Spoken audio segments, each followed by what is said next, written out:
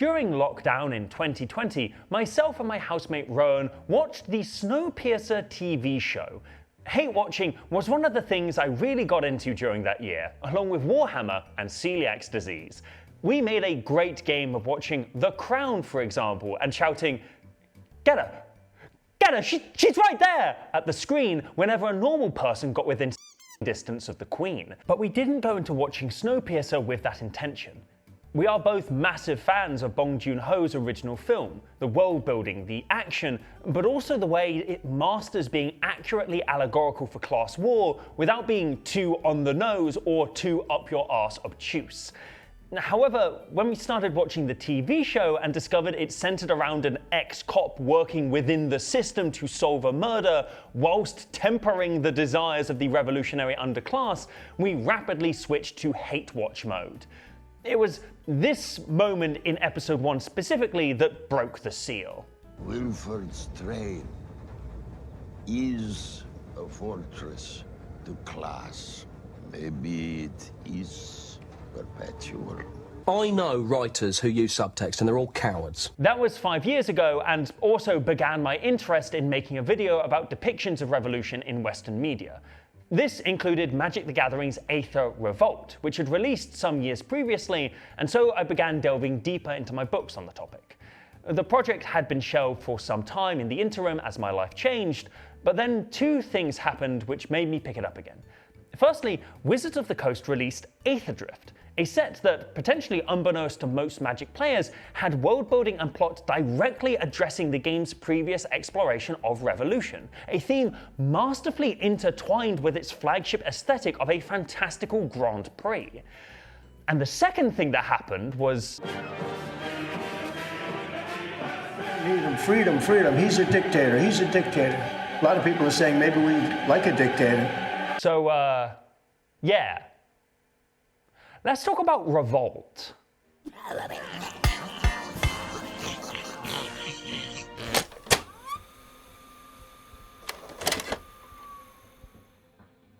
At present, a German worker enjoys more political freedom than he did under the Kaiser. The November Revolt gave to German workers in general, no matter to what political party they belonged, more freedom, and therefore it can be defined as a revolution in the proper sense of the word.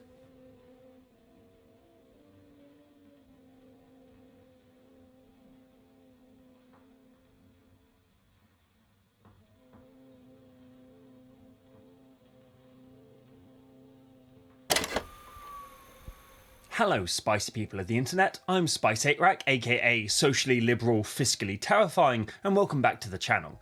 This video is going to be split into 4 chapters. Firstly, an examination of Aetherdrift and media depicting revolution. Secondly, an exploration of actual historical revolutions and revolutionary theory. Thirdly, the cool zone. And finally, on where we are now and what you might be able to do yourself.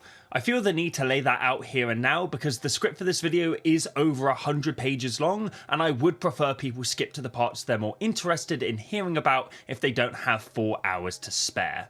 I'm recording this before I edit the video together, of course, so I don't know if 4 hours is going to be an exaggeration or wishful thinking on my editor's behalf.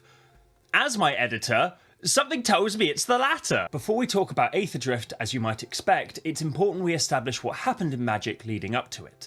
From late 2016 to early 2017, Kaladesh and Aether Revolt respectively were released. Kaladesh, as it was known then, was conceptualised as an optimistic steampunk and India-inspired world. First shown in Magic Origins, the plane was defined by 2 clear world-building pillars: production and distribution. On the former, the plane was industrious, with artificer foundries and individual artisans producing servos and thopters. On the other hand, that production was tightly controlled, with both the distribution of products and the natural aether which allowed for these creations kept under the thumb of a despotic government, the consulate.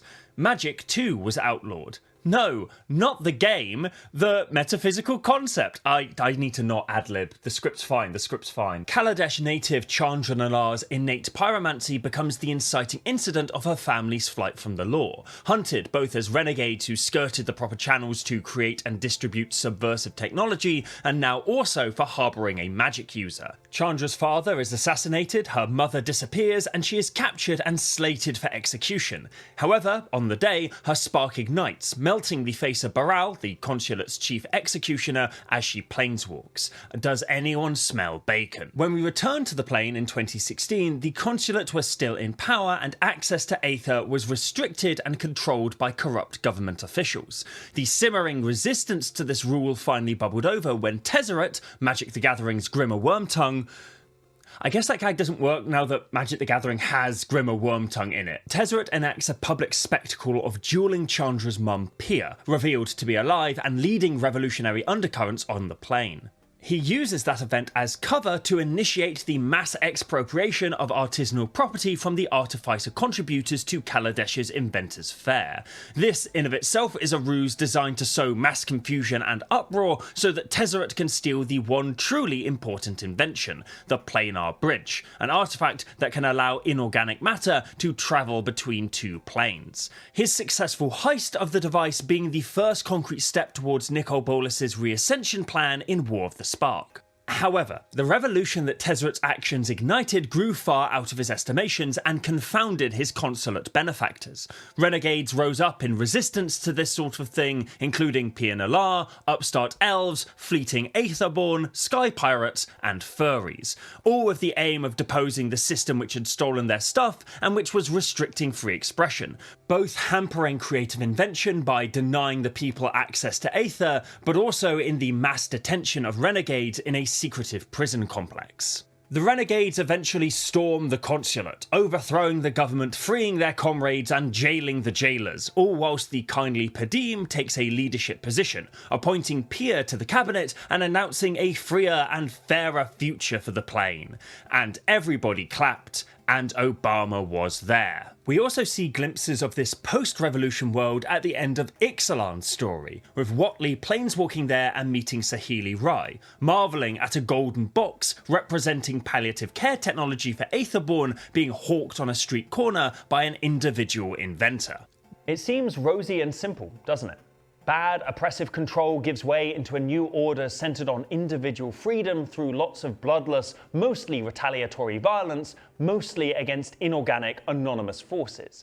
It's about as simple a revolutionary story could be, which, if you've watched this channel before, should be a line which foreshadows a very detailed explanation of all that. I say detailed and not unnecessary because I've been choosing to love myself more lately. Let's delve into the why of this revolution. We can obviously see a cause for hostility between the renegades and the consulate. People's personal property is being seized by the state and unemployment is on the rise as aether is being consolidated into an increasingly small number of people's hands. For the Aetherborn, such policies very much are a life and death affair. However, the consulate's reasoning for doing all of this is almost entirely unexplained, save for a classic narrative catch-all. There is a difference between a motive and a justification. The latter is spelled out in the story of Aether Revolt, with Tezzeret convincing Avishkar native and not dead Vidalcan Dovin Barn that the inventor's property needs to be seized for their own safety.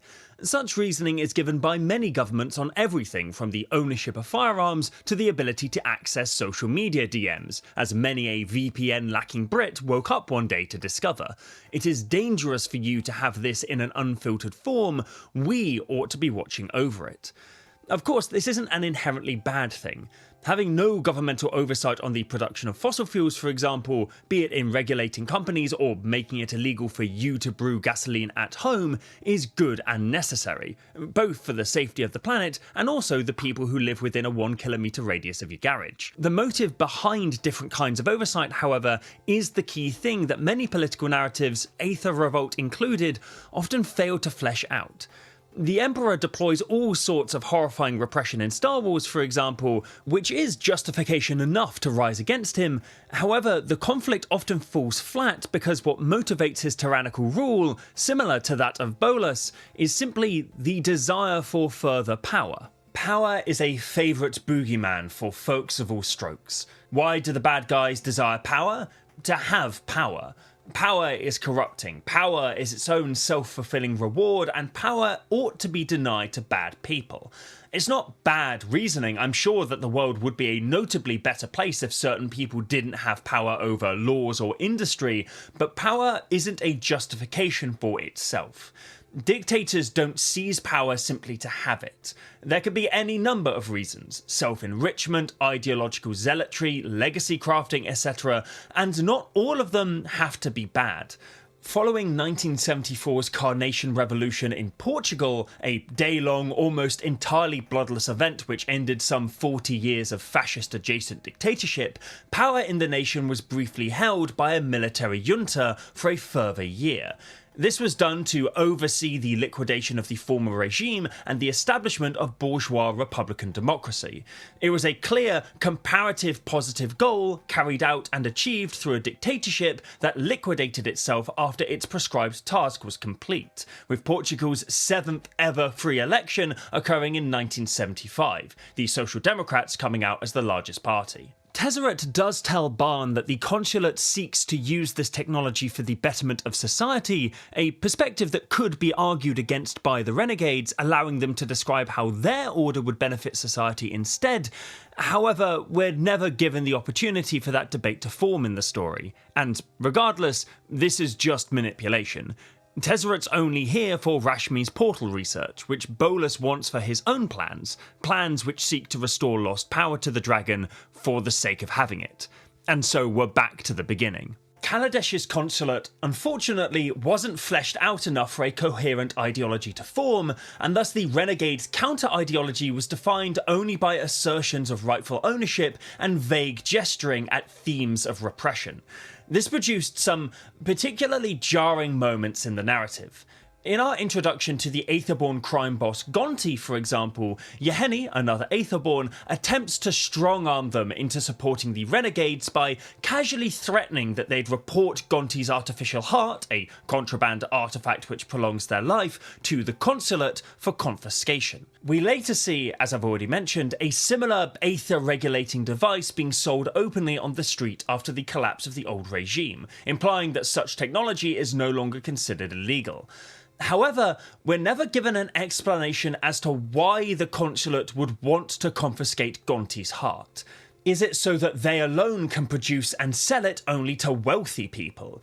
Is it because they have an antagonistic relationship with the Aetherborn, or Gonti specifically, and desire for them to die early? Or is there a more complex reason? Gonti's technology could be a boon to Aetherborn kind should the consulate have their heart and set about mass producing it, but doing so would leave Gonti without their life support. Thus, they're choosing their own life over the lives of their people. Without clearer motivations, the moral, if you could call it that, of Aether Revolt is that big government shouldn't make entrepreneurship illegal. Or something. Honestly, if Kambal had just approved some subsidies for tech startups or something before the Gatewatch arrived, I don't think the plot would have happened. Tezzeret's corruption of the government as Grand Consul certainly worsened their authoritarianism, but seeing as the consulate was perfectly capable of political persecution before him, the question still remains as to what their goals are. In the Aether Revolt trailer, Chandra's voice duels with a consulate announcer, accusing them of classic 1984 doublethink. The consulate sends peacemakers to arrest you and calls that safety? They steal your inventions and deny you ether access and call that freedom?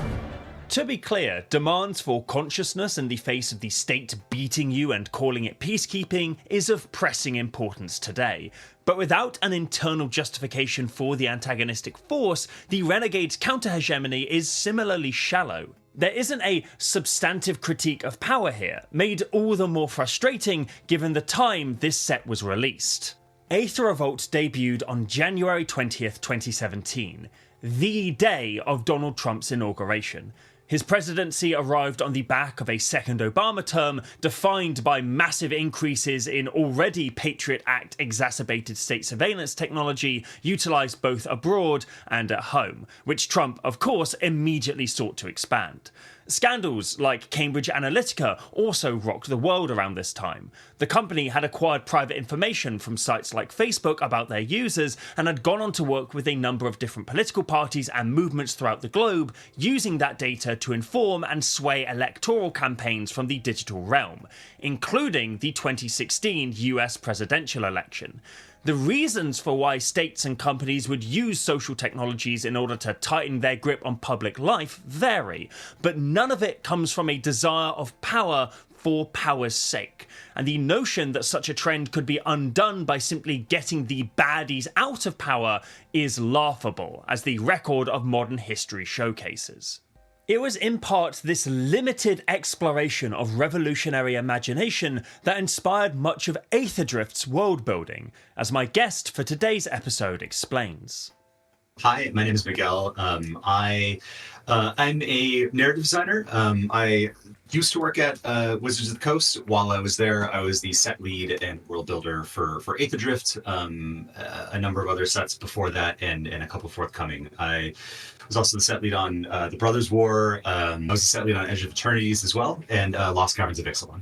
To what degree were the events of the Indigo Revolution a critique of the representation of revolution in Kaladesh and Aether Revolt? In the context of American corporate media, like, revolutions are typically presented as like vague triumphalist movements against like equally vague oppressors or like a status quo, like revolutionaries there. And I think that this is to a degree like the case in the previous Kaladesh block. Like, they're often passionate people who tend to be depicted as villains, right? Like, they mean well, but they take it too far, you know? They're corrupted by power or just like motivated. Like, the mask comes off and it's like, oh, the president killed your dad, and that's the only reason why you want to have a revolution, or you're trying to rob a bank or something like that, right? And then generally, like, those revolutions fall apart. And they serve, whether intentionally or just because the person writing it is so captured, they serve as like a cautionary tale about like, don't rock the boat. Things are bad, and the people who try to do that they might be handsome and passionate, but they're cuckoo crazy bananas, and they just want money or fame or whatever. So with that in mind, I wanted to try and write like the particulars of the Indigo Revolution. I wanted there to be some depth in it, and I wanted it to respond to a degree to the prior revolution that was depicted, but also like have its own shit that it cares about, right? Like, not necessarily just say, hey, Magic's old depiction of revolution is bad. I have disagreements with it, and it was my hope that I addressed it in Avishkar by presenting not just a successful revolution, but one that in the Planeswalker's Guide mentions like student groups and labor councils, unions. Like, it was a mass popular movement that not only succeeded in doing a largely bloodless revolution, but also like the government is sustainable because it's built on a foundation that makes sense. It's not just like revolution is not just vengeance. Revolution is a response to material conditions and the history that gives rise to them. Like, I could go on, but basically I'll end with that summary there. So like, the short answer is yes, it was a response. The long answer is yes and. As Miguel lays out, Aetherdrift sought to amend some of the simplistic elements of revolutionary theming found in Aether Revolt, doing so in a deliciously meta way through a second canon revolution, which we will get onto shortly. There is another element that Miguel brings up that I'd like to delve deeper into first, which is that Aether Revolt was hardly a new depiction of revolution in pop media. On the whole, three main trends present themselves in popular fiction featuring revolution. The successful revolution against such a vague or objective evil that it'd be impossible not to root for the good guys, the successful revolution where leading elements reveal themselves to be evil in some way after winning power, or doomed idealism, where rocking the boat, no matter how noble, will result in ruin.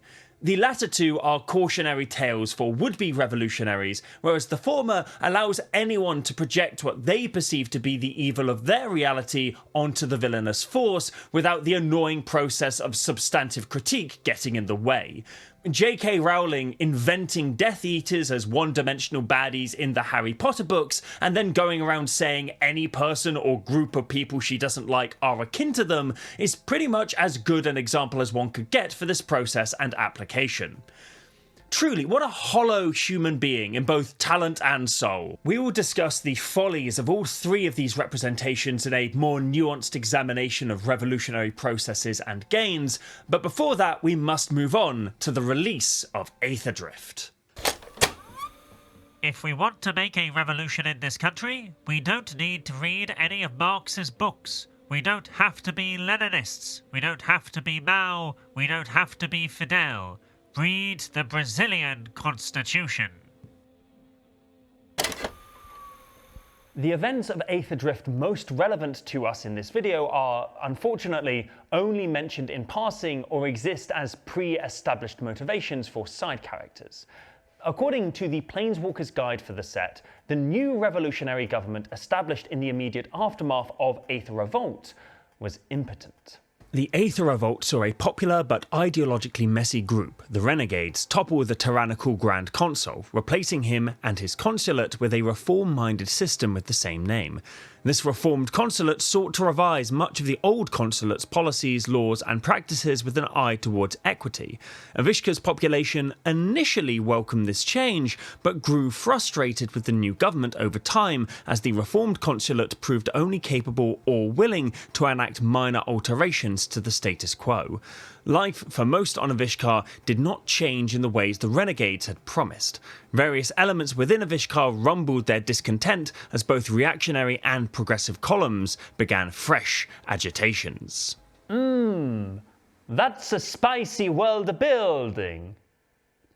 My producer is grimacing behind the camera, which means that's the take we're going with. Then Phyrexia invaded, a truly monumental event that, perplexingly, Wizard seems adamant to forget. That was one thing that leadership was very eager to move on from, was depicting the aftermath of the Phyrexian invasion. Really? Yes, that was something I pushed for constantly across Lost Caverns of Ixalan, what little, the small amount of work I did on OTJ, Thunder Junction, and Aetherdrift as well. There was a sense of Phyrexian fatigue, and that fans would want to move on from that. I disagreed. I also don't run the company. Magic continues to make billions of dollars, so maybe that was the correct decision. Yeah, what do we know, eh? The crisis created by this event and the popular support behind underground movements like the New Culture Collective brought a second period of revolutionary zeal, toppling the broken renegade consulate and actually remaking the social order. This is where the name change between Kaladesh and Avishkar comes into play. We knew by the time it hit my desk that we were going to change the name from its previous name, Kaladesh, to Avishkar. Initially, there wasn't going to be an in-world justification. It was something that we discussed back and forth, and the folks, myself on the world building team and the story team, lobbied hard for there to be an in-world justification. Once we had that all kind of set, I realized that something big would have had to have happened on the plane, basically, in order for there to be a name change. The previous college sets had already sort of covered the inciting moments and the action of a revolution. I wished I could do that in the set that I had, but it was also described as a top-down. This is a travelogue. It's not a return to for Avishkar or Omenpaths. World building is always a bit of a push-pull with design, with leadership, and with art. We are all on the same side because we are all like trying to get a set made. There's obviously competing interests that go into it. I figured that in the sort of the narrow, it feels funny to say world building being a narrow column, but the narrow column that I had to work in, the thing that I would be interested in writing for Avishkar, for when the camera was on it during the Aetherdrift set, was a justification for why we're doing an in-world name change. In my mind, that was a second more complete revolution than the first, one that had sort of a stronger, like a broader base of support, more of a plainer action to justify such a dramatic change. And that we would probably not have the space to show the entirety of the revolution if the space that Avishkar had to in the set was a third of the set. That is a set not concerned about revolution, but instead focused on the sporting event. In narrative terms, Kaladesh was the name of the plane established in a pre-consulate monarchical era of the world, with Avishkar coming to represent a new way of looking at and navigating that reality. Similar to how post-colonial states like Burkina Faso rejected the names that had been imposed upon their lands by Europeans, or how the Kingdom of England became the Commonwealth of England under the brief republican rule of Oliver Cromwell, a man who existed to remind the world that even the people who overthrow monarchies will still be cunts if they're English. In a more meta understanding, Avishkar was a rebranding of Kaladesh mainly due to an unfortunate racist connotation with the original name, and also potentially as an acknowledgement of some of the more iffy parts of Kaladesh's Indian inspiration, signalling a fresh start to do better. Shyam Bardwaj's short piece on the tacky racism in the product, like a 7-Eleven joke the original designers happily talked about sneaking into Aether Revolt, says it better and more accurately than my cracker ass ever could. Along with this name change, retroactive depth was also added. There was a lot more importance placed on grounding these revolutionary events, specifying the groups and tendencies in it, pointing to what they actually achieved, and, most importantly, unpicking the root of why people revolted. Like, listen to this shit. Under the old consulate's administration, the labouring classes of Avishkar worked under a system of ratcheting aether quotas, pay bans, and strict distribution regulations. In theory, this system should have produced a horizontal society of post-scarcity abundance enabled by aether's limitless free energy. In practice, the refinement and distribution of aether was artificially bottlenecked by the consulate, whose hands-on regulation of the aether industry served to pad the accounts of the politically powerful. Instead of free and abundant distribution of energy, Avishkar laboured under conditions of artificial scarcity. People who were poor were engineered to be poor by the economic system that dominated pre-invasion Avishkar. They're spitting about the fetters of capital, the crisis of distribution, the undemocratic ownership of the means of production, and the profit motive creates. They're pointing out how means like automation, which could produce abundance, are instead used to capture further gains for a political class entrenched in profiteering. At last, the slop tubers are right. They are putting Marxism into our card games. On first blush, this may seem like human nature propaganda. Theoretical abundance clashes with intrinsic greed and results in scarcity, thus the market, cruel as it may be, is the best we can hope for, doomed beasts that we are. Alongside this, the deployment of terms like apparatchik later in the document, a Russian denotation of a professional functionary of the Communist Party, again may suggest a tacit rejection of left political movements and trends which advocate for the mutability of so-called human nature. It has a certain anti-socialist flavour, but only if you understand socialism to mean when the government does stuff. And it's more socialism the more stuff it does. And if it does a real lot of stuff, it's communism. Additionally, hearing Miguel speak on this world building seems to suggest an ever so slightly different angle of endorsement in comparison. We had done a ton of work with consultants both for Avishkar and Omenpaths to try and have more just overall better depiction of the peoples that we are depicting in these fantasy settings. And we kind of knew that Avishkar was going to be like the main character plane of this set. So I figured like part of it is a bit of a dare with the other world builders to say like, hey, I'm going to make Avishkar a successful post-revolutionary labor, like a Soviet, basically, that is also aware and I think this is like, I would argue it makes a lot of sense because they are like, it's the plane of invention. They're aware of the multiverse now. They are not only aware of Omenpaths, but they're figuring out how to use them.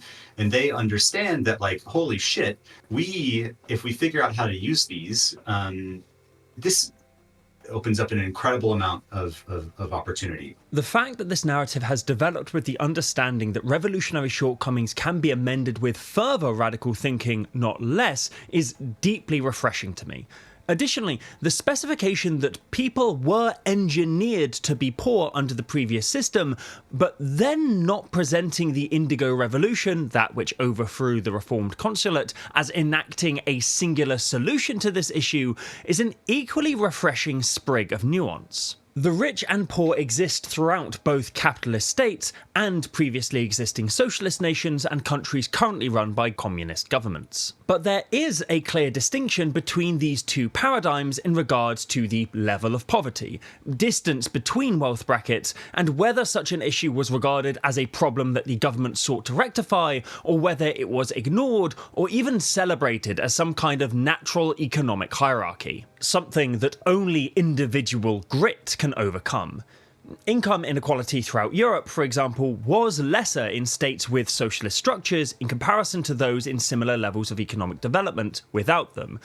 Inequality which then greatly increased after the cataclysmic collapse of those structures. One of the things that I wish we could have spent more time on in the sets following Marching Machine is the effect that invasion would have on the planes that we visit, right? It is a colossal, in some cases, apocalyptic moment, right? And yet the world, the multiverse continues, right? It persists and people build, they survive. And with the Indigo Revolution, I was kind of thinking of, like, I don't know, the works of Bellatar, right? And the approach to, like, Eastern Europe after the fall of the Soviet Union, which is essentially an apocalyptic event, right? And yet the world continues after, right? So the color revolution is mostly just like, I was in that headspace thinking about all those various color revolutions. I was thinking also of the Carnation Revolution in Portugal, right? Like, I know that we have sort of a PG, at Magic, sort of a PG-13, at least modern Magic is like a PG-13 rating. And I felt like a depiction of a revolution that was like as like bloody and libidinal as a lot of fans at first blush seemed like they wanted it to be. That's a full set. That's a block. Like, you need to dive into. It didn't feel right, like, tacking that history onto, like, a fun race, right? Our full conversation will be uploaded to my second channel, by the way, Spice Second Rack. People have told me I should have called it Spice 9 Rack. Those people are correct, and I hate them. The Indigo Revolution pushes the promised envelope and succeeds. Avishkar is rebuilt, aether flows in equitable distribution, and even if the concept of money hasn't been abolished, with employment and trade both being factors of the world building and story, enough has been changed to incense the still living reactionary elements of the world, as is shown in the set's first official story. During a conversation between our protagonist Sita and her conservative father, whose hoarded wealth is slowly draining away, she observes that, at least these days, the servants are getting paid for working for him, not that her father's a fan of that development. Wait, the servants weren't paid? Wait, Kaladesh had slaves? This story beat is instructive. The continued existence of servants here plainly displays a limit to this revolution, but obviously Miguel and potentially much of the rest of the story team weren't trying to present revolution as an impotent swipe against natural exploitation. Indeed, quite the opposite is true, with that same opening story written by Arsenault Rivera presenting the conservative father as a stubborn, unbending fool, grumbling about natural order, the way things used to be, and decrying the new regime as a slight against one's forebearers. My daddy's daddy didn't fight in no aether war for you to mouth off about labour rights, kinda shit. As a result, the persistence of reformed but still exploitative relations is a narrative fact which can be examined through different lenses. Firstly, and more metamaterially, the fact that this is a story for a card game product. a phrase I do not deploy to belittle the potential games as a medium have as narrative or even educational tools, but rather as an explanation as to why revolutionary visions may have not translated from desire to production. Were there any conflicts between what you and the world building team wanted to explore and what the company itself was willing to let you explore in the game? And if not, did you find yourself self-limiting on political themes, symbology, or language? I think the answer to that is like a very frustrating like yes to all of the above, right? Like Magic is, like, as you said, it's an American corporate product, right? The role of Magic IP is to, speaking as leadership, the role of Magic IP is to acquire new players and grow the fan base. And the way that we need to do that is by keeping our sets accessible and fun. We don't want to have slow moments or moments of low action depicted on the cards, right? For Aetherdrift, any pushback that I experienced was simply couched in sort of a, couched as if leadership was steering me back, tacking back to the golden path here of like, hey, remember we're making a fun racing set, right? Like, do we need to depict this revolutionary council at the card level, or is that going to be too far outside the wheelhouse of what this set cares about, right? So it's kind of just the nature of the beast was my experience of it. Like there were things that I'd written across Aetherdrift, to be sure, certainly Lost Caverns at Ixalan, also in Edge of Eternities, and I was the set lead. We just finished the world guide for another set that I don't believe even the code name has been announced for yet, but happy to talk about that one when it comes out. In that set as well, you write big, and then kind of after it goes through multiple rounds of leadership meetings where they sit and review and see how happy they are with it, you have to find ways of smuggling in the things that you're concerned about. There's like no one really doing any sneering mustache twirling, like suppress the workers in this one. It's just the experience of working there is just seeing what the ruling ideology looks like in day-to-day practice, right? It's no more devious or frustrating than one's experience of like working at Starbucks and not being allowed to wear a pro-union pin or something, right? There is a knowledge that if you do that, the people who get pissed off at you about that are ultimately the people who can fire you, or like not promote you, or and so on. So like there was never a salacious moment of being told no. It's just the implication that one is being told no every single day you work for a massive American conglomerate owned by Hasbro, yeah. So it's a fucking bummer. Sorry. Envisioning a revolution which questions the sanctity of basic elements of our world, what democracy is supposed to look like, the existence of wage labour, what is to be done about those beastly aristocrats and their delicious egg monopolies, etc., is a difficult enough thing to pull off, but especially when you're doing so with one eye on your rent money in an industry designed to produce commodities.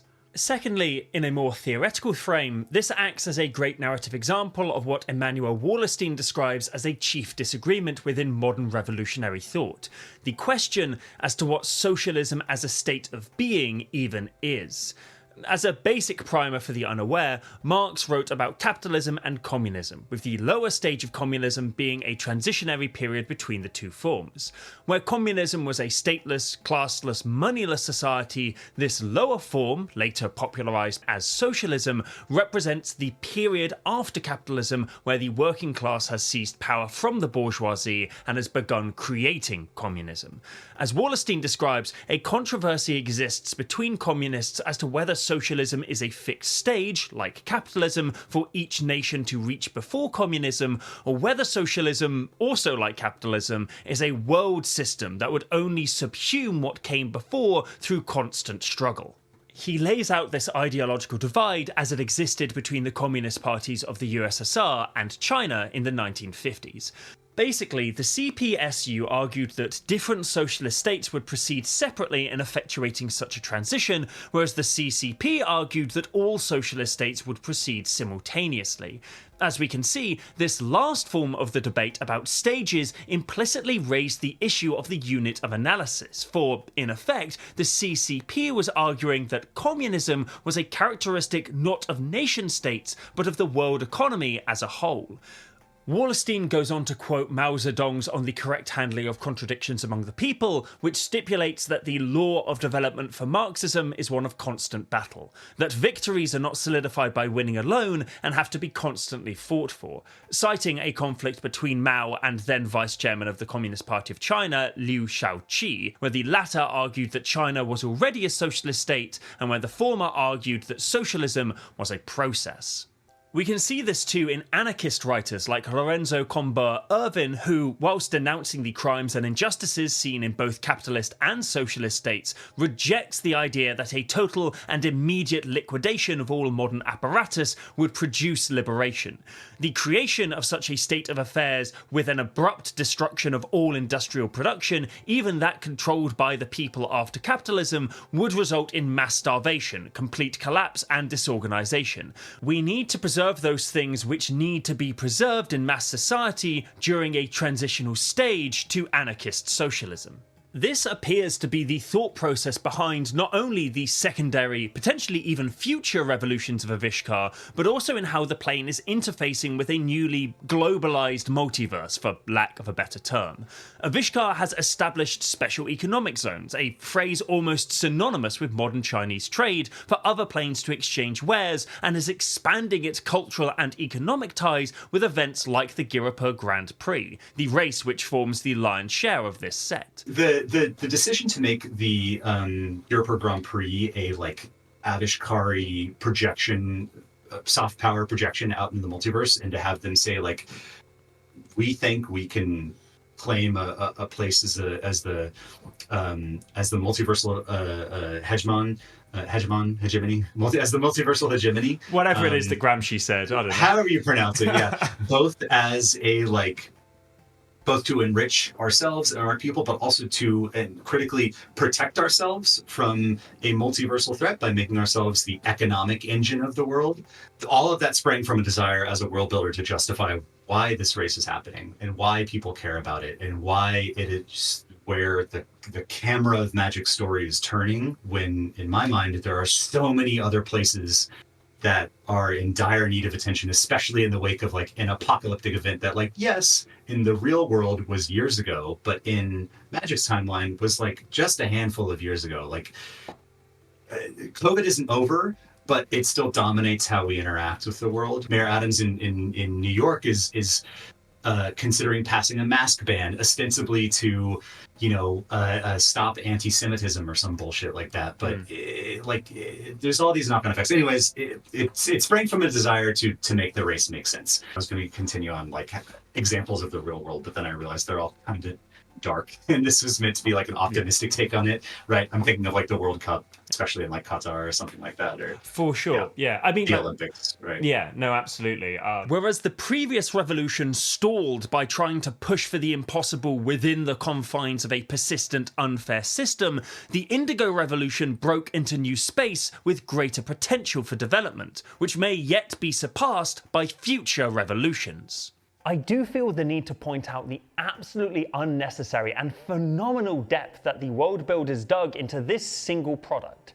Like, Miguel and the team did not need to concoct a whole revolutionary soft power narrative to justify the Mario Kart set, but they did, and the story is infinitely more fascinating for it.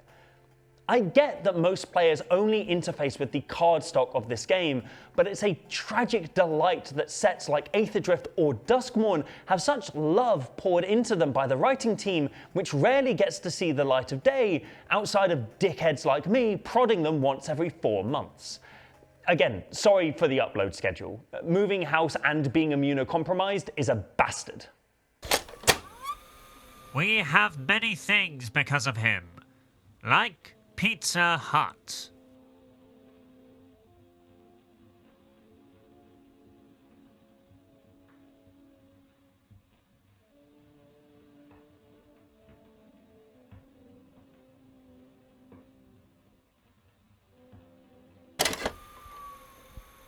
There's a word that Mark Fisher uses in one of his final lectures, compiled in Post-Capitalist Desire, which has fascinated me ever since I read it.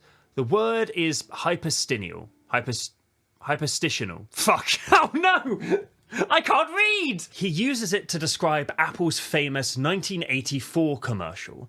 Directed by Ridley Scott of all people, a woman saturated in Technicolor throws a sledgehammer through Big Brother's monolithic TV screen, announcing Apple as an adversary to the doldrum of the status quo. As Fisher uses it, hyperstitional means something which helps bring about the very thing it's describing.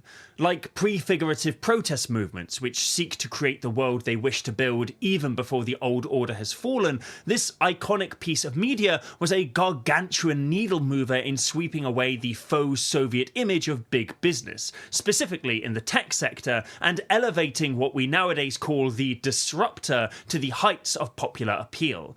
In placing older technology within the frame of a novel about the horrors of potential English socialism, Apple took the aversion and alienation many felt not only in their workplace, but in the perceived or real experiences of the people in the Soviet Union, and offered a solution of young, hip, colourful capitalism. In many ways, we are still living in that reality, with the constant saccharine insistence on vibrancy from every product or service, where dreary modern bureaucracy is still conflated with a civilization over 30 years in the past, and where alienation persists despite what that lady in the orange shorts did for us over 3 generations ago.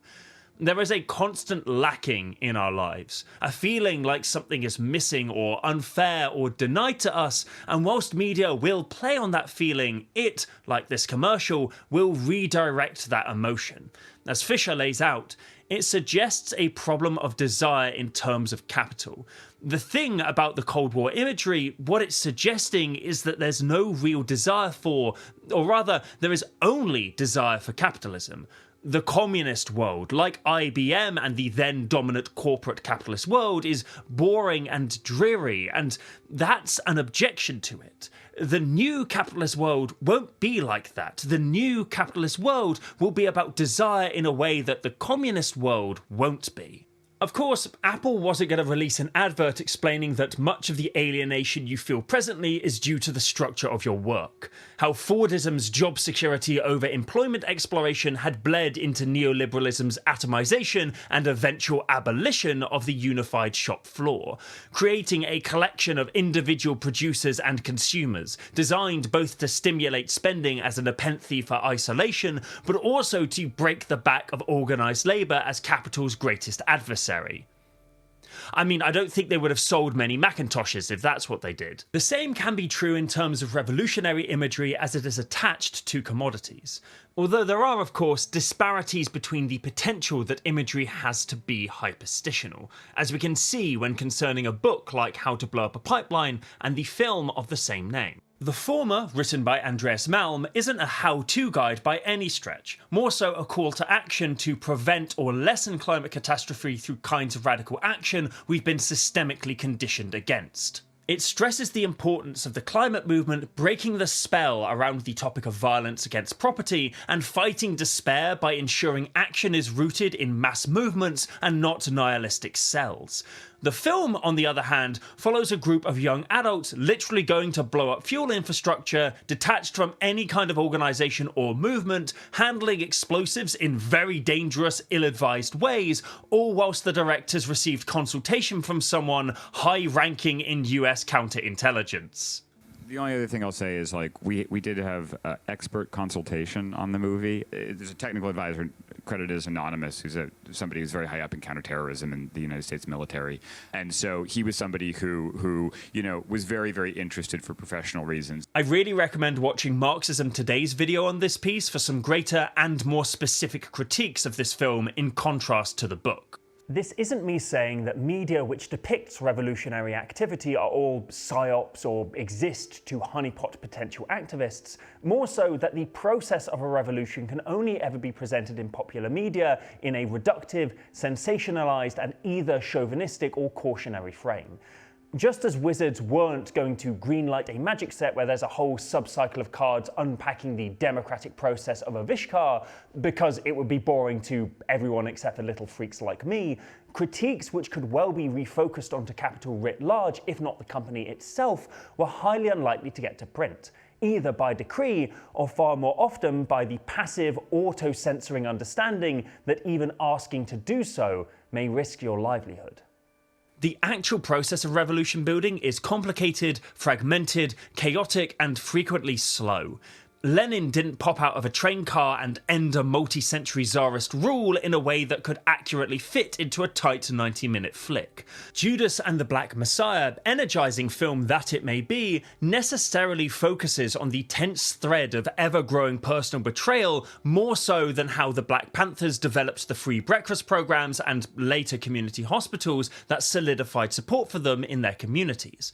This isn't because the filmmakers wanted to subvert the audience's revolutionary education, almost certainly far from it, but more so because, as vital and beautiful as the programs were, had equal screen time been dedicated to Daniel Kaluuya serving oatmeal as it was to shootouts with the cops, the film would have been radically dull.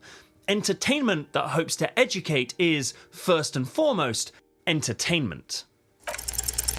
It is interesting to compare depictions of revolutionary activity from the Imperial Core with the depictions created by revolutionary practitioners within the context of a revolution. Sergei Eisenstein's October was created in 1927 on the 10-year anniversary of the October Revolution.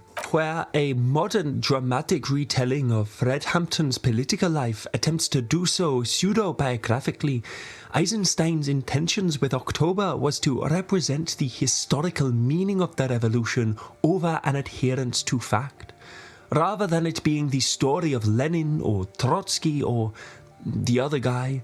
I too forget his name. He employed thousands of extras in unique roles and focused on their actions to depict a revolution more accurately as a mass event. It also takes liberties. The storming of the Winter Palace, the finale of the film, is one of violent, smoking insurrection. In reality, the taking of the Winter Palace, the entire revolution itself in fact, was an almost entirely bloodless event. The storming of the Bastille during the French Revolution has held strong as a symbol of popular victory over oppressive structures, and the Bolsheviks wished to wear a similar costume in that tradition. It can never be overappreciated just how impactful an evocative image can be for a movement or regime. Whilst the revolutionary tendencies and innovations in the USSR could commingle with such artistic representations, the lack of real revolutionary experiences in the global north, at least in living memory for my generation, leads to one of two results. The mummifying of past revolutions, safely entombed in biopics as Lenin's corpses in Red Square, or the extolling of simulated revolutionary activity. One can look at an argument from the Star Wars show Andor between Lutheran Rail and Saw Gerrera as the latter chastises other rebellious elements for incorrect theories and projects their own meaning onto it. Your own put together. Krieger's a separatist. Maipes, a neo-republican. The Gorman Front, the Partisan Alliance, sectorist.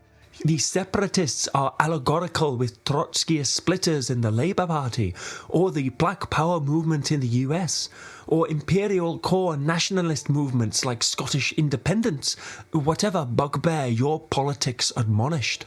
Or maybe you see this tirade as anti-unity folly, with Saw as a high-budget straw man of an anarchist you got into a flame war with back in 2024. These representations had the respective effect of suggesting that revolution is some dusty historical epoch rather than a living and potential element of historic development. Or they engender interpassivity, simulating, for example, a debate about means and ends of revolutionary action for us so that we may continue to consume with impunity, feeling as if, because this sort of thing is in the mainstream, the hard job of agitation has been done for us already.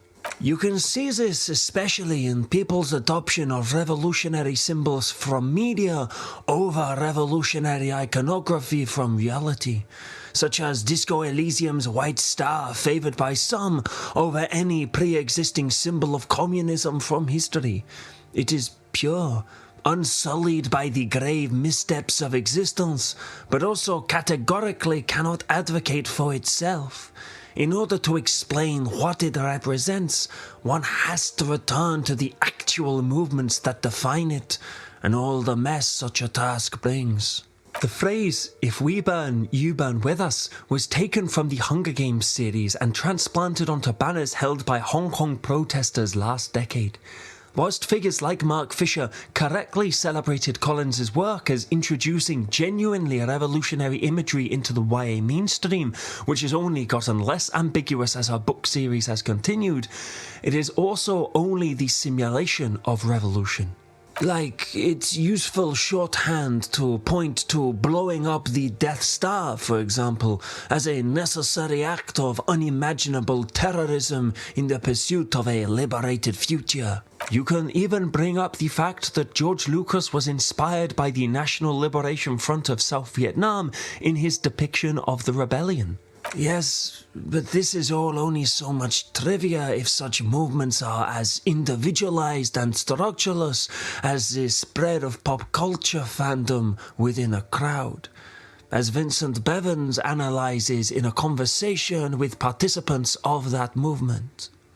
One prominent localist had called out "Reclaim Hong Kong, revolution in our time."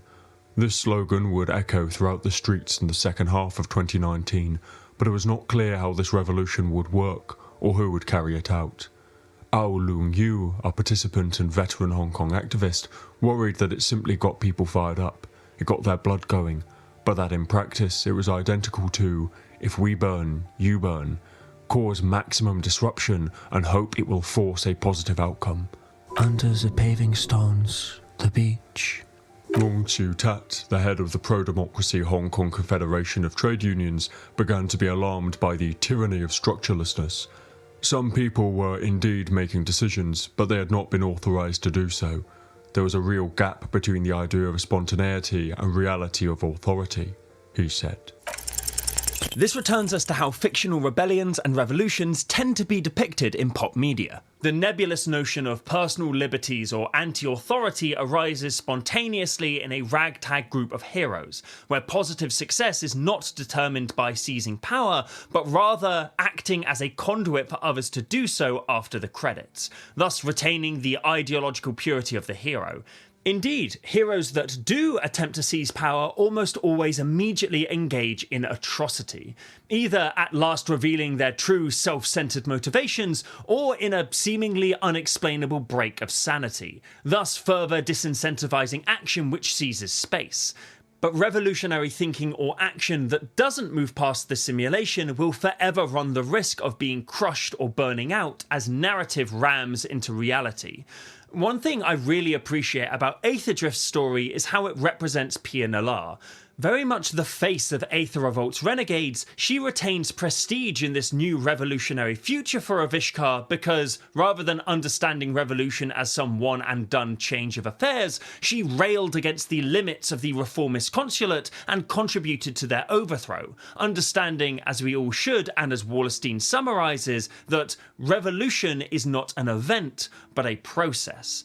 Maybe a future return to Avishkar will reveal the flaws, reform, and action taken in this revolutionary continuity. Sitting down to write Avishkar's portion of Aetherdrift, it was very much a like, okay, I'm going to do my best to satisfy what leadership wants, the interplanar death race, but as the set lead and world builder on this set, I'm going to have my own fun with it, which is, let's assume there's a second revolution that's changed the name of the plane. What can I get in the world building of this set that answers the question of how we got here? And what can I get in this set that, now that we're here, we can tee up for show what the plane is concerned about, what the people of the plane is concerned about, and what we could pick up, other world builders can pick up and run with the next time we return to Avishkar. Media about revolution could be hyperstitional. It certainly can be influential and inspiring, but it will always be limited by virtue of the fact that it primarily exists as an entertainment commodity within a non-revolutionary system. Whilst Apple could change the face of capitalism from inside it, no advert, no matter how convincing, will bring about the end of capitalism from the same position. So, on that note, it's time for me to get as dry as virtue and talk about revolution in a video I purposefully did not seek sponsors for. You thought my shit was too political before? Welcome to the uncut experience, baby! I am happy how well disposed the United States are to render every aid in their power to our good friends and allies to quell the alarming insurrection of the in Hispaniola.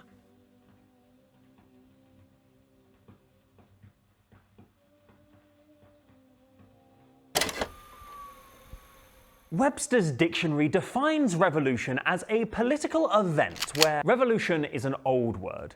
Previous to our modern use of it, it was borrowed from astronomy, used to designate a rotation, meaning the re-establishment of stable institutions during periods of trouble. This is how the so-called Glorious Revolution of 1688 got its name, a peaceful restoration of monarchy in England on a constitutional basis.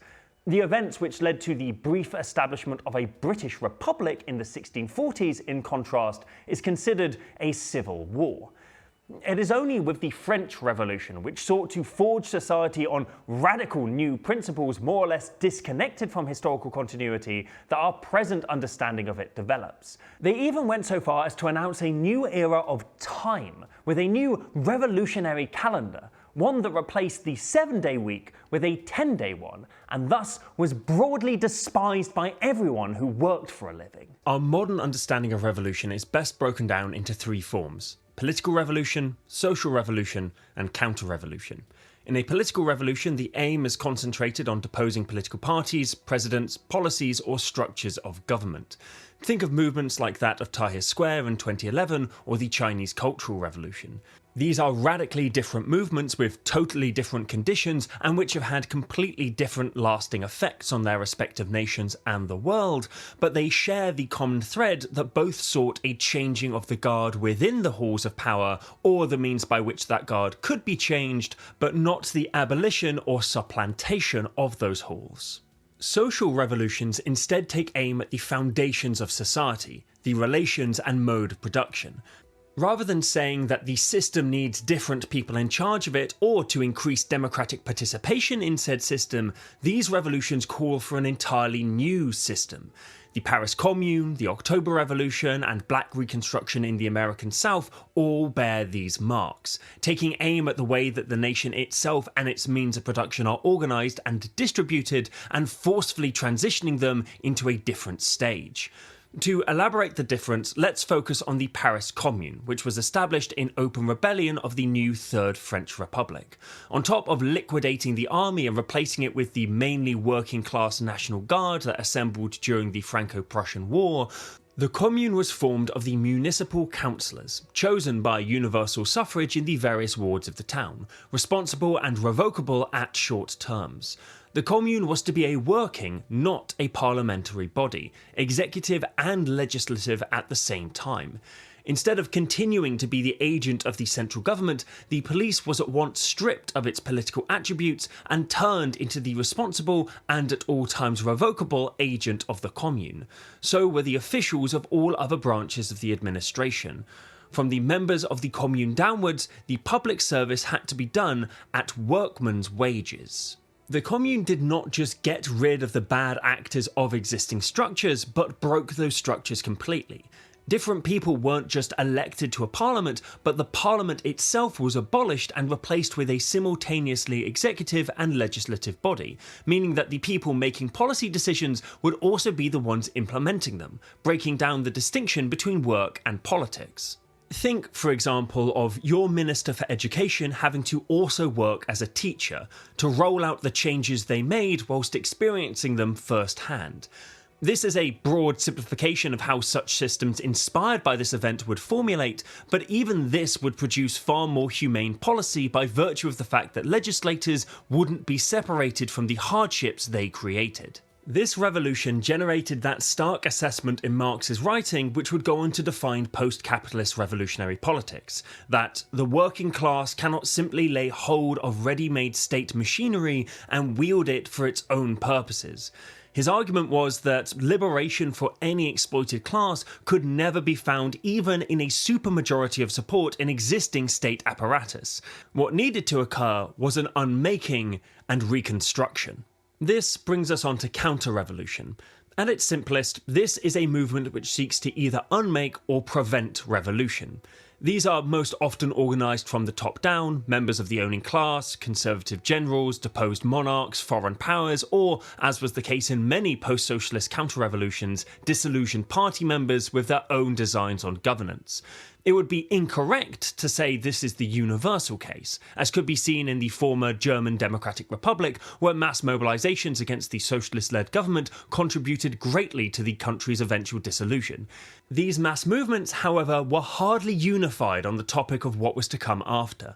Signs held at the Alexanderplatz demonstration, the largest ever non-government gathering in the country's history, ranged from those demanding a market economy to those advocating for socialism but rejecting the current leadership.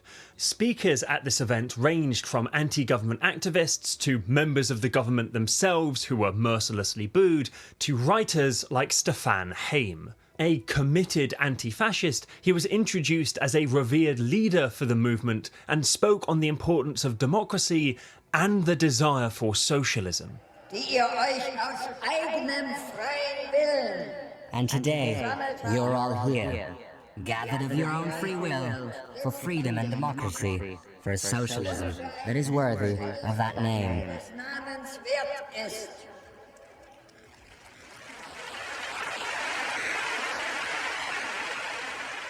I don't know about you, but hearing 500,000 anti-government protesters applaud a guy advocating for socialism in Berlin 5 days before the wall fell was quite a brain-destroying thing to behold.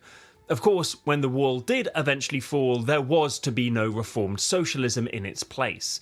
The people who put tigers on their placards won. Let that be some kind of lesson to you all. Whilst worker or student uprisings against socialist governments are usually labelled as counter-revolutionary by those governments, true counter-revolution seeks to undo social or economic innovations and return to or mimic comparatively regressive modes of production, something often far from the majority demand of those rebels. This is not to say that the fall of the Berlin Wall wasn't celebrated and seized upon by those with an avidly capitalistic bent. The fire sale of the GDR's industry, which closed off or sold 80% of it, leading to this day, entrenched economic disparity which has given rise to the Nazi apologist AfD party, is a certain sign of that. Nor is this to say that individual anti-communists weren't a significant factor in these protests, or even that those protesters who wanted a renewed revolution didn't unwittingly contribute to counter-revolution. Rather, it's to demonstrate that where there are popular mass movements, even when they're against ossified socialist governments, those advocating for a political revolution to make good on the gains and promises of the previous social revolution are significant and routinely and purposefully forgotten. Colour revolutions exist in an interesting space between these realities and are particularly pertinent to our discussion because the unseen revolution of Aetherdrift falls into the naming convention of them, even if it doesn't reflect their usual character. A colour revolution is so called because of how its understanding reflects its content. Usually titled by a colour or similarly easily disseminated image like a flower, the movement is usually unified around regime change, with mass action subordinated to a viral media strategy. They adopt aesthetics designed to transmit easily via television and the internet. A colour and a simple slogan, often just one word, are chosen to represent the movement. In Ukraine in 2004, for example, the colour was orange and the slogan, yes. Colour revolutions are, by and large, against the current politicians in power. The social critique goes no deeper than that. Or rather, if members in the movement do have deeper societal criticisms, rarely do they end up manifesting in the process of regime change. Colour revolutions, where successful, always conclude similarly, regardless of the means they employ, as Peter Gelderloos summarises in The Failure of Non-Violence. Compare a violent tulip and non-violent orange colour revolution, and you will find there is no difference in the results. In both cases, the movement accomplished a regime change, and within a couple of years, everyone was disillusioned because the new government proved to be the same as the old government. The main thing that distinguishes colour revolutions and other political revolutions is both their playbook of sloganising nebulous demands surrounding change, but also their elite support. Comparing the Orange Revolution with Tahrir, for example, as Bevan's If We Burn does, we can see how the latter was initially a leaderless and ideologically diverse movement which torched police stations and seized space in the titular Tahrir Square to prefigure structuralist organisations representing potentials for the nascent Egyptian revolution. The target of the movement's ire, the notoriously corrupt and repressive government of Hosni Mubarak, was initially defended in the West, with Tony Blair calling the man an immensely courageous force for good, mostly, as Bevins characterises, because of his friendship with Israel. In comparison, the Orange Revolution, which began after Yulia Tymoshenko raised a call to rally against Viktor Yanukovych, who had just narrowly beaten her running mate Viktor Yushchenko in the 2004 presidential election, drew immediate Western support. It wasn't a movement just backed by political elites, but was incited by them. The demands of the movement, an immediate rerun of the election, was deeply beneficial to Western organs for the same reason the original results were beneficial to Russian interests. The two candidates favoured one respective direction for the country. A factor to consider in this comparison and in our discussion is the utility of the term revolution to describe these events. Revolutions are considered to be breaks in a historical continuity. The Industrial Revolution completely remade the relations of production as it pertained to work. The Cuban Revolution of the 1950s liberated the nation from the gangster state of the Batista government and began socialist transformation. But a mass movement, even one which causes the ousting of a president or government, is not necessarily a revolution. A rebellion, certainly, but a rebellion is far more easy to manipulate or recuperate. Looking at the Tamarod Rebellion of 2013, which presented itself as the legacy of Tahrir Square and grew in response to dissatisfaction with the Muslim Brotherhood, the party which won power in the elections after the fall of Mubarak, millions of signatures were gathered for the then president Mohamed Morsi to call new elections. On June 30th, millions of people took to the streets. However, as an activist who joined the throng and who'd been active during the original Tahrir protests recounted, something was amiss. Gahad, who hated Morsi, went, but she thought this protest was very strange. This was very different from 2011. Back then, she had risen to action after seeing a protester face down police violence. This time, the police were supporting the demonstration, and protesters were taking selfies with cops. The June 30 movement also had the backing of major media, which had been building up to this date for weeks. This felt wrong. On July 3rd, Defense Minister General Abdel Fattah el-Sisi seized power for himself. This was a military coup. We were played, Gahad said. Simple as that. Bevan's book is a trove of accounts like this. Spontaneous movements and horizontalist organisations seizing space both physically and socially to push for some kind of targeted change, only to refuse to take power, either for strategic or ideological reasons. This then allowed reactionary forces to co-opt their energy and push through their own kind of change. The Abolish the Police movement in the States in 2020 is a perfect example of this. Revolutionary action was taken, space was seized, and some highly local oppressive structures were demolished. Hell, everyone bought Are Prisons Obsolete by Angela Davis and read it over the weekend. But the mass movement was quickly recuperated by liberals seeking election and mutated into a far more reformist call: defund the police.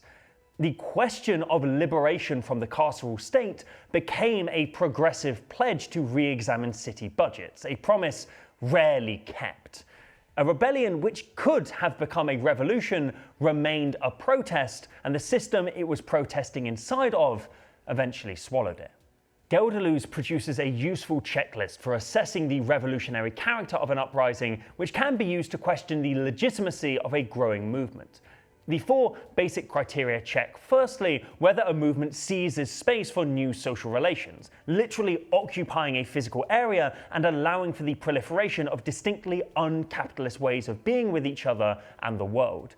Second, whether it spread an awareness of new ideas. Third, whether it had elite support. And fourth, whether it achieved or aims to achieve any concrete gains in improving people's lives. The last one is the most difficult to assess. Whilst Gelderloos insists that bourgeois democracy is merely another way to organise exploitation, oppression and social control, he doesn't disagree that the toppling of a repressive dictatorial regime like Mubarak's was an empowering act which opened up new possibilities for struggle and began to change the position of women, workers and Muslims within Egyptian society, even if bourgeois democracy was the structure which briefly replaced him. A structure that many people gave their lives in pursuit of. I don't know, it's almost like the question of how to change the world is one which necessitates a degree of nuance employed in its answer. Or some fucking annoying bullshit like that. Is this a triumph to be consecrated at altars? To be commemorated with grateful thanksgiving? To be offered to the divine humanity with fervent prayer and enthusiastic ejaculation? These Theban and Thracian orgies acted in France and applauded only in the old Jewry, I assure you, kindle prophetic enthusiasms in the minds but of very few people in this kingdom.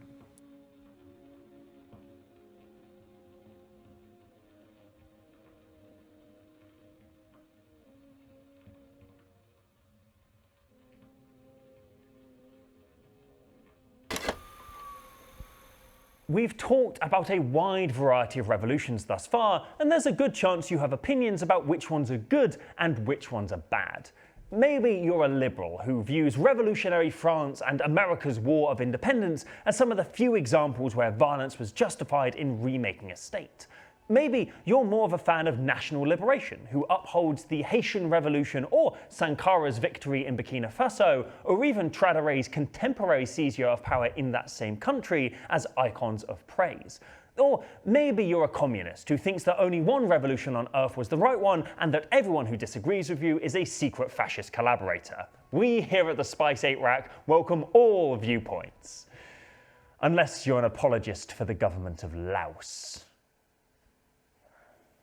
The power of cultural hegemony comes in being able, actively or passively, to define narrative around how similar historical events are discussed or represented in fiction.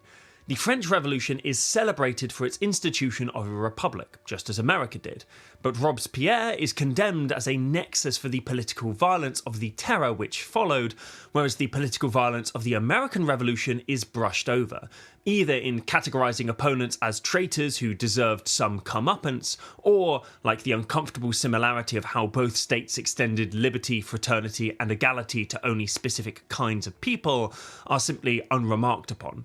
The colonists' frustration at the Crown limiting their colonial expansion as a motivating factor for the rebellion, or the massacres of native tribes who sided with or were accused of siding with the Crown, are either ignored or considered a separate issue which are a massive downer for choosing to bring up on the 4th of July. Ironically, the only date in common American parlance which is ordered the correct way around. It's not that this analysis and information doesn't exist, more so that when an event as complex as the remaking of a society through warfare becomes naturally entangled with myth-making and replicated in popular media, the most reductive reading transforms into a form of common knowledge. Lesordo's Liberalism, a Counter-History is a startling antidote for this. He unpicks the historical contradictions and deadly hypocrisies of liberal ideology and states, from which much of the following analysis is drawn. He also picks out a Hegel quote which I think captures the need for such an unpicking of romanticism and myth surrounding uncritical appraisals of revolution. What is well known, precisely because it is well known, is not known. In the knowledge process, the commonest way to mislead oneself and others is to assume that something is well known and to accept it as such. There is a definite inequality in how these events are remembered and depicted, which obfuscates the injustices enacted as a result and makes learning lessons from them, such as interrogating whether such things resulted from a poisoned ideological route or were simple administrative missteps, an unnecessary struggle. As the historian Gerald Horne puts it, though the creating of revolutionary regimes in France, China and Russia, among others, has been subjected to withering analysis of their respective real and imagined debilities, the United States of America largely has escaped similar scrutiny of its origins. Though it has been apparent for some time that the blessings of liberty escaped the grasp of the Africans and the indigenous most terribly, and this was hardly a matter of happenstance. We can move on to America's second social revolution, the American Civil War, which deposed the slave economy of the South in favour of the industrial capitalism of the North. The violent struggle to end slavery is rightfully celebrated, but the legacy of black Reconstruction is held in far dimmer of a spotlight. The self-governing black communities that established themselves, expropriating slaveholder property and crushing counter-revolutionary currents with the backing of the Union Army, was as much a part of that revolutionary process as the Civil War itself. It was also a process cut short when the disputed presidential election of 1876 stirred up real concerns of a second civil war and led to the Hayes-Tilden Compromise, which saw federal troops removed from the South and the black regiments who were defending those revolutionary gains disbanded. The victory of industrial capital had been secured, and the following disenfranchisement of the emancipated black population was a worthy price for the northern elite to pay in exchange for peace over continued revolution. It's not for nothing that this event is understood as one of the three great corrupt bargains of American history. As the activist and organiser Frank Chapman summarises, one of the great lessons to be learned is that the principal cause of the failure of Reconstruction is that the North decisively defeated the South militarily, but capitulated to the South economically and politically. The shortcomings of the Civil War's aftermath aren't nearly as aired as the triumph of its revolutionary impetus, at least partially because the framing of the latter can more easily be folded into the canon narrative of enlightened whiteness undoing its burden of organising slavery, whereas the former cannot help but acknowledge Washington's betrayal of burgeoning black self-governance. We could see this trend too reflected during the War of Independence. Former Bristol MP, now full-time statue, Edmund Burke, wrote with abject horror at the destruction of the ancient regime of monarchy in France, which contrasts curiously with his conciliatory approach to American independence years earlier. Even as an abolitionist, although Burke was an abolitionist in the same way that Sir Keir Starmer is a human rights lawyer, he rejected the idea that Britain should declare a general enfranchisement of enslaved people in America to undermine the rebellion, tying the ownership of enslaved people to a love of liberty. In Virginia and the Carolinas, they have a vast multitude of slaves. Where this is the case in any part of the world, those who are free are by far the most proud and jealous of their freedom. Freedom to them is not only an enjoyment, but a kind of rank and privilege. In such a people, the haughtiness of domination combines with the spirit of freedom, fortifies it, and renders it invincible. This contradiction, that revolution is evil unless led by slave owners whose position engenders a love of liberty, seems completely unworkable until Burke says, in that same speech given in Parliament, when we talk of enfranchisement, do we not perceive that the American master may enfranchise too, and arm servile hands in defence of freedom, a measure to which other people have had recourse more than once, and not without success, in a desperate state of their affairs? It is a warning, in line with his criticism of so-called mob rule, that should England offer enslaved people freedom, America would be forced into a desperate situation and do the same, thus letting this servile hand play a part in the battle for and construction of a new state of affairs. Additionally, whilst America was rebelling against the British Crown, they didn't threaten the Crown's continued existence, as the French revolutionaries did for their erstwhile monarch. They also weren't advocating for a great upheaval in the economic mechanisms or hierarchy of their colonies, instead arguing that they would simply manage their economic paradigm of slavery and colonization better than Britain. Burke wanted liberty, but one passed down by enlightened rulers rather than seized by society's repressed, even at the cost of freedom for the enslaved, and where a preferred and acceptable tradition would be retained even after political upheavals.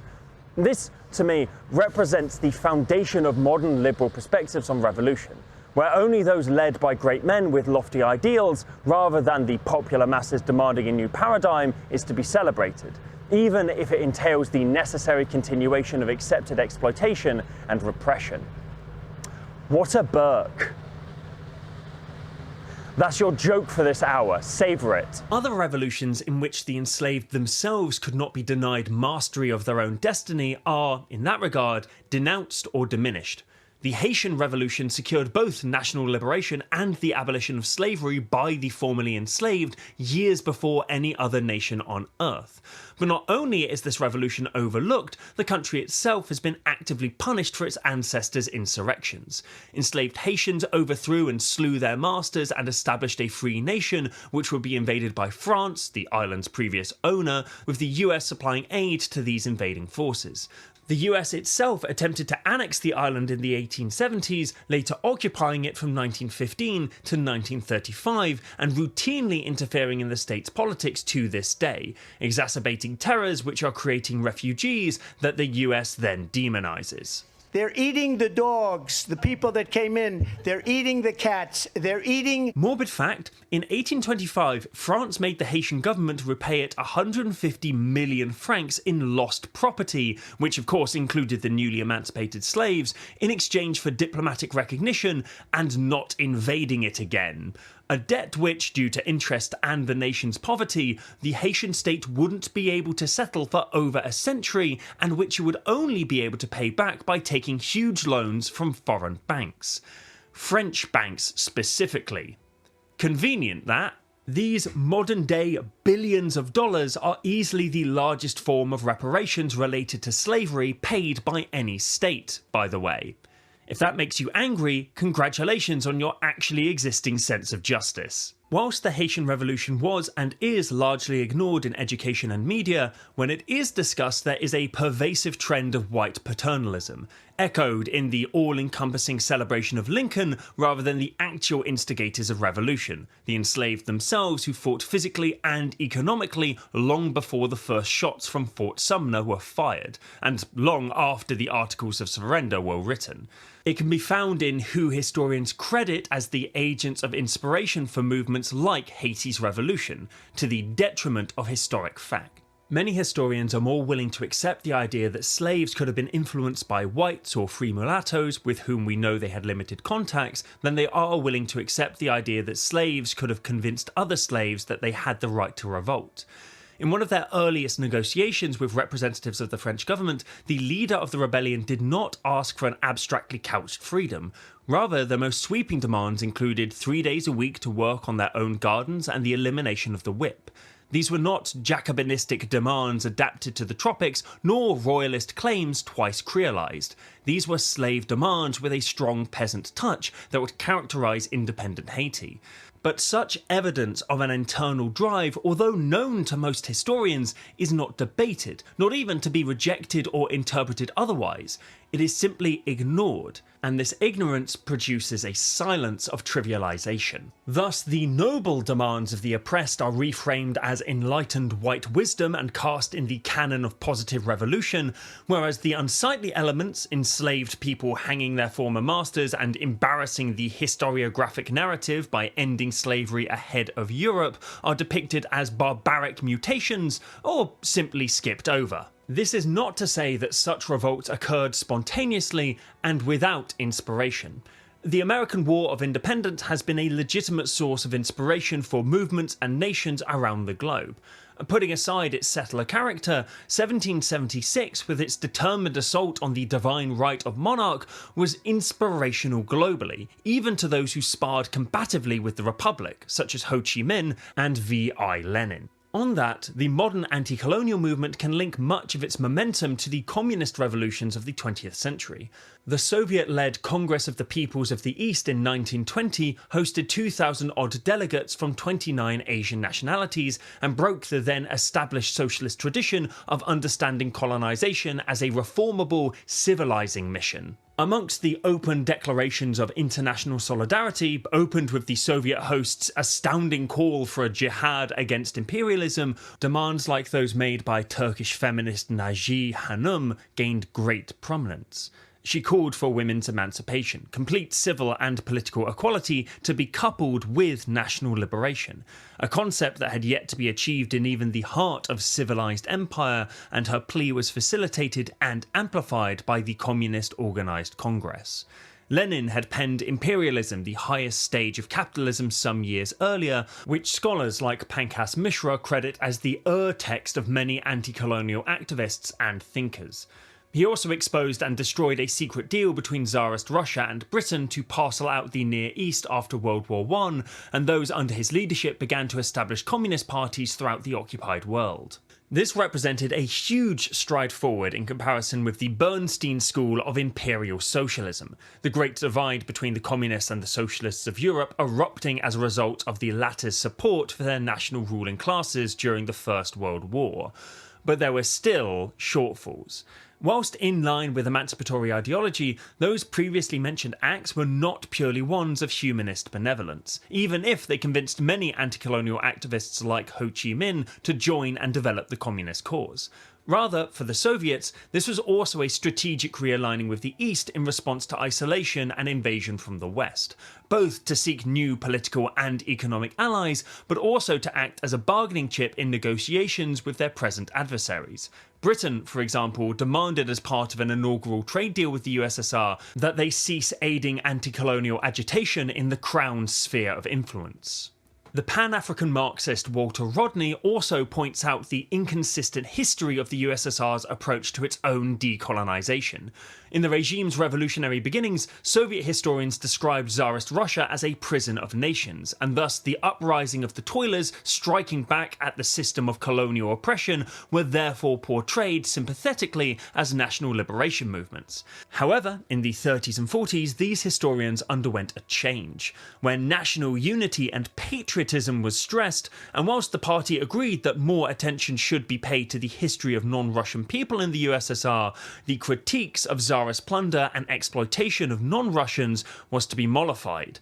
Tsarism was portrayed as a lesser evil than the straightforward continuation of native rule.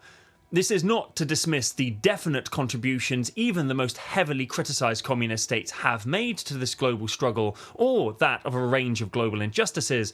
Rather, as the Professor Enzo Traverso insists, contradictory, flawed, and imperfect as communism's relationship with anti-colonialism is, it does not change the historical role played by the USSR as a rear base for many anti-colonial revolutions.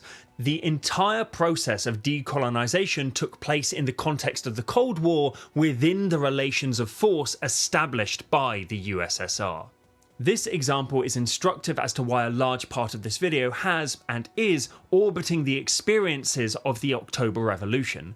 Not because it was a flawless icon of the idea, far from it, but more so to try and demonstrate the complicated reality of revolution, the massive gains and quashed potentials, the way revolution can change the world even beyond the borders of a revolutionary nation itself, and the way that, despite it, many things can still stay the same for generations unless changed through constant struggle. Hell, I can imagine a reality where Miguel Lopez continued to work on the story of magic, seeing dispossessed or occupied factions in the multiverse raising flags linked materially, socially, and theoretically with the Indigo Revolution as its soft power spreads, only to then struggle within their new bloc as ideas as to what ought to be done now, how a system that's never been built before ought to develop, clash with one another. I think that would be really fucking sick. And there's also not a snowball's chance in hell that that's the direction Magic Story is going to go in. A people can only liberate themselves, shown in the fraught conditions and popular resistance to top-down revolutionary impositions. From Portuguese and Spanish revolt to Napoleonic occupation in the 19th century, to popular mobilizations after the Soviet invasion of then Czechoslovakia, to the near-constant crises of every nation the US has exported democracy to. But despite this, generations of liberatory thinkers cannot help but point to examples of emancipatory movements, even those they're in direct conflict with, as linkages in the new history they hope to wrought. Socialists wave the red flag in protest against socialist governments, which too claim it as part of their tradition, and the aforementioned Tradore dons the outfit of Sankara. Whether this is a signal of revolutionary continuity or a simulation of it has yet to fully unfold. Quoting from Marx's Brumaire, "Men make their own history, but they do not make it as they please. They do not make it under self-selected circumstances, but under circumstances existing already, given and transmitted from the past. The tradition of all dead generations weighs like a nightmare on the brains of the living, and just as they seem to be occupied with revolutionizing themselves and things, creating something that did not exist before, precisely in such epochs of revolutionary crisis, they anxiously conjure up the spirits of the past to their service, borrowing from them names, battle slogans and costumes in order to present this new scene in world history in time-honoured disguise and in borrowed language." One of the enduring elements of revolutionary communism can be found in this socio-political seance. Since the fall of communism and the end of history, there have been no great narratives attached to the development of our conditions. Things are how they are. There are no alternatives, as the capitalist realism of Thatcher states. So those looking to improve the world, democratize life, end exploitation, save the planet from an irrational and consuming economic system, struggle to find conclusions not bound up with past communist theory and experiments. There is a tendency, however, in remembering revolution by those who genuinely believe in a post-capitalist world, whichever form that may take, to romanticize the revolutionary process, either in uncritically valorizing historical instances or in simplified fiction. The latter is the easiest to describe, as we can see in Aetherdrift. Oh, sweet, it's a Magic the Gathering video again! Woohoo! Whilst vestiges of the old order seek to retake power and undo the gains of the revolution, the world that they wish to unmake is so benign that their demands for a return to order and tradition can only be read as ideological desperation. The revolution was bloodless and has implemented fair policies with no strife or fundamental remaking of social relations. Labour doesn't seem to be all that differently organised. The family unit manifests itself in a standard to our norms way. The aristocracy has not been expropriated of their mansions, etc. In practice, counter-revolutionary tendencies within revolutions have agitated around both continuing and fresh hardships within the new agenda to undermine it. For example, during Reconstruction, the mismanagement and failure of the Freedmen's Savings Bank, established by abolitionists in the wake of black emancipation, led to massive economic shocks to the economies of the South during the Panic of 1873.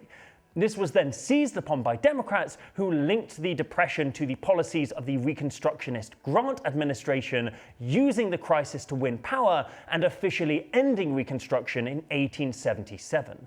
That people's lives were ruined by an institution associated with the pursuit of liberation is true, as is the fact that those who most precociously decried that event were doing so in order to besmirch the liberatory goal in its entirety, not just problematic elements.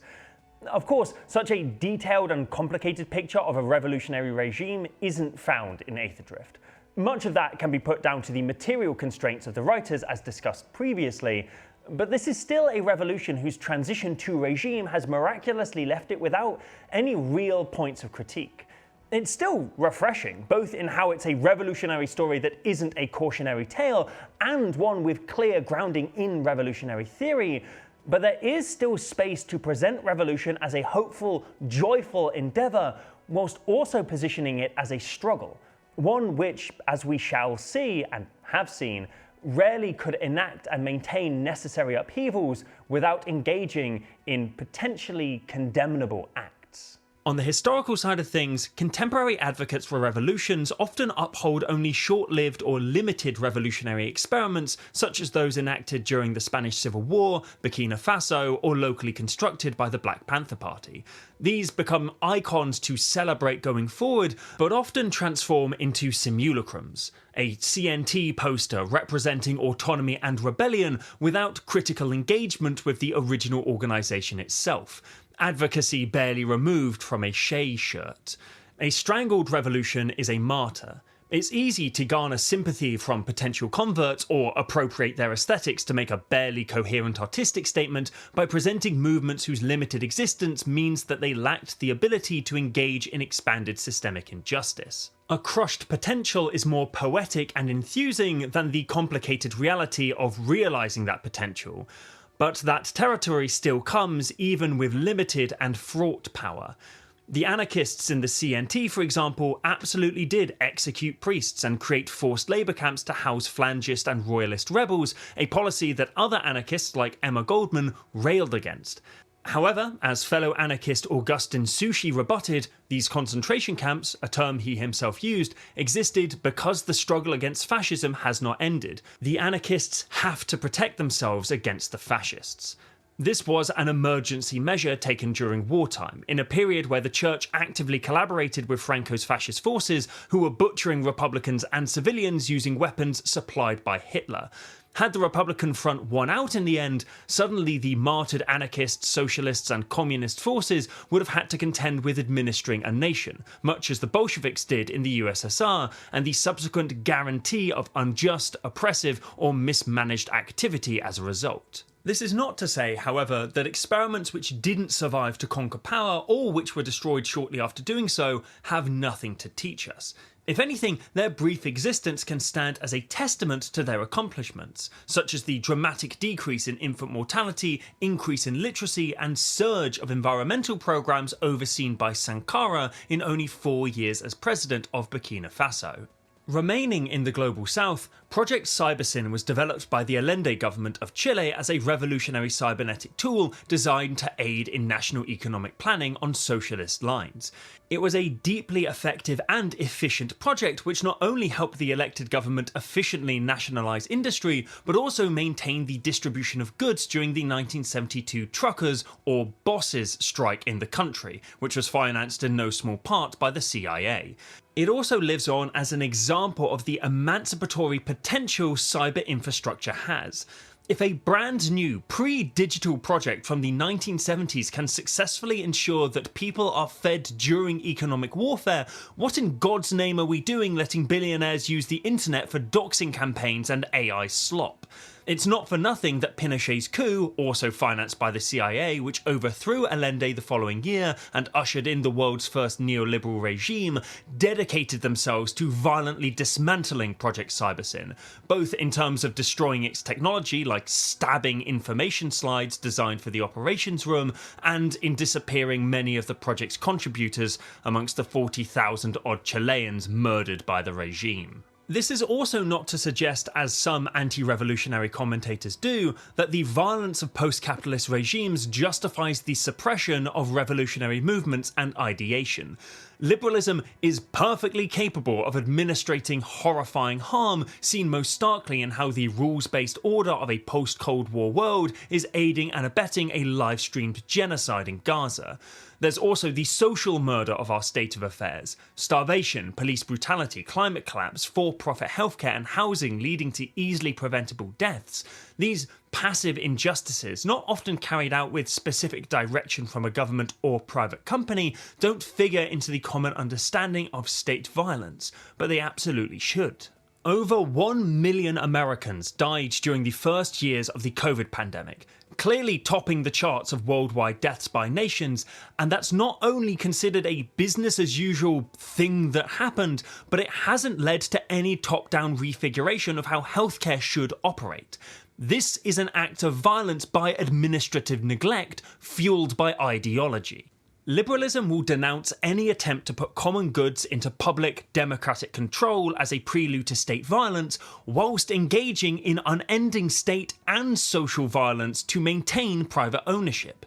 There is an inherent hard limit to what can be accomplished under a capitalist mode of production, both economically and socially, which can only be broken through with the implementation of a new system. Or, to quote from Rosa Luxemburg 5 short years before the founding of the Nazi Party, bourgeois society stands at a crossroads, either transition to socialism or regression into barbarism. The collapse of those new systems is also a spectacle of unremembering.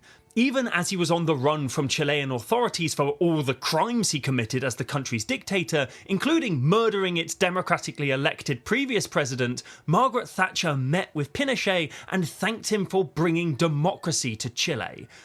But putting aside the sheer volume of communist, socialist and even proto-socialist revolutions that have been broken through invasion, assassination or Western-backed coup, when socialist states have collapsed on their own, at least as on your own as you can get in a global system hostile to yours, more often it's been due to top-down restructuring than a grassroots demand for liberal democracy. Examining, for example, the collapse of Yugoslavia, scholars point to the growth of anti-socialist policy and market competition between republics in the build-up to its collapse as a greater indicator of discontent in comparison with socialist policy. The intensification of decentralization and market competition combined with external factors to bring Yugoslavia to the brink of bankruptcy. The country turned to the International Monetary Fund for assistance and received the fund's largest ever loan hitherto at the start of 1981. At the behest of foreign creditors, successive governments implemented 2 waves of austerity. These had predictable consequences on the social fabric and political cohesion of the multinational state. Once again, government policy ruptured relations with the working class. Indeed, rather than the collapse of Yugoslavia proving the infeasibility of socialism, the reverse is displayed, showing that any system hoping to provide an alternative to capitalism needs to begin from the premise of the progressive elimination of the market. Self-management in Yugoslavia was linked to the market from its inception. As such, it was devoid of emancipatory potential from the beginning. Rather than worker participation increasing across its successive phases of implementation, the opposite was the case. This observation being supported both by worker testimony of increasing alienation and also in the increasing frequency of strike action leading to the state's collapse. This isn't to say that actually the reason socialism failed in X country was all because of its capitalist elements. Instead, it's to demonstrate a more detailed breakdown of a collapse that runs counter to the usual "it broke because it could never work" argument. But regardless of how post-capitalist experiments failed or persist in imperfect or embattled forms, what is undeniable and also unremembered is why people continue to insist that we must move past this present system. Democracy has inflicted a crushing defeat on the Highware and its promoters. The Highware movement, which until recently believed itself to be on the eve of the final victory, is in a state of a rapid decline. The purely political problems have ended with the complete victory of the working class.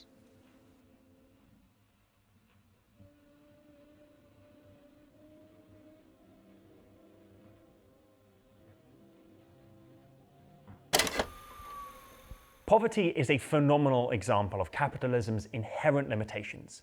You can have laws which allow for unemployment wages or even a universal basic income. You can provide housing for poor families and food for hungry children, but capitalism, the mode of production, requires an underclass of precarious or destitute workers, an industrial reserve army as Marx called it. We can all understand that if people are utterly poverty-stricken by depressed wages, they can't afford to buy the very products which they make. This leads to overproduction, the loss of profit for the capitalists, and the system goes into crisis. But if wages aren't depressed, or God forbid, everyone is happily employed, then not only are profits strangled, profit being value created by labour which isn't paid to the labourer, but that profit can't be reinvested into expanding profitable industry as there's no demand for further jobs. As a result, the system goes into crisis as capital is no longer able to replicate itself.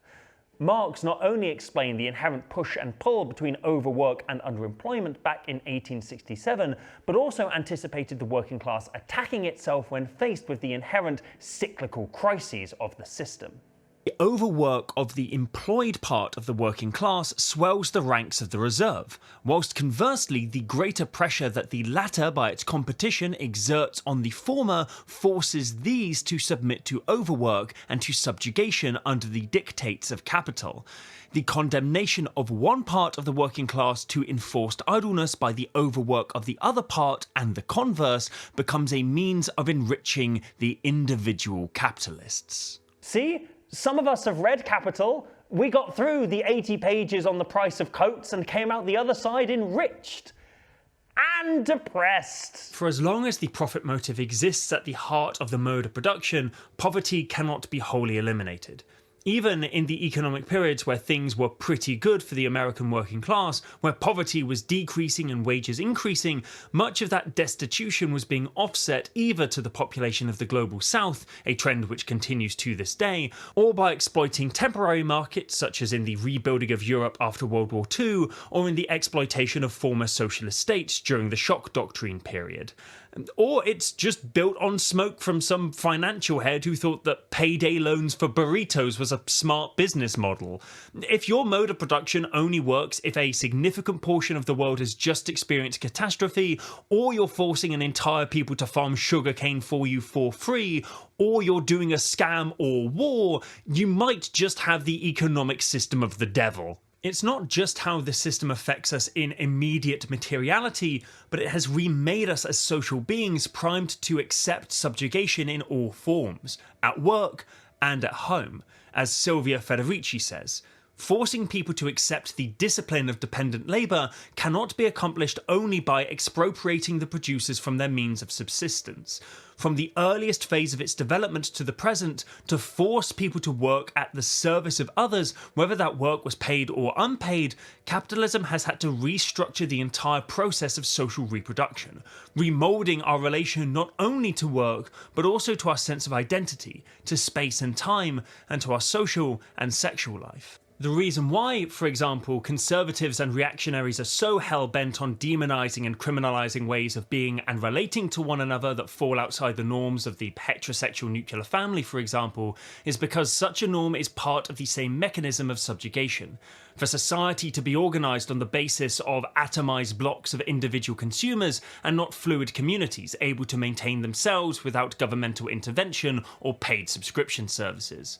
For all the demand for traditional family values, the actual traditional family structures of Europe, the ones that existed before the advent of capitalism, would make the average tradwife TikToker's head explode. Revolutionaries like Alexandra Kollontai advocated for comradely free love during the early years of the USSR, where debates on the abolition of the oppressive family was coupled with a new constitution that promoted the unlimited freedom of women to study and work and enshrined their right to choose a way of life and profession in a completely independent way, where homosexuality, still understood as a pathology, was decriminalised alongside abortion and viewed neither as a perversion nor an offence to public morality.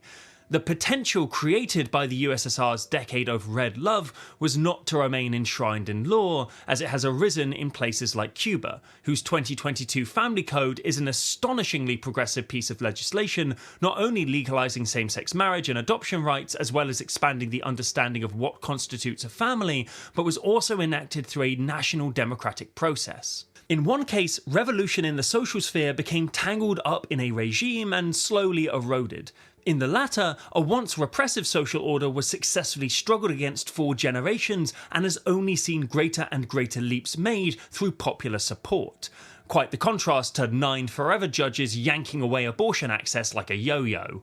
Much like the rest of this video, we're skating over a huge amount of context and additional information, and I would not forgive myself if your takeaway from that previous section was that queer revolutionaries didn't fight as hard in the USSR as they have done in Cuba. Revolutionary Thoughts has a fantastic video on her channel delving into the detailed and nuanced development and restriction of queer rights in the world's first socialist experiment. I would highly recommend her stuff. Also nice to know some somebody else with a totally justified hatred for Anastasia. This moves us on to our next topic. There are two key components to the question of why revolt, a positive and a negative one. We've already unpacked some of the negative, but even people who don't engage in political or economic theory get it on some base level. Something is wrong. But this instinct alone often drives people unconsciously into the arms of snake oil salesmen like the 45th President of the United States, Donald Trump, who is currently serving as president again? That can't be right. Nancy Fraser's The Old is Dying and the New Cannot Be Born aptly uses Gramsci's theory of hegemony to explain the big swings of voters away from politics as normal since 2016. On the one hand, you have the economics of neoliberalism, characterised by marketised mechanisms of distribution, low regulation, weak worker power, and governments at the whim of, or even stacked by, business leaders. And on the other, you had the politics of recognition, progressivism characterised by diversity, inclusion, equality, and accessibility, an integrationist policy for othered and marginalised people, and liberal tolerance. Of course, the cutthroat mechanisms of neoliberalism of inherent competition and mass exploitation directly contradicted the soft facade of inclusivity. An icon of this being BAE Systems attending a pride parade, whose engineers have produced weapons infrastructure that are then sold to dozens of highly repressive, queer-hating governments. It also wasn't working, with economic crises piling into housing crises, into cost of living crises, on top of homelessness, healthcare, and climate crises. It's difficult to feel emancipated when it's constantly getting harder to live. As a result, two dominant counter-hegemonies rose to replace the old way. Progressive soft socialism and social democracy in the form of Corbyn's Labour or Sanders' presidential bid, and reactionary neoliberalism in the form of Farage's Reform UK and Donald Trump's presidential victories. Sorry, are you sure it's the same Donald Trump? The Epstein guy? Fuck! Both of these tendencies took aim at one component of the existing hegemony, the former at the economic method of distribution and the latter at the social politics of recognition, and blamed them for people's present woes. The latter does criticise the present economic paradigm, but only to reinforce it. Nigel Farage, for example, committed to ending the Labour government's two-child cap on benefit payments to families, which would be a blow to austerity. But he does so both as a means of reinforcing the importance of the traditional family and while suggesting that money could be taken from asylum seeker accommodation to make up the shortfall. The cost of asylum seeker accommodation, £4 billion every year. DEI, estimated to cost government £7 billion every year. Lessening austerity for some, worsening it for others, maintaining it overall. This all despite the fact that the two-faced Boyle failed to vote against the cap at the time he had the chance. These movements take the economic anxieties created by neoliberalism and funnel frustration into reactionary non-solutions that only serve to squeeze a few more terms out of this doomed system through increased repression. Of course, the owners of large news and social media organisations inherently benefit from the system continuing as it is. After all, they exist in their place of power because of it, and thus ensure that popular sentiment remains in their camp. This comes to the detriment of actual reformist actors who, still not going far enough as to call for or begin to build an actually new economic and democratic system, are slandered as radical bigots and rat-fucked by their own supposed allies. We'll get more into the meat of what this leads to and what there is to do about it later, but revolt can become revolution when those negative motivators are married to positive ones.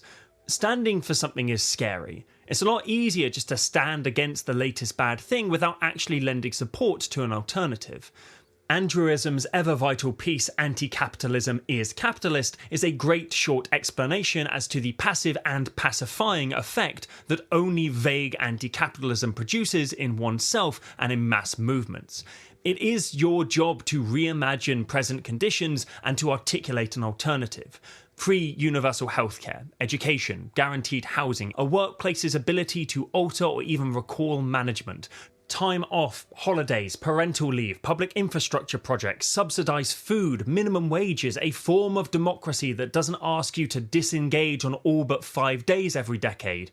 All this and more have been or could be won, but only if there exists a movement which either demands it in such a way that it cannot be ignored, or who themselves create it.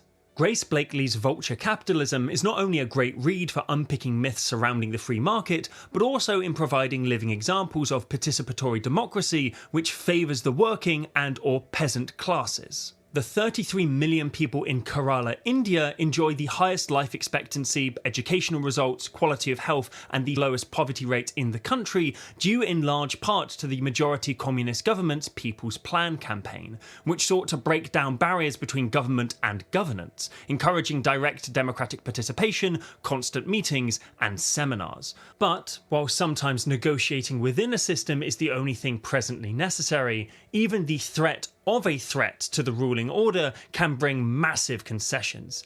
This can be applied both within revolutions and outside of them. The Marshall Plan, the post-war economic policy which both cemented the US as the new hegemon of the so-called First World, as well as rebuilding Western Europe, was implemented not out of a sense of Yankee benevolence, but instead to stabilise Europe out of fear of communist revolutions breaking out in the shattered economies of France, Italy, Greece, etc. But Washington's desperately needed checks, or more accurately vouchers, will be issued only on conditions that those nations' economies be opened up more than many of the incoming governments wished them to be, to the direct benefit of the US. The period of Keynesian economics, high regulation, job security, high union participation, rising wages, mass public works like housing, transport, hell, the NHS, were built in large part because not doing so would have risked Bolshevism, and also with one or more latchkeys in place to ensure future marketisation could take place, as we're currently seeing with the piecemeal flogging off of NHS services to US corporations like Palantir, the surveillance company named after the evil orb Saruman uses to spy on Middle-earth. Big Torment Nexus vibes. It's notable that it didn't take long at all after the collapse of socialism in Europe and Africa for capitalism to find its savage face again. Euro-communist movements degraded into entirely oppositional social democrat parties, and social democracy became neoliberalism's new human face, such as with New Labour. On the other side of the curtain, there was the Kronstadt Rebellion, the armed insurrection of anarchist sailors in the USSR during the Civil War. Trotsky, who denounced the repressed rebellion late into his life, still had to admit the clear link between the rebellion and a change in Soviet policy, writing in his hue and cry over Kronstadt polemic, the introduction of the NEP 1 year earlier could have averted the Kronstadt uprising. The NEP, or New Economic Policy, described by Lenin as a strategic retreat, diverged from the strict nationalised and centralised industrial policy of war communism and allowed for limited private ownership of the means of production, petitioned for by the majority peasant population of the USSR, and attracted foreign capital to bolster the Soviet economy. As Rodney analyses it, war communism was asking the peasantry to bear all the burdens of the nation, and Lenin decided that their burdens should be lightened, even if it meant allowing certain capitalist tendencies. Of course, that such a decision would have come this soon or at all if it had not been from petitions and sometimes violent revolts in pursuit of it, feels less than likely. In modern times, after the death of Spanish dictator Franco, residents of the Andalusian village of Marina Leda formed the Union of Farm Workers, led by one-time communist MP Juan Manuel Sanchez Gordillo, and occupied land held by absentee landlords, demanding that that land be given to those who work it. Not only did they succeed, with the local government giving them over 1,000 acres from one of the estates, but during the struggle the union had formed a party, the Workers' Unity Collective, which went on to fight and win local elections and remade the democratic norms so that decisions are made by general assemblies of those workers, not just their representatives. And this participatory self-governance has led to far more equitable results. reinvesting the profits of cooperatively owned businesses back into public goods like housing, accessible childcare and free school meals. This experiment still exists, spreading to neighbouring towns, and the WUC has even gone as far as saving money by abolishing their police force, the comparatively low rates of crime as a result of people's material and social needs being met, rendering it unnecessary. Constantly challenging your government to do right by the people, rather than looking for minor ways to mitigate its worst crimes, is vital. Even if it will always run the risk of you being labelled a communist. Babe, they're calling Sir Keir Starmer a communist in my country right now. If we're not out here reclaiming the proper use of the word, what are we even doing? Without a negative state of being, no one will willingly join a revolution. No revolution on Earth has arisen from a reasonably peaceful state of affairs. Without a positive goal, however, individualized radicalism can splinter off into some niche Reddit ideology that you'll only hear about when it's name-dropped in a smouldering manifesto. Or it'll simply fester until someone comes along with easy answers and an outlet for that anger. Another key thing to understand is the inevitability of revolution. As contradictions mount, as people become further disillusioned, and as violence becomes more and more desensitized, it is less a question of whether revolt should occur, and more so advocating that this energy be directed towards liberation and not random harm. In the wake of the Sharpeville massacre in South Africa, where apartheid police officers opened fire on protesters, killing 69 people, Nelson Mandela attended a meeting with the ANC. This is how he reports it went. I argued that the state had given us no alternative to violence. I said that it was wrong and immoral to subject our people to armed attacks by the state without offering them some kind of alternative. I mentioned again that people on their own had taken up arms. Violence would begin whether we initiated it or not. Would it not be better to guide this violence ourselves according to principles where we saved lives by attacking symbols of oppression and not people? If we did not take the lead now, I said, we would soon be latecomers and followers to a movement we did not control. Rebellion and revolution can never be permanently stopped, as both revolutionaries and historians have understood. Regimes are a conscious project, but revolutions are a hurricane, transforming a quantitative build-up in pressure into a qualitative deluge of action. That action, like floodwaters, can be held back depending on the capacity a state has to repress it, but eventually, even seemingly impenetrable dams will break if poorly managed. Where that subsequent torrent ends up after it does has only ever been somewhat determined by salient planning, swift leadership, and naked chance. Which brings us to that permanent question of means, of legal and illegal work, of peace and violence. Those who make peaceful revolution impossible will make violent revolutions inevitable.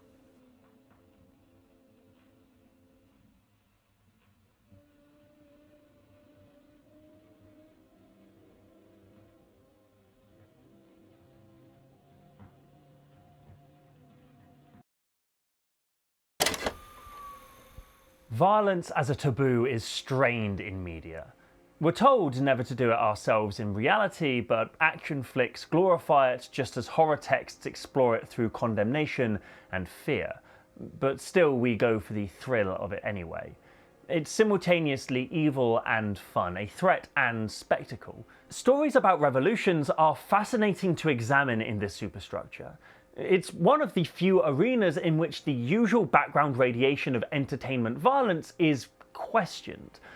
A war film may present a soldier shooting a child as a personal failing, or wax philosophical about how killing civilians is bad and gives you mental health, but in revolutionary stories, violent moments always raise the question as to the validity of the tactic or even cause as a whole.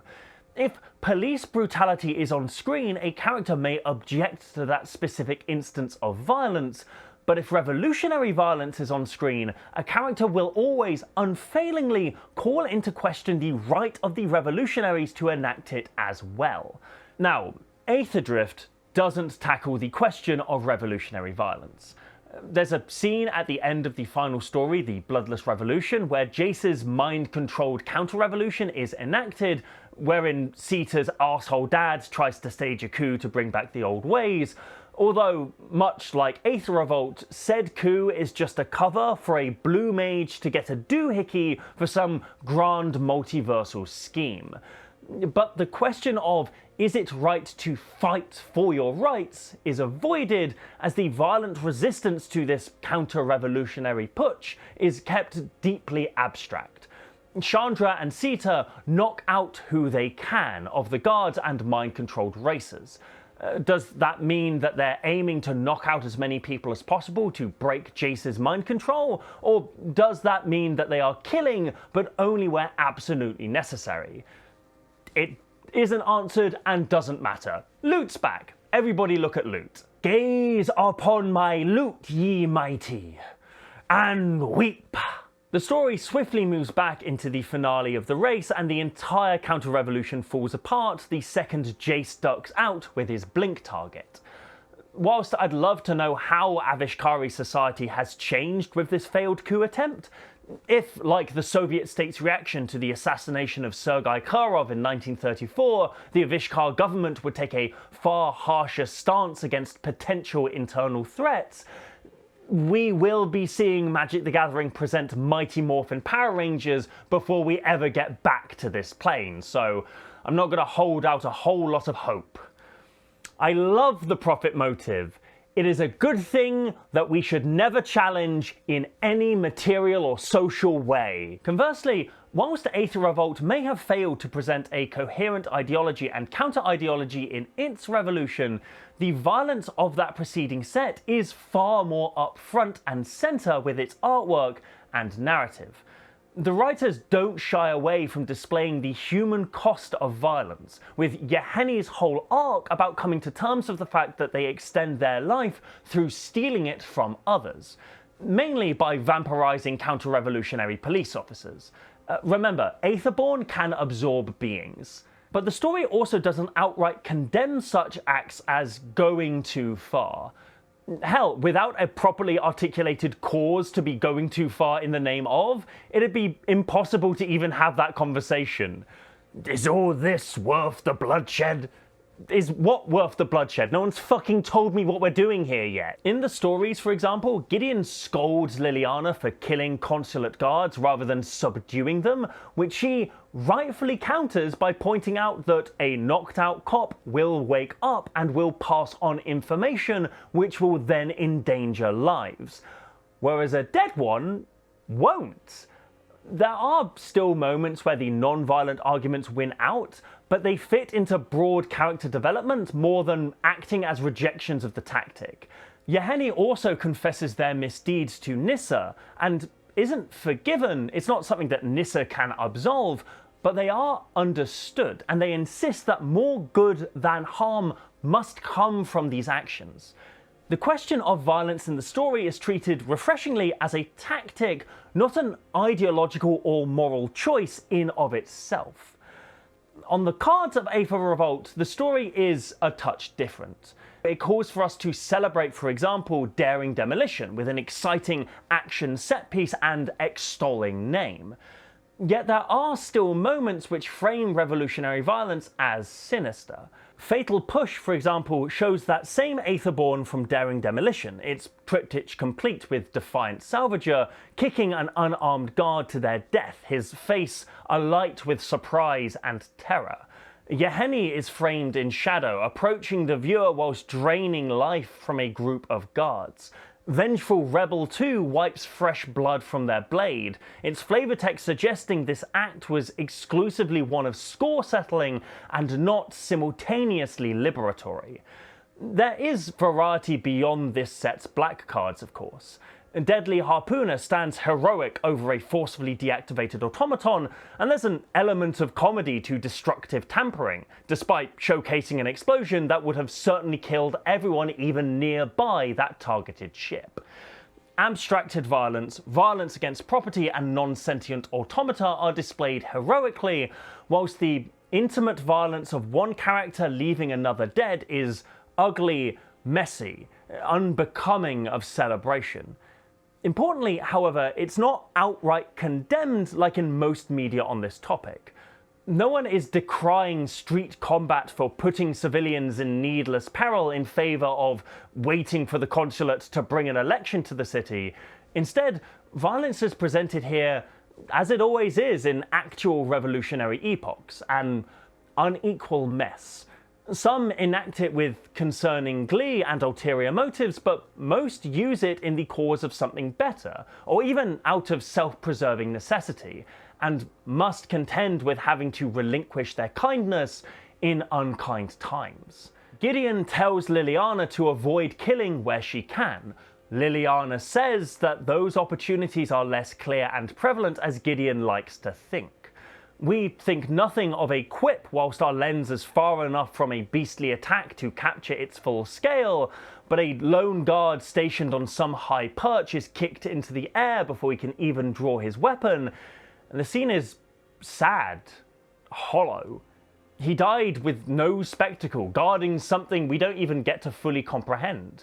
A later printing of Fatal Push shows him plummeting, hands crossed over his face whilst the battle continues above him, a figure instantly forgotten by the time the explosion rocks the sky. How vital was this ship that so many needed to die to protect it? Was the slaughter necessary in the cause of the revolution? Again, without a clear goal or articulated power relations, it's impossible to condemn or celebrate this scene. We become observers in more ways than one, sensing intrinsic injustice and retaliatory oversteps as a bystander would during a revolutionary period whose size and scope we can't fully comprehend. As much interest exists in dissecting the tonal difference between the paired artworks of Deadly Demolition and Fatal Push, we just come back to the same well, where abstracted violence is permissible, but intimate violence in revolutionary colours is to be admonished. The muddy perspective hinted at by the story, of course, is far more often rendered in binary when it comes to popular conceptions of historical revolutionary violence. On the one hand, you have those who fully admonish violent or so-called authoritarian means to collapse a repressive state, a heady mix of radically principled pacifists and morbid opportunists for whom any violation of the state's monopoly on violence is to be condemned and discounted. On the other hand, you have those a bit too keen to advocate for violence as not only a means, but also an end, engaging with radical politics first and foremost to hopefully execute billionaires with all the fiddly details of post-capitalist system building left to other people, or even suggesting that if actions aren't violent in some way, that they're inherently useless. One could compare Marx's notion that religion is the sigh of the oppressed creature, the heart of a heartless world and the soul of soulless conditions. It is the opium of the people. The abolition of religion as the illusory happiness for the people is the demand for their real happiness, clearly positioning religion as a painkiller for the oppressed which would be undone by achieving a people's contentment here on earth, with some of the anti-religious violence that was carried out in the name of Marxism, the destruction of not just actually repressive religious institutions, but individualized murder of religious minorities in the post-Civil War era of the USSR or during China's Cultural Revolution.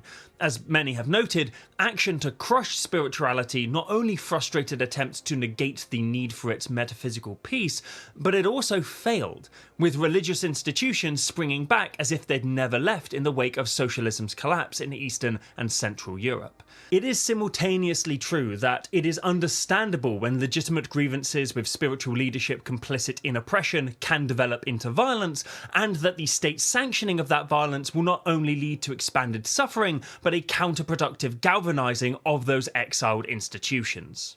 Of course, revolutions have historically never been one or the other, neither entirely pacifistic nor exclusively bloody. Non-violent, legal means have always been the first port of call for every burgeoning revolution in modern memory. In the Communist Manifesto, Marx and Engels are clear that the first step in the revolution by the working class is to raise the proletariat to the position of the ruling class to win the battle for democracy. Importantly, it is the battle for, not of, democracy. Democracy was not the sole means by which Marx understood capitalism to be transcended. It was, however, vital both to win political victories to the direct benefit of the working people and to display the level of consciousness in the working class, but also to expand what democracy could even look like. Should a majority of people vote in favour of a workers' party in universal suffrage, a heady notion in Marx's time and limited even in ours, that would signal a qualitative shift in the class struggle between the proletariat and the bourgeoisie, but not the conclusion of it. August H. Nimtz's The Ballot, the Streets, or Both is a really fascinating and in-depth study not only on the democratic history of Russia in the lead-up to the October Revolution, but also tactics used by the revolutionaries. Lenin, for example, took to utilising the parliamentary arena to mobilise the crowd to think beyond the bounds of that space, taking debates to the workers outside in real time and organising mass meetings that would subvert the sanctity of the Duma in favour of popular democracy organised by workers. Additionally, before power was seized by workers and whilst the Bolsheviks were still in the electoral minority, the stated role of the Party of the Proletariat was to catch every liberal just at the moment when he is prepared to move forward an inch and make him move forward a yard. If he is obdurate, we will go forward without him and over him. Again, importantly, Lenin was writing from the position of a minority but non-insignificant party of organised workers. He wasn't, as some donkeys have suggested, calling for people to push liberal politicians left in an unorganised fashion, and certainly not from inside a party headed by liberal leadership.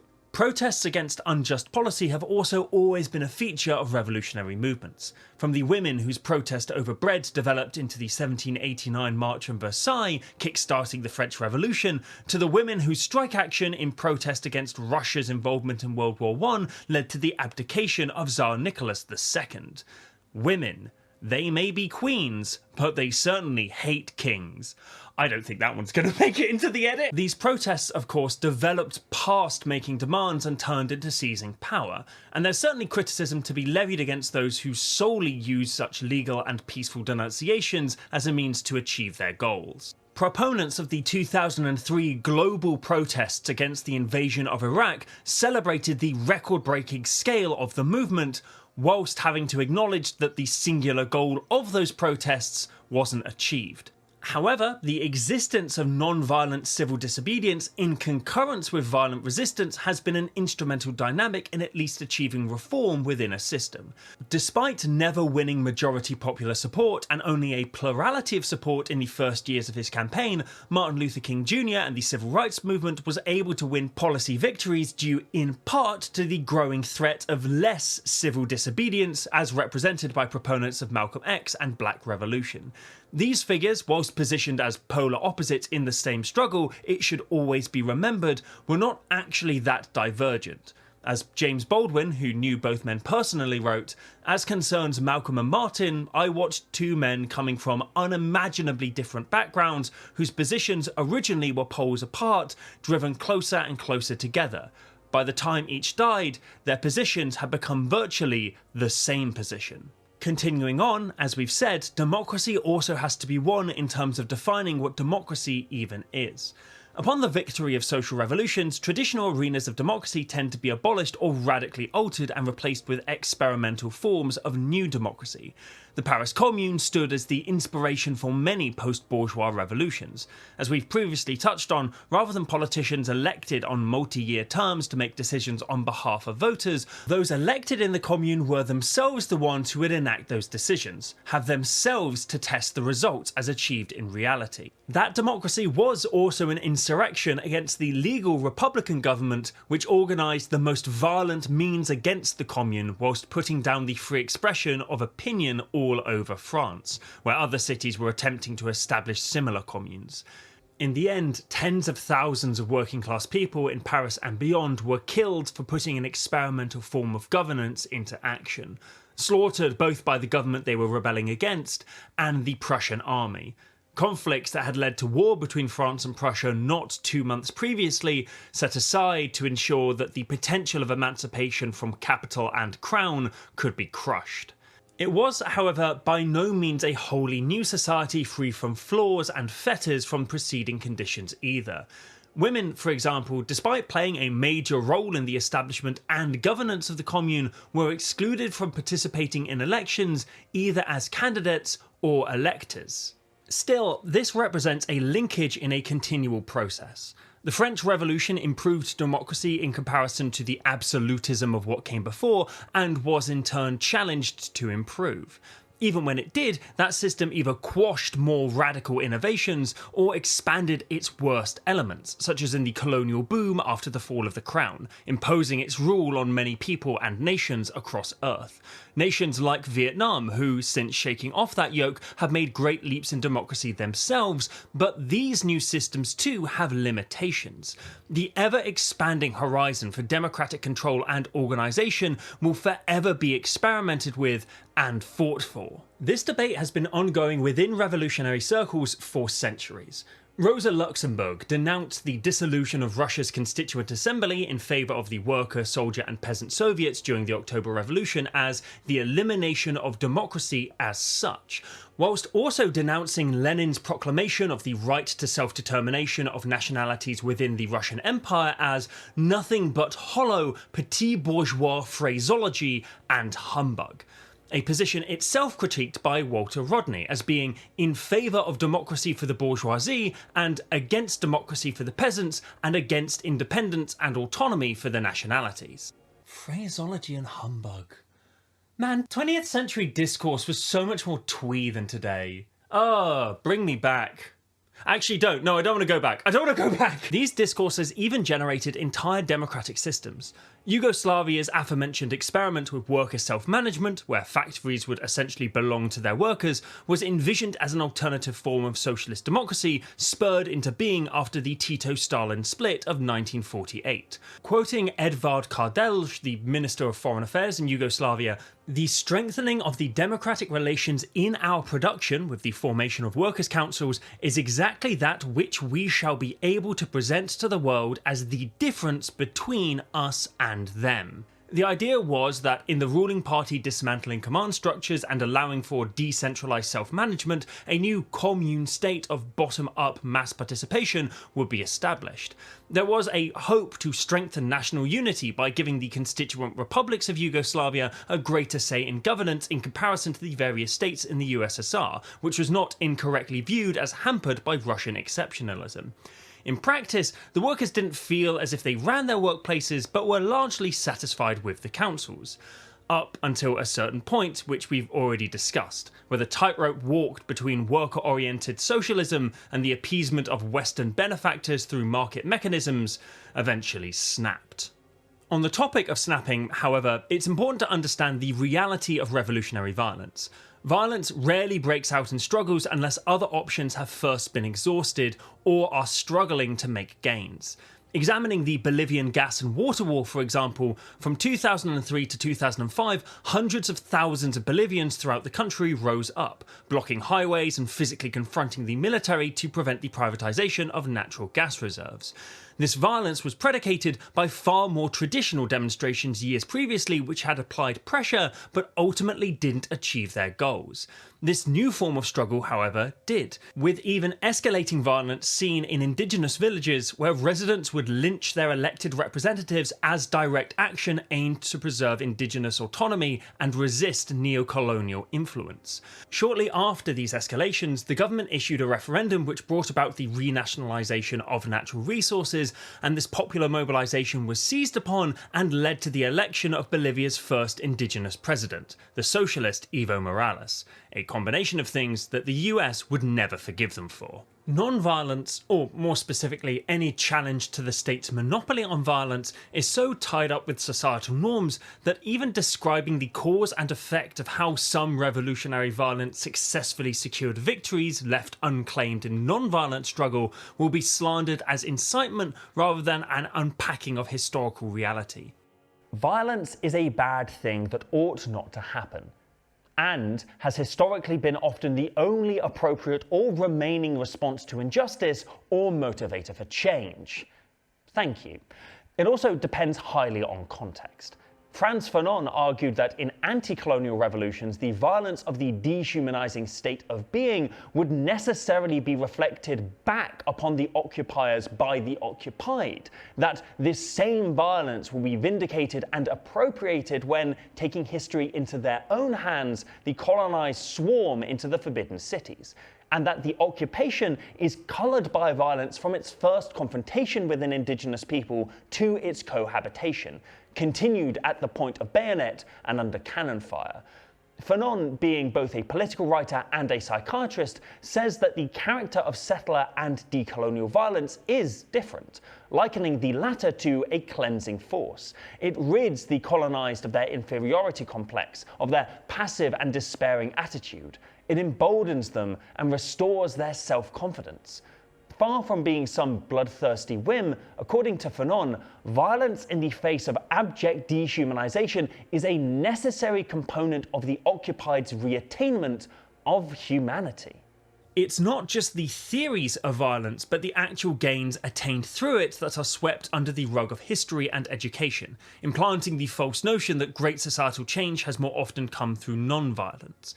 The suffragettes are a fantastic example.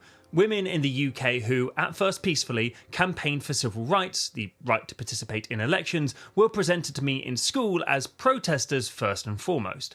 We didn't spend a whole lot of time on them, but most Brits of my generation would have probably been taught about Emily Davison, an activist who stormed the racecourse at the 1913 Epsom Derby wearing a Votes for Women sash, and was killed when, grabbing the harness of King George V's horse, she was struck by the animal. I actually managed to find pictures that I remembered from my lesson at school on Davison. This headline which cast her protest in a negative light, calling her mad and lamenting the consequences of her actions. This one even went as far as to name the horse before it named the suffragette herself. Glad to see the British press has always been a shitter. We're taught about Davison's martyrdom and how that action helped spur on the eventual victory of some women's suffrage.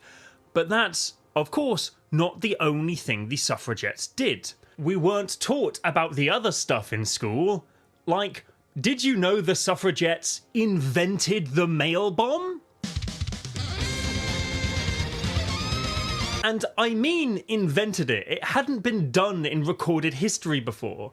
They filled packages with explosives and incendiary components and mailed them to members of parliament, including the Chancellor of the Exchequer, the future Prime Minister David Lloyd George, and the then current Prime Minister Henry Asquith, a man who they also attacked in the street, forcing him out of his car and dousing him in pepper. They were arsonists who burnt down buildings that male politicians had been noted to visit, proudly labelling themselves terrorists as they did so. And here our press is shitting and pissing all over themselves that climate collapse is being protested by soup thrown at protective perspex. All of this was, as you can see from the headlines, condemned by politicians and newspapers. But when the end of World War I threatened the resurgence of the suffragette militancy, which had been put on hold 4 years earlier, Parliament expanded suffrage to some 8.4 women... 8.4 women? Damn, that's really not a great win, is it? 8.4 million women in Britain, which would expand to universal equal voting rights in 1928, and allowed them to stand as MPs. A necessary and good thing that happened sooner than it would have because of a diversity of tactics employed by militants to secure that win. It should not be left unsaid that the current UK government is attempting to dismantle the right of trial by jury, a legal right afforded to UK citizens by the fucking Magna Carta, citing a large criminal backlog that needs to be cleared. A backlog which has been recently exacerbated mainly by peaceful protesters who are alleged to have broken the law by holding placards proclaiming support for a recently prescribed organisation centred on non-violent disruption of UK-based arms companies supporting and supplying Israel's genocide. It is the first non-violent organisation in UK history to be classified as such under the Terrorism Act of 2000. This may seem like a wild segue, but the vote which made support for that organisation illegal was held on the same day that the women of Westminster posed for a photograph in suffragette colours to celebrate the anniversary of their violent, sometimes deadly action which won them the right to vote and to sit as MPs. The vast majority of those pictured here voted in favour of prescription. I know you voted to prescribe Palestine action. Do you stand by that decision? Yes. And would you have voted to prescribe the suffragettes? I mean, I wasn't there at the time, but I doubt it. Why not? They did much worse than Palestine action, as you know. They put poison in people's letterboxes. They killed over 3 people. Well, I mean, you know, oh, hello. To say that irony is dead to these people would imply that they care about any form of life other than their cretinous own. Regardless of what action is taken to undermine the status quo, it will be slandered as violent, and almost always only that real or imagined violence against the present order will face devastating repercussions, not the everyday violence nor the sharpened violence enacted in reaction to resistance that the state claims a monopoly on. Violence is condemned now in the false consciousness that our relative peace has arisen from exclusive non-violence, a narrated reality where Martin Luther King Jr. never gave his Other America speech, refusing to condemn rioting without the condemnation of the cause of rioting too. It is easier to pretend that everyone who did violence in the cause of justice is a wrecker, or a plant, or an opportunist, but so too is it easy to pretend that all violence in the pursuit of a just cause is just itself, and not frequently messy or needless. Bertolt Brecht's To Those Born After sums up this grim conflict within conflict better than any material analysis ever could. Writing to a future generation, those born after the period of anti-fascist resistance Brecht was struggling in, even so we realised hatred of oppression still distorts the features, anger at injustice still makes voices raised and ugly. Oh, we who wish to lay the foundations for peace and friendliness could never be friendly ourselves. And in the future, when no longer do human beings still treat themselves as animals, look back on us with indulgence. There always exists the claim that militant action actually impeded reform or social gains during such movements, but the ability to quantify such an argument is often elusive. We don't live in a world in which the armed militancy of the ANC in opposition to South African apartheid didn't coexist with their non-violent struggle, or where Gandhi's strict pacifism wasn't contrasted against both violent action taken in the name of Indian independence and violent action being taken by different colonised people against Britain, namely in Ireland and Palestine at the same time. We do, however, have a whole heap of staunch non-violent movements which have fled memory due to their lack of impact, or those like the aforementioned Iraq War demonstrations which remain recalled for precisely that fact. Oftentimes as well, the pursuit of disciplined non-violence leads to reactionary spectacles within movements. Organisers will assist the police in arresting allegedly violent elements, or even encouraging people to turn themselves in after taking part in civil disobedience, as some psychosocial ritual to display how safe their movement is to participate in. Of course, this creates the absolute reverse effect, with protesters rightfully fleeing from organisations who prove themselves willing to volunteer activists up to state violence if they go against their doctrine. Gelderloos argues that, rather than a carte blanche on both forms of activism, a diversity of peaceful and combative tactics needs to be employed. That kind of crowd, a many-headed hydra, would be infinitely stronger than a disciplined non-violent march or a group of rioters isolated from one another, especially if the participants cultivate a sense of mutual respect and collectivity. I really do think this text is deeply instructive, taking apart a wide variety of protest movements, uprisings and revolutions and assessing their strengths and weaknesses through this framework. Comparing, for example, 2 distinct stages of a general strike that occurred in Barcelona between early 2011 and late 2012. In the first stage, where unions didn't dissuade or impose limits on combative activities, in addition to work stoppages and major marches, there were also blockades of burning tyres, acts of sabotage, and attacks on banks. When, in October of the following year, the unions attempted to pacify the strike, the more combative anti-capitalists generally did not participate and the day was entirely peaceful. It was a total flop, even from the perspective of the unions and peaceful protesters. It had less participation, went almost unnoticed, and had a demoralising effect for upcoming days of action.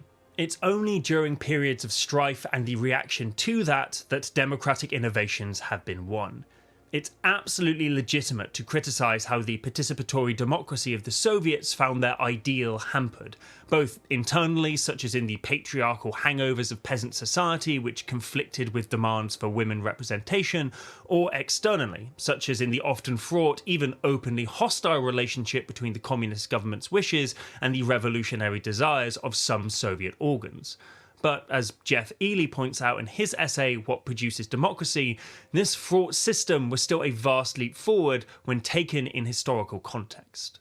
Full-scale democratization entails the following: popular sovereignty and accountable rules based on free, universal, secret, adult, and equal suffrage, complemented by legal freedoms of speech, conscience, assembly, association, and the press, backed by rights under the law and freedom from arrest without trial. By this standard, only the mildest degrees of democracy were attained in political systems anywhere before 1914. Full democracy was established only in 4 peripheral societies of the world: New Zealand, 1893, Australia, 1903, Finland, 1906, and Norway, 1913. The fact that 2 settler colonial projects are included on this list is not a dismissal of the repression those states enacted on the indigenous populations, but more so a demonstration of how total acquiescence to the procedural ideals of democracy does not negate the capacity those states have to do harm within that framework. Additionally, though true democracy, let alone liberation, has never been achieved in any state, nor indeed can it, a criticism that both Marxists and anarchists agree on, the existence of radical potentials can influence positive innovation even where those potentials are not being enacted. LA continues. To appreciate the indebtedness of democratization to the revolutionary dimension of this conjecture, we need to hold the overall configuration of political forces and possibilities in view, rather than concentrating on the conscious agency of the revolutionaries alone. Thus, in shaping the democratic contents of the political settlements after 1918, the insurrectory maximalism of the Bolsheviks and the extreme lefts of that time mattered far less in itself than in the variety of reformist initiatives its challenge helped to precipitate. That is to say, even where the revolutionary left was at its weakest and socialist parties made only small or modest gains in post-war elections, major reforms still ensued. Again, thinking back to how the existence of the USSR warped the economic resettlement of Europe after World War II in greater favour to the working class than in comparison to today, the threat of a threat can itself produce concessions, although only pushing further into that maximalism will cement them for lifetimes. So there we have it. How does Aetherdrift's revolution hold up in comparison with other pieces of media, and what is the actual character of historical and modern revolutionary tradition, theory, and practice? You've just sat through around 18,000 words, so I hope it's been educational and thought-provoking. Hey, why did I feel compelled to write about revolution around about now anyway? Oh yeah! The National Socialists, it is essential to remember, call themselves socialists as well as national. Their socialism is not the socialism of the Labour Party or that of any recognised socialist party in other countries, but in many ways it is a creed that is anathema to the big landlords, the big industrialists and the big financiers, and the Nazi leaders are bound to go forward with the socialist side of their programme.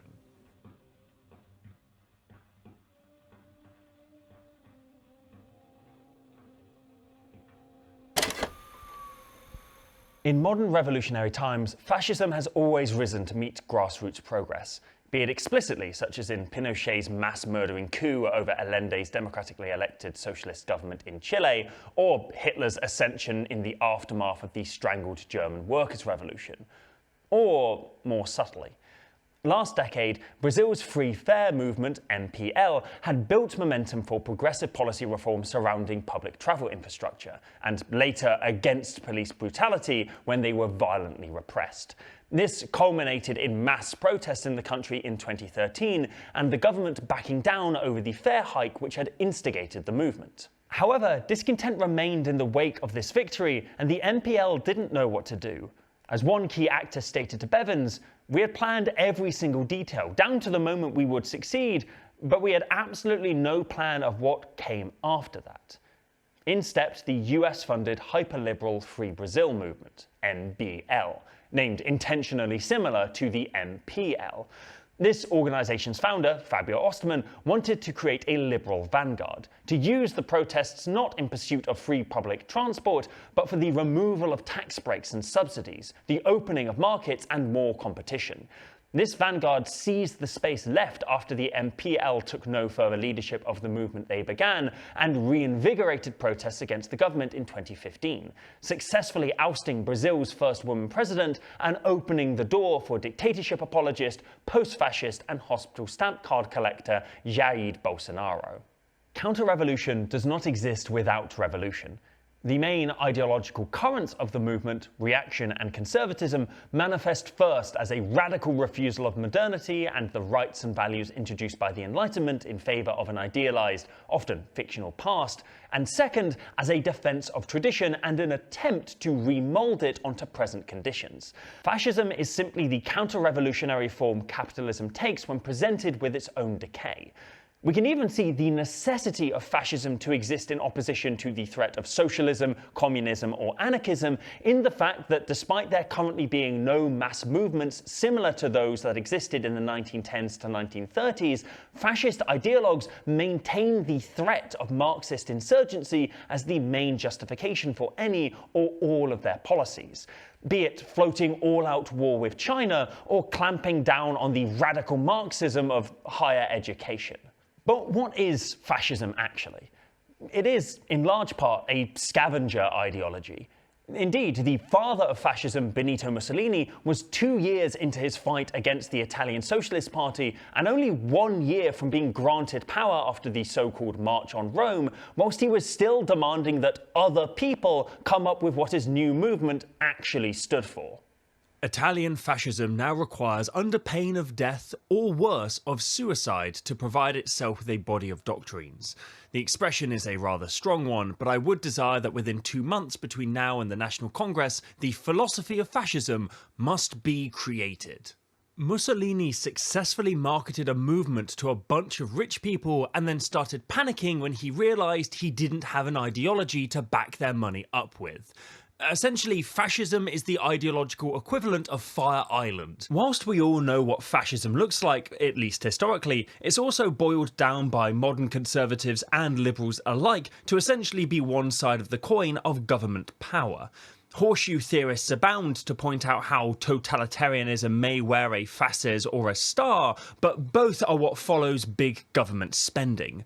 You want Uncle Sam to fix your potholes? Why, so I can have a smoother drive to the gulag, you Nazi fuck? We'll get onto that nonsense shortly, but first and most importantly, fascism is certainly a distinct political form of governance, one defined by submission to hierarchy, mass violence, and rabidly anti-democratic regression, yet it never produced a different economic system compared to the liberalism that came before. Presented both historically and contemporarily as a third-way solution between decaying liberal capitalism and socialist revolution, fascism has always existed to offer capital, forgive the macabre pun, a final solution to its present crisis. There's a trend of anti-politics, as noted by Bevans, in the growth of fascistic movements. What is being proposed by classic fascists like Mussolini or post-fascists like Bolsonaro isn't a political platform per se, but a kind of patriotic common sense. A force steered by a strong leader that will drag a failing nation out of partisan bickering that is, in reality, clearly ideological. Easily the funniest example of this being the Wikipedia entry for the short-lived Dutch Centre Party of the 1980s. The editorialising on this is fucking sublime. Of course, this faux rejection of politics hasn't stopped fascists from latching on to popular currents in political discourse. Hitler's National Socialist Party had socialism in the name, and many fascist officials and propaganda organs said socialisty things, much of it praised by Western socialists of the anti-communist persuasion at the time. But this was pure opportunism, perfectly encapsulated by Frederick Mullally in Fascism Inside England, as he details the policy platform of Oswald Mosley's British Union of Fascists. Backed from the start by large subsidies from some British industrialists and taking his cue from the Nazi leader, the British leader published a simple programme, 10 Points of Fascism, which promised everything to everybody. The workers were promised work, the middle classes were promised protection from the Bolshevik workers, the capitalists were promised better and more stable profits, the landlords were promised economic security, the small farmers were promised more land and guaranteed prices, the aristocratic families, many of which were closely associated with the BUF, were promised a proper respect for their traditional status. Above all, everyone was promised action. Britain first was the watchword. Fascists of the past correctly understood the appetite for socialist policy, such as the nationalisation of industry, but made no attempt in power to make good on such rhetoric. Indeed, sticking with industry, every fascist movement has, upon seizing power, privatised state institutions en masse. Not only that, but fascism sees economic liberalism, the ideology organised around private property, as entirely incompatible with social liberalism, aka liberal democracy. It is absurd to construct life economically on the tenet of achievement, the value of personality, and so practically on the authority of personality, but to deny the authority of the personality politically and to put in place the law of the great number, of democracy. Therewith must slowly originate a split between the economic and the political conceptions, which one will attempt to bridge by bringing the former into line with the latter. The theory of equality of merit is now not only political, but has already developed into an economic system. Analogous to political democracy on the economic terrain is communism. That was an excerpt from a speech Hitler delivered before the Industry Club of Dusseldorf, almost exactly a year before he was appointed Chancellor of Germany. I'm lifting it from Lander's The Apprentice's Sorcerer, which I wouldn't have known about if it hadn't been for Fredder's excellent video, Capitalism and the Third Reich. Go engage with both of those sources for further analysis, detail and nuance. The capitalism of Nazi Germany was different to the capitalism of, say, contemporary England. During the Great Depression, for example, whilst most Western states responded to the crisis by seizing private industry that wasn't compliant with new regulations, the Nazis sold government shares in industry to the benefit of the wealthy industrialists who'd backed Hitler's government. Indeed, in the discourse on the origin of the term privatization, many scholars point to its first use being in the analysis of the Nazis' approach to economy. It went against the dominant trend of capitalism at the time, but it was fundamentally, and as we've seen, purposefully capitalism. As Karl Polanyi, a Hungarian economist writing on fascism during World War II, put it, the origins of the cataclysm lay in the utopian endeavour of economic liberalism to set up a self-regulating market system. Quoting further, Hitler's fascism did not only despise democracy because its abolition allowed him to hold tyrannical power, as some understandings focus on, but rather he viewed the anti-democratic operation of private industry as favourable to the democratic means of regulating that industry and distributing its products. In the fields of thinking, of artistic creation, even of economy, this process of selection still takes place. Here, in all cases, the idea of the personality is dominant. Political life alone has today completely turned away from this most natural principle. Marxism, indeed, presents itself as the perfection of the Jew's attempt at excluding the overwhelming importance of the personality in all domains of human life and replacing it by the number of the masses. On first blush, it's wild that the aversion to public ownership displayed by the Nazis is near identical to the small government advocates in this late stage of capitalism. But it makes a lot more sense when you understand that the limitation of government regulation in the affairs of capital does not, A, mean the limit of government intervention in the affairs of private life, and B, does not mean the shrinking of the state. More so, it simultaneously concentrates state power into fewer elected hands and more into the palms of the owning class. These people don't want a non-existent administration, they want an administration ultimately ruled by people not chosen by the voter, but by the market, by economic social Darwinism. The economist Sidney Merlin summarises this process.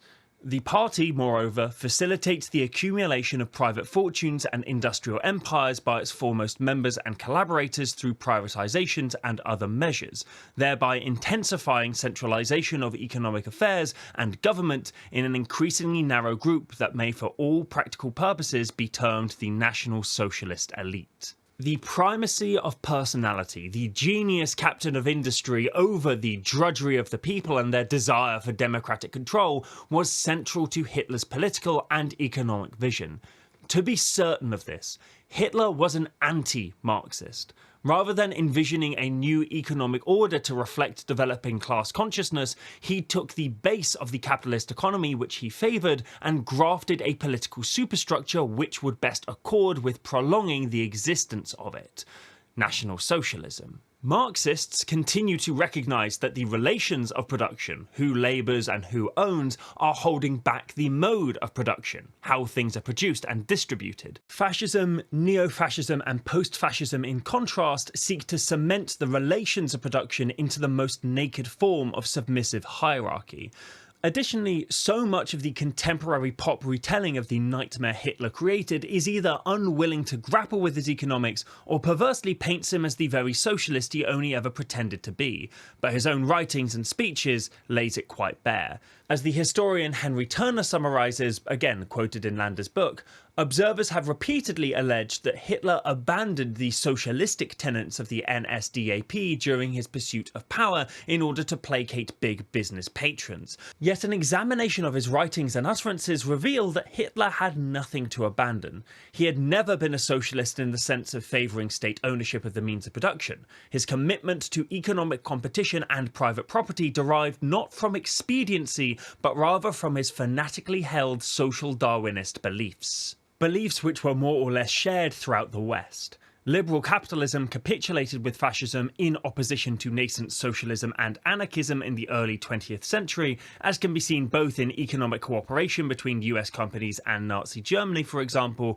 and in leaders of the Western world like Winston Churchill, who said in an address to the Roman fascists in 1927, "If I had been Italian, I am sure I should have been entirely with you from the beginning to the end of your victorious struggle against the bestial appetites and passions of Leninism." Obviously, some examples of fascist glazing from before the Second World War can be chalked up to ignorance over the crimes which would follow, but fascists have also consistently been rescued after the collapse of their regimes and repotted in the political and economic soil of either their own nations or that of supposedly anti-fascist allies. Italian fascism was kept alive thanks in no small part to NATO and US-led Western intervention. Fascist war criminals, ministers and collaborators were granted amnesty by the liberal democracy established after the war. Neo-fascist movements received funding directly from the CIA and NATO, and neo-fascist leaders like Giorgio Almirante, founder and leader of the Italian social movement, literally the successor to Mussolini's own parties, was even flown to the US to meet then Secretary of State Henry Kissinger to discuss the troubling rise in popular democratic support for Italy's Communist Party, as the New York Times reported during the trip. The objective of American policy in Italy is to avoid a collapse of the centrist parties that would enable the surging Communist Party to share power. The Communists came within 2 percentage points of the Christian Democrats in local and regional elections in June. I'll continue this trend of recommending texts which go into further detail and encourage you to check out Bez D. Mark's video on Operation Gladio, as well as the rest of his compelling work. Now, why does that logo look familiar? Oh, Jesus Christ! In the post-war period, burgeoning communist movements were either sabotaged by meddling in democratic processes to prevent them from winning power, or met with bloody coups or invasions when they did. And where those movements collapsed or were destroyed, forms of fascism surely rose in their place. We can even see the ghost of this today with the two-talent approach to the potential primacy of Jeremy Corbyn. Despite being far from a communist revolutionary, not only was there a concerted effort by privately owned news media to frustrate his election chances by lying about him, along with now confirmed reports that the anti-socialist right of his party worked to stop themselves winning the election to sabotage him, but you even had standing British Army generals announcing their intentions in the press to stage a mutiny against a Corbyn government. This was a man whose election manifesto committed to NATO funding and renewing Trident. That's the geopolitical moderate that soldiers filmed themselves shooting the picture of whilst he was leader of the Labour Party.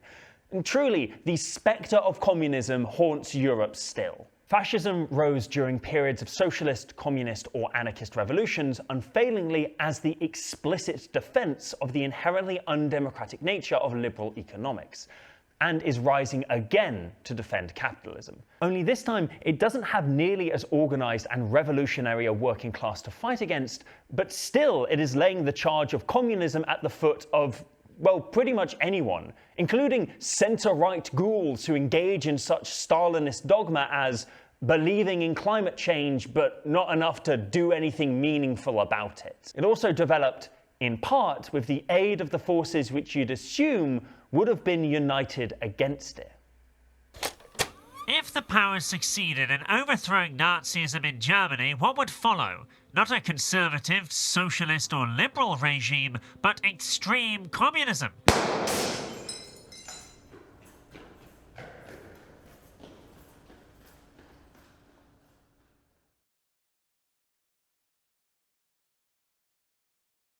That is why every communist in the world, from Russia to America, was praying that the Western nation should bully Germany into a communist revolution. He would entreat the government to proceed cautiously.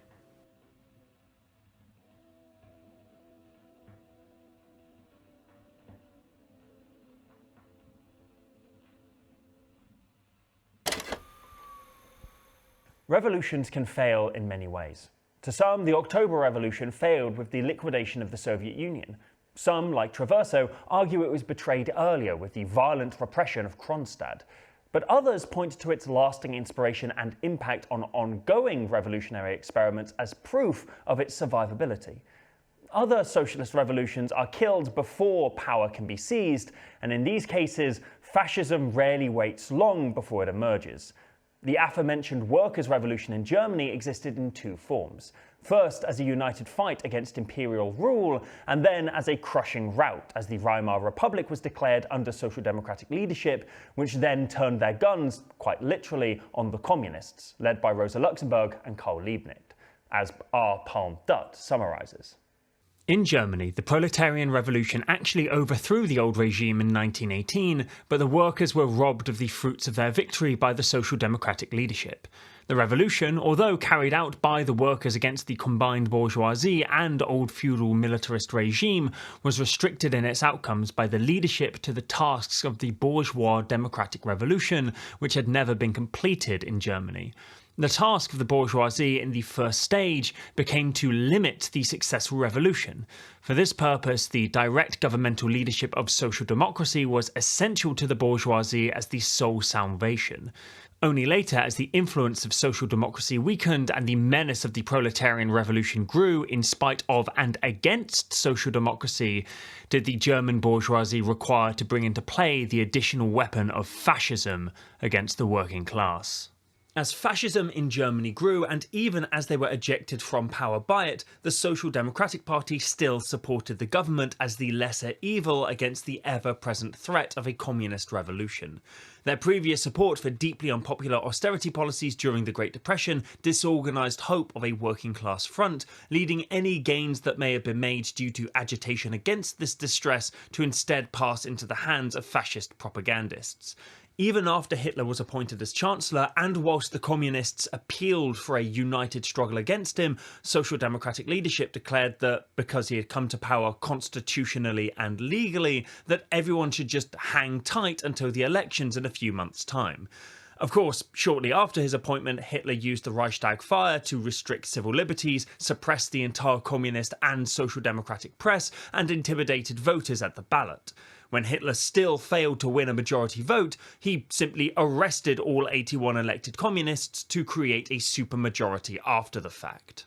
I'm sure you're aware of the process by which Hitler rose to power. You're smart and very beautiful, if I may say so myself, but what's lacking from a lot of our education on the matter, certainly the education I received, is accounting just how fascism was intertwined with not only established economics, but established power. Social democracy is not the same as fascism. Anyone arguing that an AOC Democratic Party wouldn't be greatly different to Trump's GOP is silly, but also rarely is that the point I see people making. It's not that social democracy is identical to fascism, it's that social democracy, in rejecting any pretense of developing society beyond capitalism, does not have an answer to fascism. That the conditions created by social democracy allow fascism to flourish, and social democrats often will align with fascism if it means suppressing an actual or potential revolution up until the point they themselves are suppressed.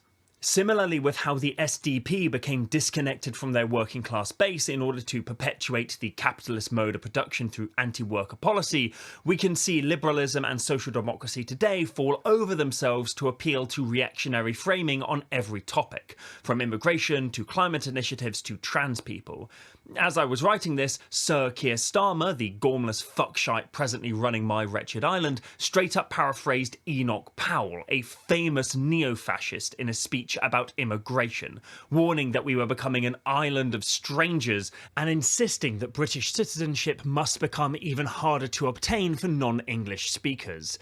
Deeply fucking rich from a country whose fifth largest export is retired ball bags who live in Valencia and refuse to learn Spanish. Trump is doing awful things, escalating terrifying rhetoric and meeting it with action, but many of the policies and systems he's using were being used by the previous administration in largely the same way. He may be pushing the envelope, but the letter had been written long before. There, of course, comes a time where liberal and social democratic movements diverge from fascism. Self-identifying social democrats fought against fascism in the Spanish Civil War, were instrumental partisans during the Italian resistance movement against Mussolini, and were themselves targeted and murderously suppressed by the Nazi regime shortly after the communists, as the poem goes. History has demonstrated that whilst social democracy and certainly liberalism will be late to the party, as it were, in terms of organised anti-fascist resistance, there does come a point at which their steadfast support for fascism's legal right to be granted power transitions into active resistance. Even today, socialists and social democrats in Starmer's Labour are pushing against the hyper-liberal direction leadership has taken and have continued to turn up to actions against fascism despite their party's woeful response and generally despised standing. However, their support is limited.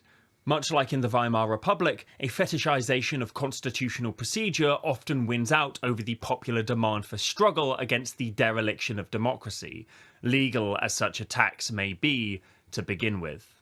But fascism doesn't come from nowhere. It's not a grassroots or revolutionary movement. It never was, nor ever will be.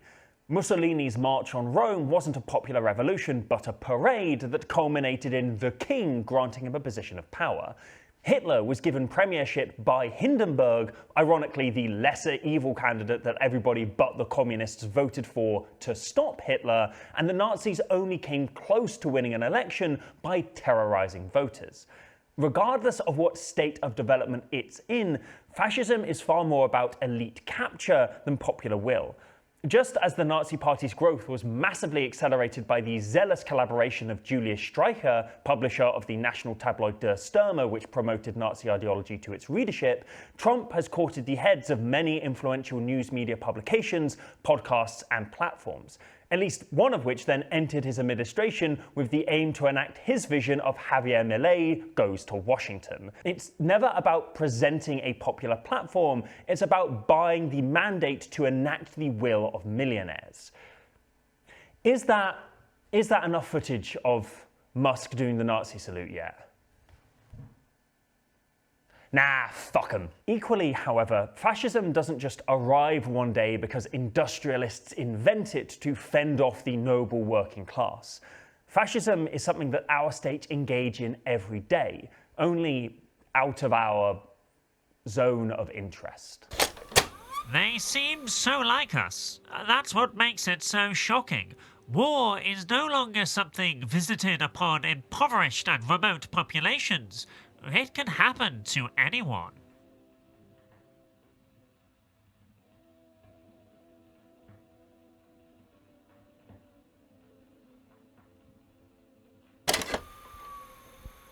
There are three things I want to get at here, and they all branch from a text I referenced earlier. Martin Niemöller's poem First They Came is famous. Here it is in the Holocaust Encyclopedia as an emblematic summary of the Nazis' escalating repression. You're almost certainly taught this in school, maybe in a history class surrounding the topic of scapegoats. Of course, this is only most of the poem. There's a verse previous to this. First they came for the communists, and I didn't speak up because I wasn't a communist.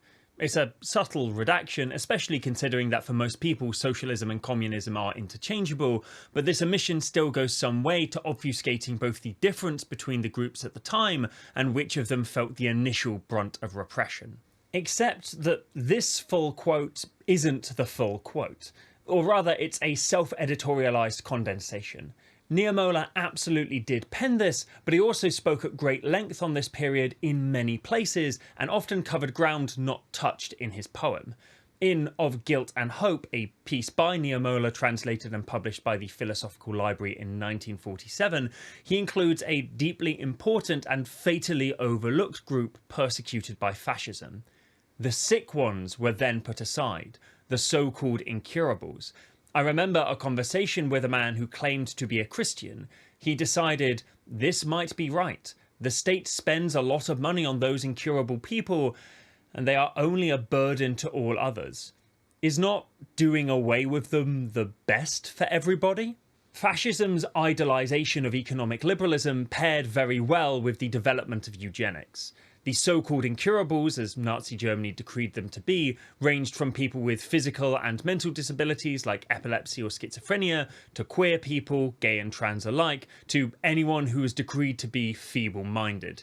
Not to plug my own shit here, but I've got an old video on eugenics if you'd be interested in finding out more about it. I think it largely holds up. The development of the Nazis' exterminationist programs did not begin how they ended, with the execution of those with life unworthy of life, as their hellish designation read. But it was instead predicated on the humane practice of forced sterilization of such people, which was rife in the world long before a swastika stained the skyline of Berlin. Winston Churchill, yeah, that guy again, was the vice president of the First International Eugenics Congress in 1912. The state of Indiana in the US passed the world's first involuntary sterilization law in 1907, informed by eugenicists who argued that criminality, mental problems, and even poverty were hereditary, with more than 30 states soon following. Hitler's notion of Aryan purity was pseudoscience enacted with terrible bloodshed, but it was also just a continuation of a reasonably standard policy of extermination throughout the West. Queer and disabled persecution, of course, weren't the only fascistic premonitions. There's something that, again, was much the norm for the rest of the Western world, which would directly inspire some of fascism's most heinous policies, and which is lacking from any version of Niemöller's writings. On screen right now is a half-hour bentafel. You've probably seen something similar if you've ever been to a hair salon or wig shop. It's a simple device which some people use today to match their hair type to a set number in order to pick out extensions that won't clash. This was also a tool whose inventor, Eugene Fischer, used to carry out the Namibian genocide. I'll let Angela Saine's words do justice to this horror as she recalls a conversation between her and the historian Subhadra Das. Fischer used this device in Namibia in 1908 to establish the relative whiteness of mixed-race people, reveals Das. In what is now remembered as the first genocide of the 20th century, in the 4 years preceding 1908, Germany killed tens of thousands of Namibians as they rebelled against colonial rule. According to some estimates, up to 3,000 skulls belonging to those of the Herero ethnic group were sent back to Berlin to be studied by race scientists. Namibia was the first place that the Germans built a concentration camp. Depending on where your hair fell on this scale was the difference between life and death. Similar methods would be used again, of course, a few decades later. Fischer's work would also go on to inform the Nuremberg laws of 1935, outlawing intermarriage between Jews, blacks, and other Germans. He became a member of the Nazi Party in 1940. The imperial boomerang, a phrase coined by Aimé Césaire and expanded upon by his student Frantz Fanon, explains how the repressive structures imposed upon an indigenous people by a colonizing force will come home to roost, both psychologically through desensitization and materially. Just as Fischer's race science in Namibia was turned on his compatriots at home, we can see how mass surveillance technology developed and experimented upon Palestinian residents in the West Bank has been exported far and wide, from the UAE to Mexico to Morocco, and even back into the imperial core, with Catalan's pro-independence movement being spied on using Israeli tech. Anthony Lowenstein's book, The Palestine Laboratory, is a shocking chronicle of how directly the repression and extermination of the Palestinian people feeds back into state repression at home. Of course, it's not just Israel. During the anti-ICE protests in LA, MQ-9 Reaper drones were flown over the streets to monitor the protesters. Those are the same drones currently being used by the US government to bomb Yemen. It's all one struggle. Returning to the fascist regimes of the past, Hitler himself directly compared his policy of Lebensraum, the German colonization of Eastern Europe, to manifest destiny, saying 3 months after the invasion of the USSR, "There's only one duty, to Germanize this country by immigration of Germans and to look upon the natives as," slur for Native Americans. Nazi officials claimed explicitly to be fighting a colonial war in countries like Ukraine, describing such conditions as being among slur for black people, and if they had been successful in conquering the Slavic territories, would have instituted a hunger plan, a policy of intentional starvation which would have blockaded and starved a planned 30 million people in the Western USSR. Starvation which had already been enacted in established occupations of Soviet territory, which had killed 7 million Soviet citizens, Jews and Gentiles alike. This policy of creating famine to clear a people from land fit for settling is, of course, a significant element of American, British, and other colonial histories. These crimes against humanity, internal and external, are not solely justified with racist bunk or conspiracy theories, but also with economic pragmatism. There are any number of atrocities that have been committed against indigenous people on the claim that a settler exclave would gain more value from the stolen land, or where people even today question why the state ought to provide the ability for disabled people who can't contribute to society to live. Language couched exclusively in terms of economic productivity. Anyone that doesn't work, says they can't work, it doesn't matter what the reason is, should not live comfortably. The real scandal here is the phenomenal, unfair transfer of wealth from those that work to those that don't work. Fascism begins outside the borders of the developing fascistic metropole, both geographically and politically. Germany's first concentration camp was in Namibia, and all of the Nazis' death camps during the Holocaust, Auschwitz, Belzec, Klemko, were all established on occupied foreign soil. Similarly, mass detention and concentration camps are being organised by modern Western nations, but all of them either symbolically floating and detached from the mainland, or filled in agreement with similarly minded foreign governments. But as resistance to this momentum fails to stop it, those camps are coming closer and closer to home. For capitalism to survive dire crises, it welcomes fascist repression, but for fascism to survive, it must redefine what acceptable repression looks like.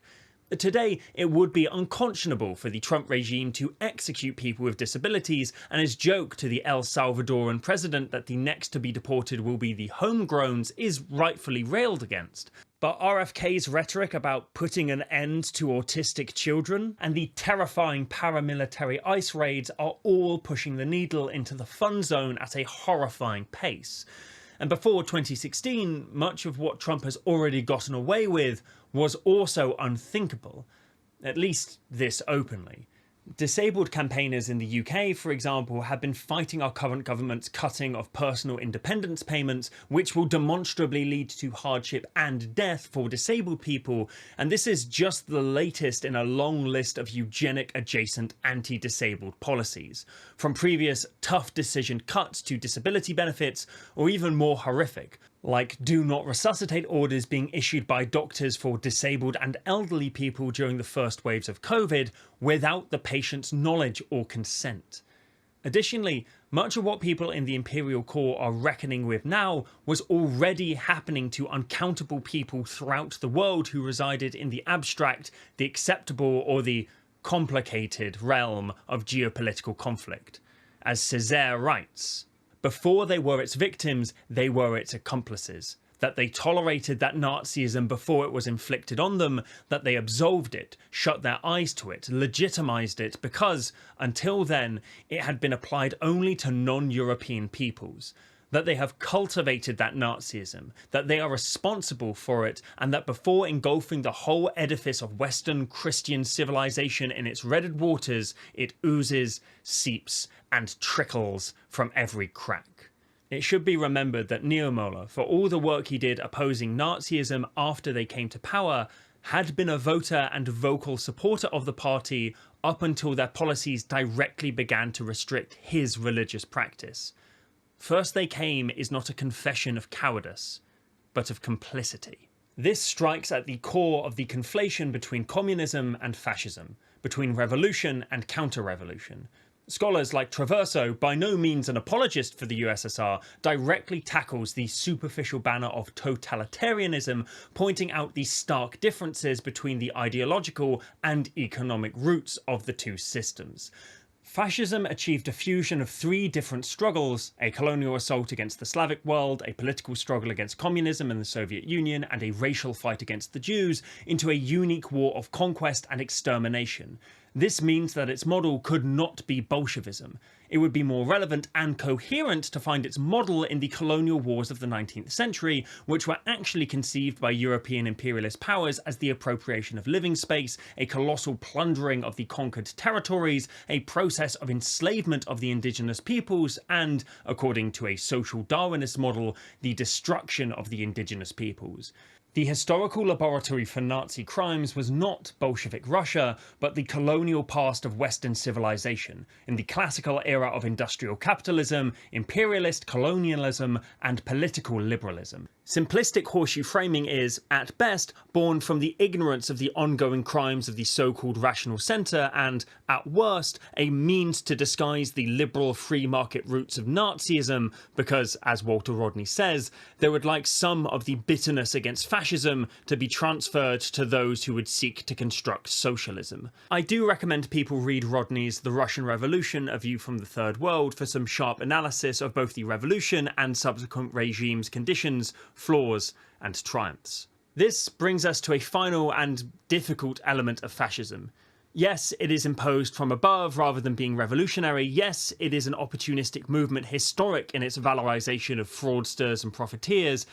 But that doesn't change the fact that millions of people who would reject the label of fascist have voted in favour of its primacy. The imperial boomerang does not only shape political architects, with characters like Farage insisting that Britain has nothing to apologise for regarding its colonial past. Imperialism and national chauvinism also shapes the psychology of worker movements, as Lenin observed on America's position in the early decades of the 20th century. In the United States, immigrants from Eastern and Southern Europe are engaged in the most poorly paid occupations, whilst American workers provide the highest percentage of overseers or of the better paid workers. Imperialism has the tendency to create privileged sections even among the workers and to detach them from the main proletarian masses. He saw how the exploitation of foreign nations by any given empire and its monopolistic position on the world market, which Gramsci would later develop into his hegemonic theory, created a section of the proletariat whose nations would become socially bourgeois, and a further section of workers willing to be led by bourgeois leaders, or at least those amenable to bourgeois order. This is how we get the perplexing sight of working class builders attacking peace demonstrators, or union leadership refusing to cut funding for anti-worker imperialist political parties. In seeking relative short-term improvement for one's own personal standing, not only have reactionary elements of the working class, even elements organised in the workers' movement, broken the prospects, trust and bodies of other members of their class, but they also have kept themselves forever locked away from any truly liberatory potentials. Reluctance to stand in solidarity with people directly impacted or under the heel of imperialism, the Palestinian people presently notable amongst them, is not only inhumane, but also sabotages one's own fight. Again, the same tech used to surveil teenagers in the West Bank is being sold to companies and governments who use it to spy on labour organisers, queer rights campaigners and climate activists. It's all one struggle, and rejecting that reality puts everyone in peril. We have yet to understand, Baldwin said in 1987, that if I am starving, you are in danger. People think that my danger makes them safe. They're in trouble. Additionally, the idea that a majority of people who have voted for fascistic policy platforms were simply duped, winners of the Fell for It Again award, or aren't aware of basic injustices planned or currently being carried out, is unrealistic. Misinformation does play a role in gathering support for repression, as any number of vox pops of policy-ignorant Trump supporters demonstrates, but it's also easy to save face by feigning regretful ignorance when the platform you supported ends up hurting you or doing Nazi shit. Even when they chastise Trump for overstepping his promises, proponents of the administration often do so while still valorizing his original agenda. Destroying the well-being of minorities and considering the continuation of inhumane structures as acceptable sacrifices if it means getting what you think is a tax break is the kind of fuck you got mine mentality that will only ever, at best, extend privilege in the short term and at worst, get us all fucking murdered. Fascism thrives in apathy, in you accepting the new status quo, in you occasionally saying, God, isn't it awful, and then going back to brunch. It thrives in the void left by a fragmented community, where social services are cut, where your workplace is designed to separate you from your colleagues, and where the idea of getting 10 people together to do something about a problem in your neighborhood seems an impossible feat. In feeling disconnected and powerless, fascism promises not community and agency, but conformity and benign submission. You can have connections again, based not on the hard work of meeting your neighbors, getting to know your workplace, or involving yourself in local clubs. I mean, who even wants that, really? Didn't Sartre say that hell is other people? You feel it, right? All those idiots who just can't stop fucking it up for the rest of us? Amassed individuals, cutthroat, selfish and uncaring? No, you can have connection passively, by virtue of the sigil on your passport. And sure, it'll mean a whole bunch of people are made to miss out in one way or another, but we're not talking about you. You don't even have to do anything yourself, unless you want to. Relax. It's just the undesirables we're dealing with. The terrorists, the corrupters of youth, the life unworthy of life. You don't seriously contend that those people deserve liberal kid gloves.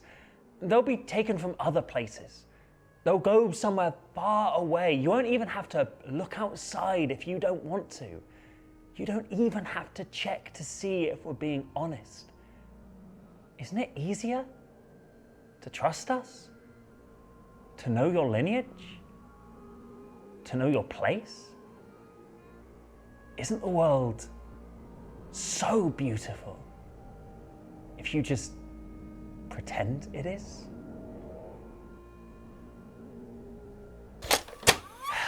Is separateness, uncommunicability, self-centeredness, lust for power, for riches, for fame. Heaven, on the other hand, is very simple and very hard, caring about your fellow beings, and that's possible on a sustained basis only in collectivity. Hell is other people, that's only that side of the coin. The other side, which no one seems to mention, is also heaven is each other. The most important lesson to learn from fascism is that it is a deeply unstable ideology that can be collapsed by resistance. But it's better to nip it in the bud early. The second best time, if you're wondering, is right now. In the UK, for example, the BUF was defeated before it got seriously close to power because a bunch of East End communists, Christians, Jews and Muslims beat the shit out of its leadership during a parade. Fascism needs a deified figure, a sacred head on Leviathan to maintain itself, which is why most fascist movements don't survive long after something happens to their leader, or if even the individual fascists themselves are made to feel vulnerable. This is exemplified by the Battle of Cable Street, which was an embarrassing rout for Mosley's black shirts and a major factor in Benito Mussolini's decision to cease funding the party in the build-up to World War II, leading to its collapse. It cannot be overstated just how important one Sunday spent punching the snot out of a gaggle of Nazis was for the people of the UK. I also really cannot recommend Dutt's book on fascism and social revolution enough. For a text being written in the mid-1930s, it often reads as if it could have been published last week, and there are so many lessons that we can still learn from it. To be clear, that is a terrible thing. The frustrating thing about fascism is that it's moulded around a kernel of truth. Whilst there are definitely rabid zealots who are in it to enact violence in the name of a fictional racist conspiracy, the majority of those swayed by its politics end up there because something in their life is going wrong, and fascism not only gives them the easy answer, but is sometimes the loudest voice talking about the problem at all. Time and time again, modern governments are faced with a crisis produced by private profiteering or slashed social spending, two qualities indicative of neoliberalism. They then respond in line with their ideology, either by privatising further, promising that this wave of for-profit ownership over common goods will undo the damage caused last time, or by carrying on as if nothing is actually happening. One thinks of Wes Streeting, our health minister whose campaign was financed by donations from private health firms, threatening the NHS to either reform or die. Or one may recall the infamous "nothing will fundamentally change" speech Biden gave shortly before winning the 2020 election. As we've seen from Mosley to Trump, fascists of all stages of development will appear to be the sole non-commie voice addressing the obvious crisis, even if they have no intention of doing anything structural about it. This explains the bizarre, if somewhat overstated, trend of Sanders or Corbyn voters switching to Trump and Reform respectively. They were politically awoken because someone was finally acknowledging a deep systemic flaw, and when that movement was snuffed out, they were captured by whoever was making the next loudest noise about the broken system, even if they're full of shit. When the normal state of things is broken, both sunlight and smoke can seep through the cracks. Just as the COVID pandemic led to the temporary abolition of homelessness in the UK, led by a right-wing Tory government, the failure of the organised working class to secure that abolition permanently led to the status quo reasserting itself and those people being evicted. The supposed leadership of the working class and union movement lent unending support to the re-emergence of the old, rather than engaging in the necessary struggle of birthing the new.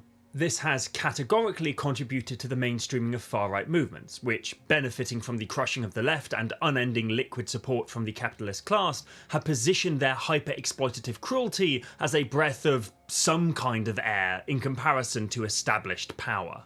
There's a great graphic manifesto of sorts, 12 Rules for Strife, by Jeff Sparrow and Sam Warman. Rule 6, Choose Strife, is the antidote to this way of thinking. It advocates for rejecting the comfortability of delegated politics, where you entrust a person or party to improve the world as a representation of you, instead choosing the strife of direct politics. People collectively organising in order to become more powerful and to remake ourselves and the world. You're not waiting for our Shea or Goldman to arise, you're doing the tough work of building a new world with others out of the supposed end of history. Rather than doing as liberals tend to, shying away from structural critique unless it endangers the political candidacy of the other team's guy, or girl, women can be monsters too. Not non-binary people though, we're pretty sound.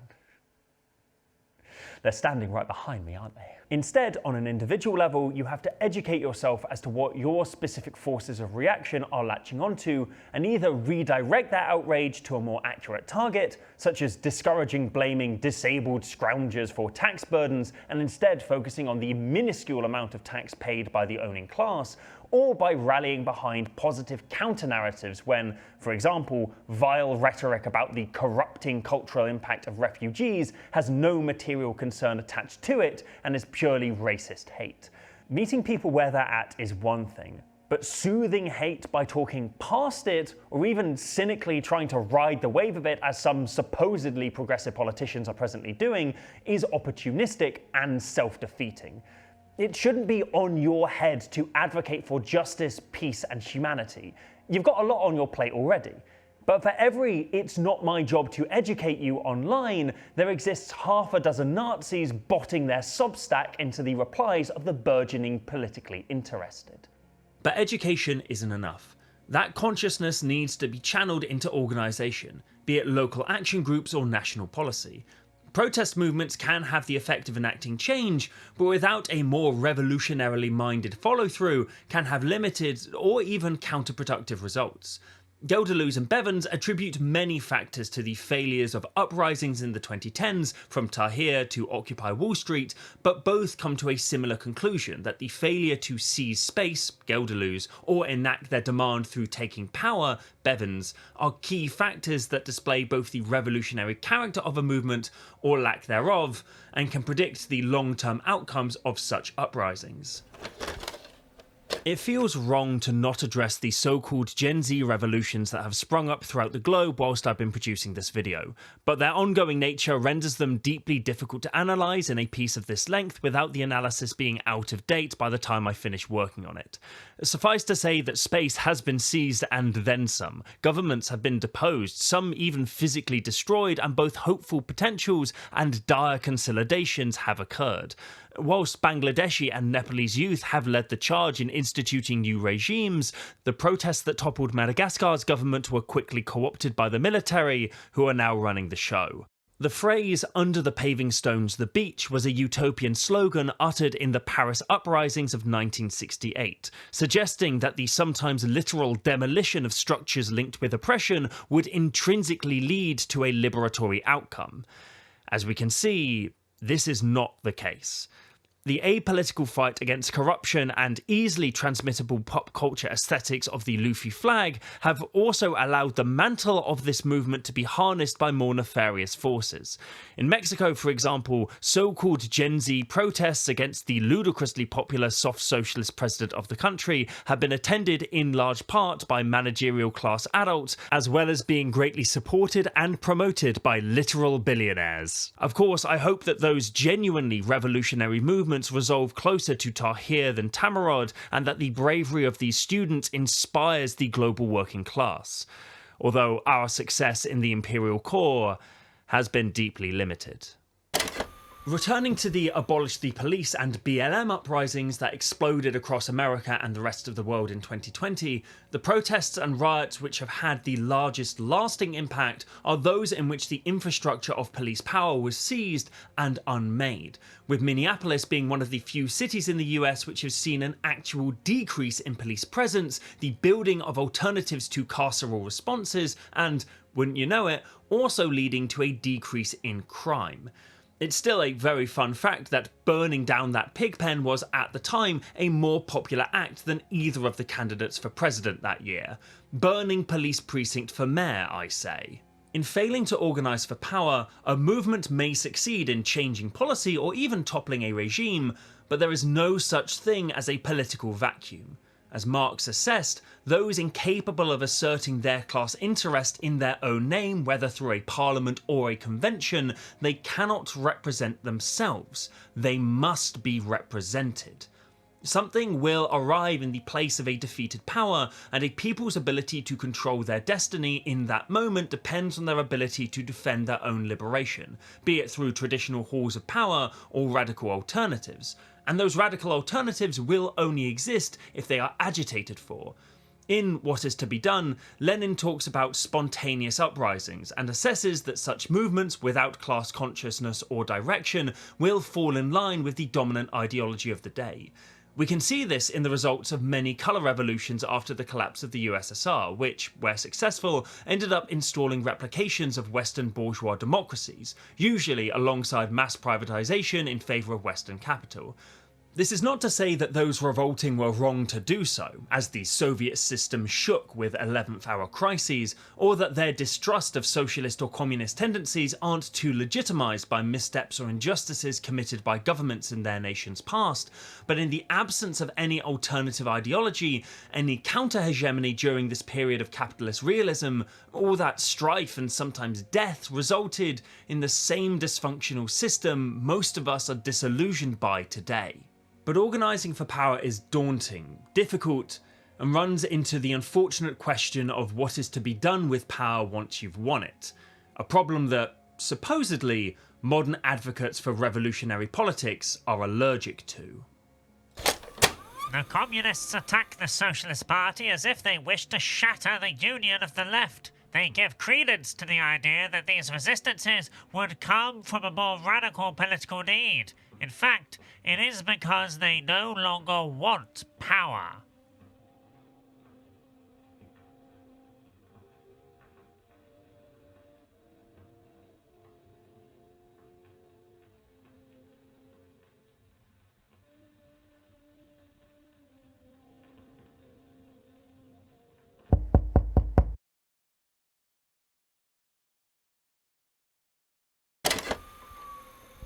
There's a really annoying trend among liberal analysis of radical politics that accuses its practitioners of not actually wanting power. Whilst this isn't strictly untrue when considering some proponents of anarchism, rarely is the discussion that nuanced. The claim usually focuses on a supposedly unwinnable demand and compares it disfavourably to the election results of soft left or centrist parties which reject the platform. It's also used to sidestep self-criticism and lash out at this purportedly insignificant left for acting as a spoiler to the lesser of two evils. I saw an unending torrent of ghoul posting before I got off of Twitter because I was tired of groypers paying $7 a month to stream AI-generated clan tunes onto my feed. Oh, that one was the White House. How terrible. Journalists and liberatory commentators showcasing atrocities committed against the Palestinian people by Israel, chiefly facilitated of course by the US, were spammed with lines like, well, you should have voted for Kamala, or hope you're glad you helped Trump win. The fundamentals are clear. Demanding the government try harder, well, try at all, to end a genocide is a niche, unrealistic single issue, and the existence of that demand in the discourse will torpedo the victory of the lesser evil. Of course, the realism of a demand isn't an objective thing. That there is an imperative to do something to stop this unfolding genocide, that there's nothing an individual can do to stop it, that our governments are key cogs in the war machine, that it's not a genocide at all, but just a messy war against terrorism, is all simultaneously true, even if some standpoints are grounded in more objective facts. We are in a logic of simulation, Jean Baudrillard writes, which no longer has anything to do with a logic of facts and an order of reason. Simulation is characterized by a procession of the model, of all the models based on the merest fact. The models come first. Their circulation, orbital, like that of the bomb, constitutes the genuine magnetic field of the event. The call, for example, for Biden to drop out of the 2024 presidential race because he was a dying old fool was rejected as an unrealistic, radical demand by establishment Democrats and those who didn't want to rock the boat. There were uncountable facts given as to why that could never happen. Rules, conventions, common sense were all cited. However, the moment establishment common sense shifted to a new model, those facts no longer mattered, and new facts were upheld to support a change in leadership. The reason I'm delving into this is to demonstrate how common sense is a fabrication. That radical demands are only unrealistic because people with established political or economic power say they're not. The facts supporting, for example, free universal healthcare in the States, when lined up with the facts against it, may prove favourable, but the model used in mainstream discourse begins with the conclusion that such a system couldn't work, usually because the model advocates with the largest platforms have an ideological or financial interest in retaining a for-profit system, and thus that is what becomes real. How do you pay for it is always asked of free cancer treatment for the poor, and not when the budget of the secret police dwarfs most national militaries, not because funding is easier or harder to source, but because that is the simulated model. That's what's been defined as common sense. That's capitalist realism. But how do we change the narrative and remake the real? Well, it's us. Popular grassroots movements, organised people demanding change or even seizing power to enact it, is the way reality is rewritten.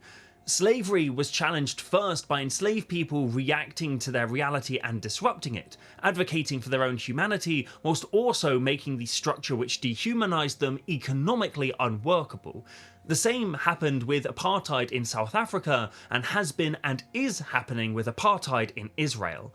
The suffragettes, the Black Panthers, Just Stop Oil, all used a diversity of tactics to demand social changes or demonstrate the efficacy and needfulness of them, and even without seizing mass power themselves, managed to adapt the hegemony to include some parts of their platform. The suffragettes' demand for equal voting rights was won as a result of their action. The BPP's free breakfast programs, the first nationally organised ones of their kind in the US, became a staple of many states, even if stripped of their politically educational factor, and Just Stop Oil dissolved their organisation in April of 2025 after 3 years of disruption and campaigning, when the UK government agreed to its central demand, an end to new oil and gas licences. Reality can be altered in both seizing power and forcing power to adapt.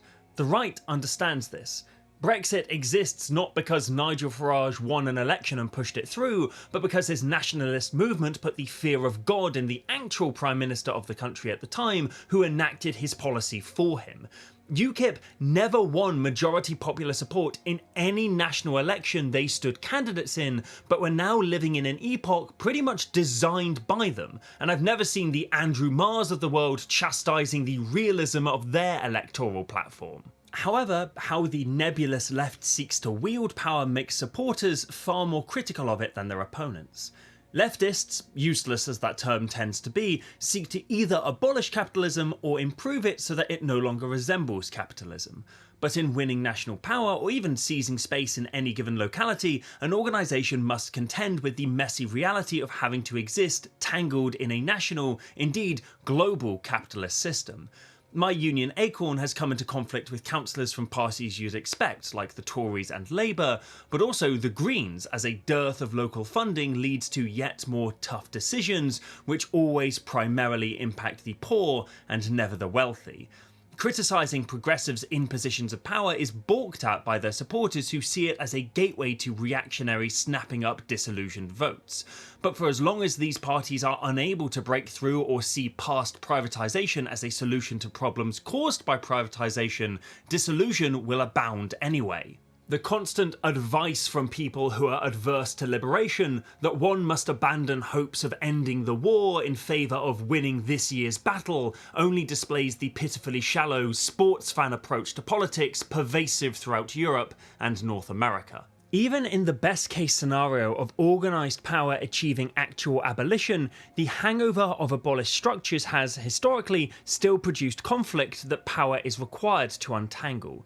Be it in how necessary but limited reforms are poisoned by persisting injustice, seen in the continued existence of systemic anti-black racism in post-civil rights and certainly post-Civil War America, or in how centuries of pre-revolutionary hegemony has long-lasting social legacies that may take many generations to undo, seen in how the patriarchal structures engendered by the ascension of private property still contributes to discrimination against and inequities for women in many social experiments and movements. Abolishing all discriminatory laws surrounding drug addiction, for example, treating it as a healthcare issue and not a criminal one, as Alex Vitale's End of Policing advocates, is the correct approach, as has been borne out by a great many experiments throughout the world.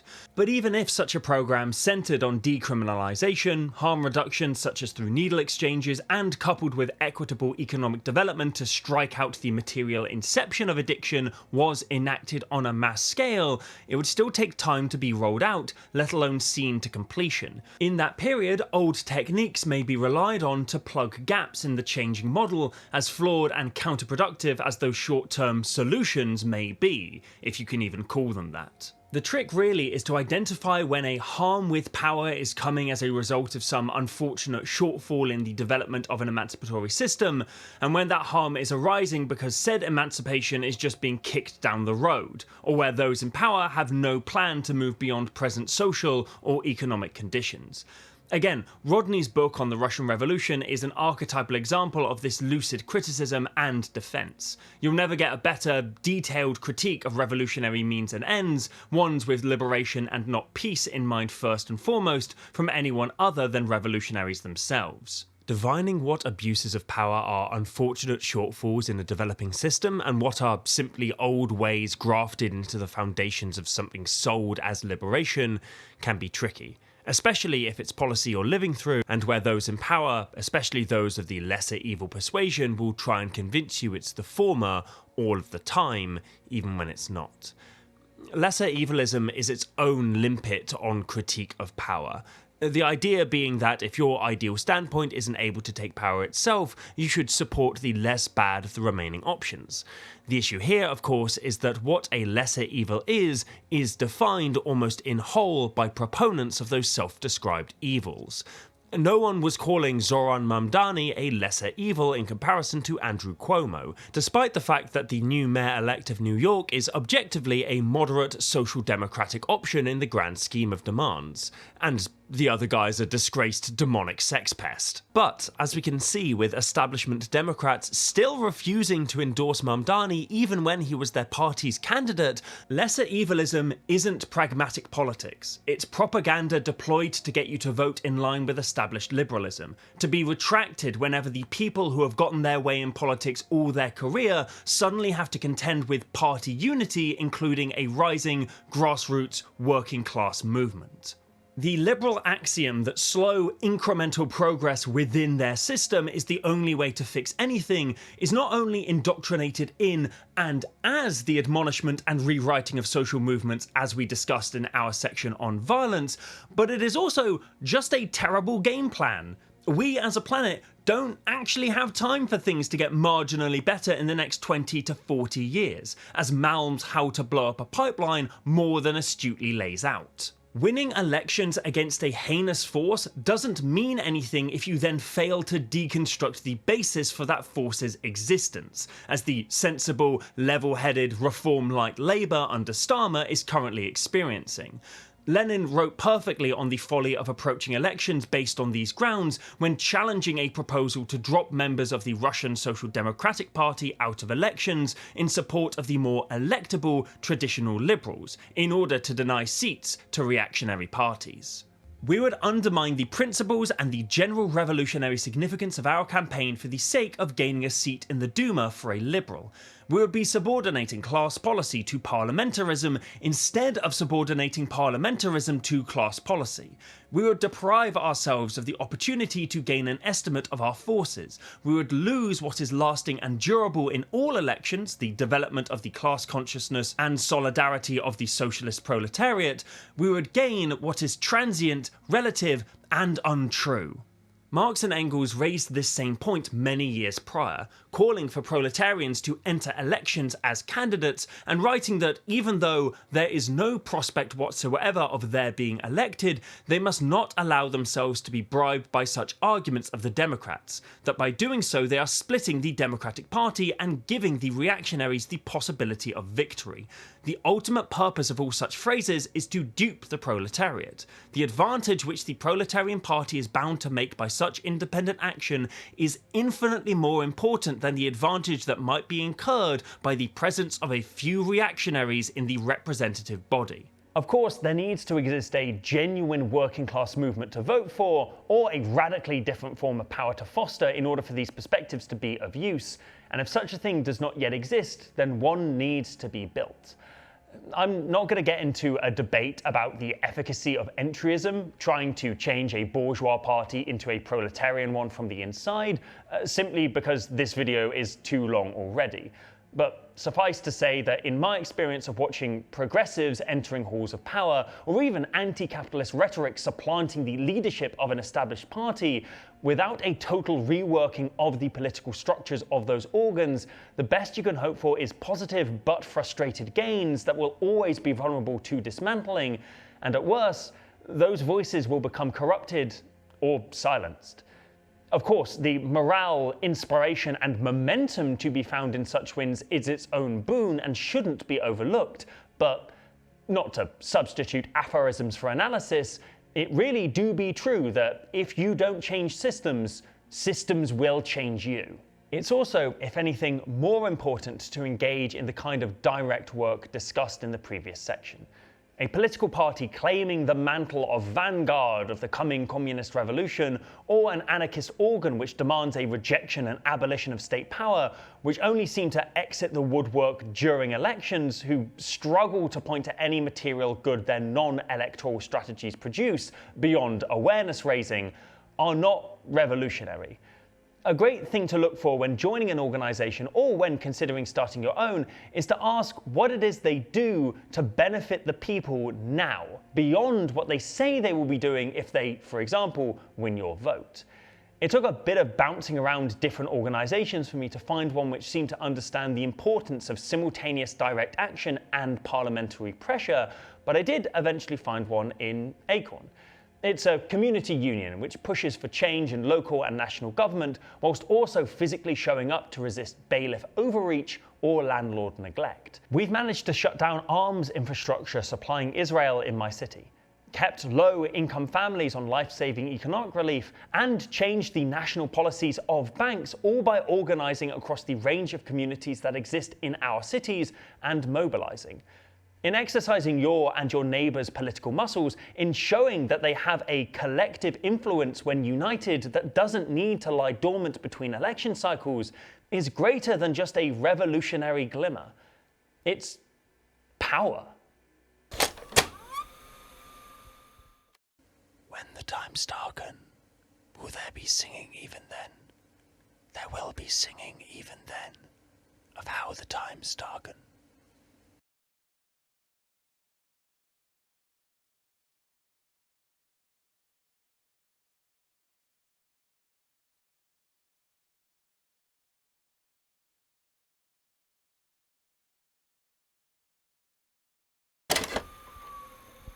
This entire discussion has been largely theoretical and philosophical without concrete or explicit advocacy.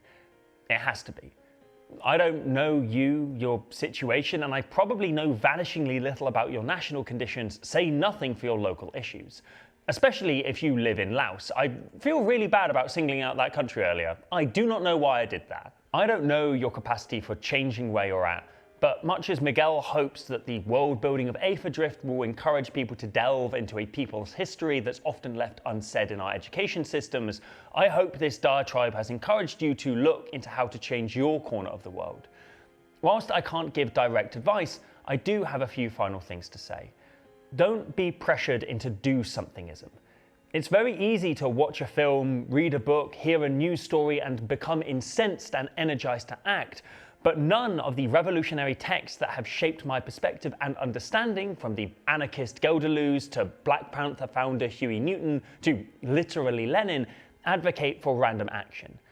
Whilst individuals acting is the only way things are changed, and whilst people like Greta Thunberg energized a global climate movement through solo protest, you will burn yourself out if you throw yourself into every protest you can find, or overcommit to providing assistance to the nearest socialist action group. It's good to take time to assess what's best for you and your immediate conditions before you try and change the world. There is probably a cause close to you, emotionally or geographically, that has an urgent need for people to work on it, but you will always be of more use to it if you contribute what you can when you're able, rather than trying to move the globe every free moment you have. Connect with your friends. See what they're doing. Attend a meeting with someone you trust and see how you feel.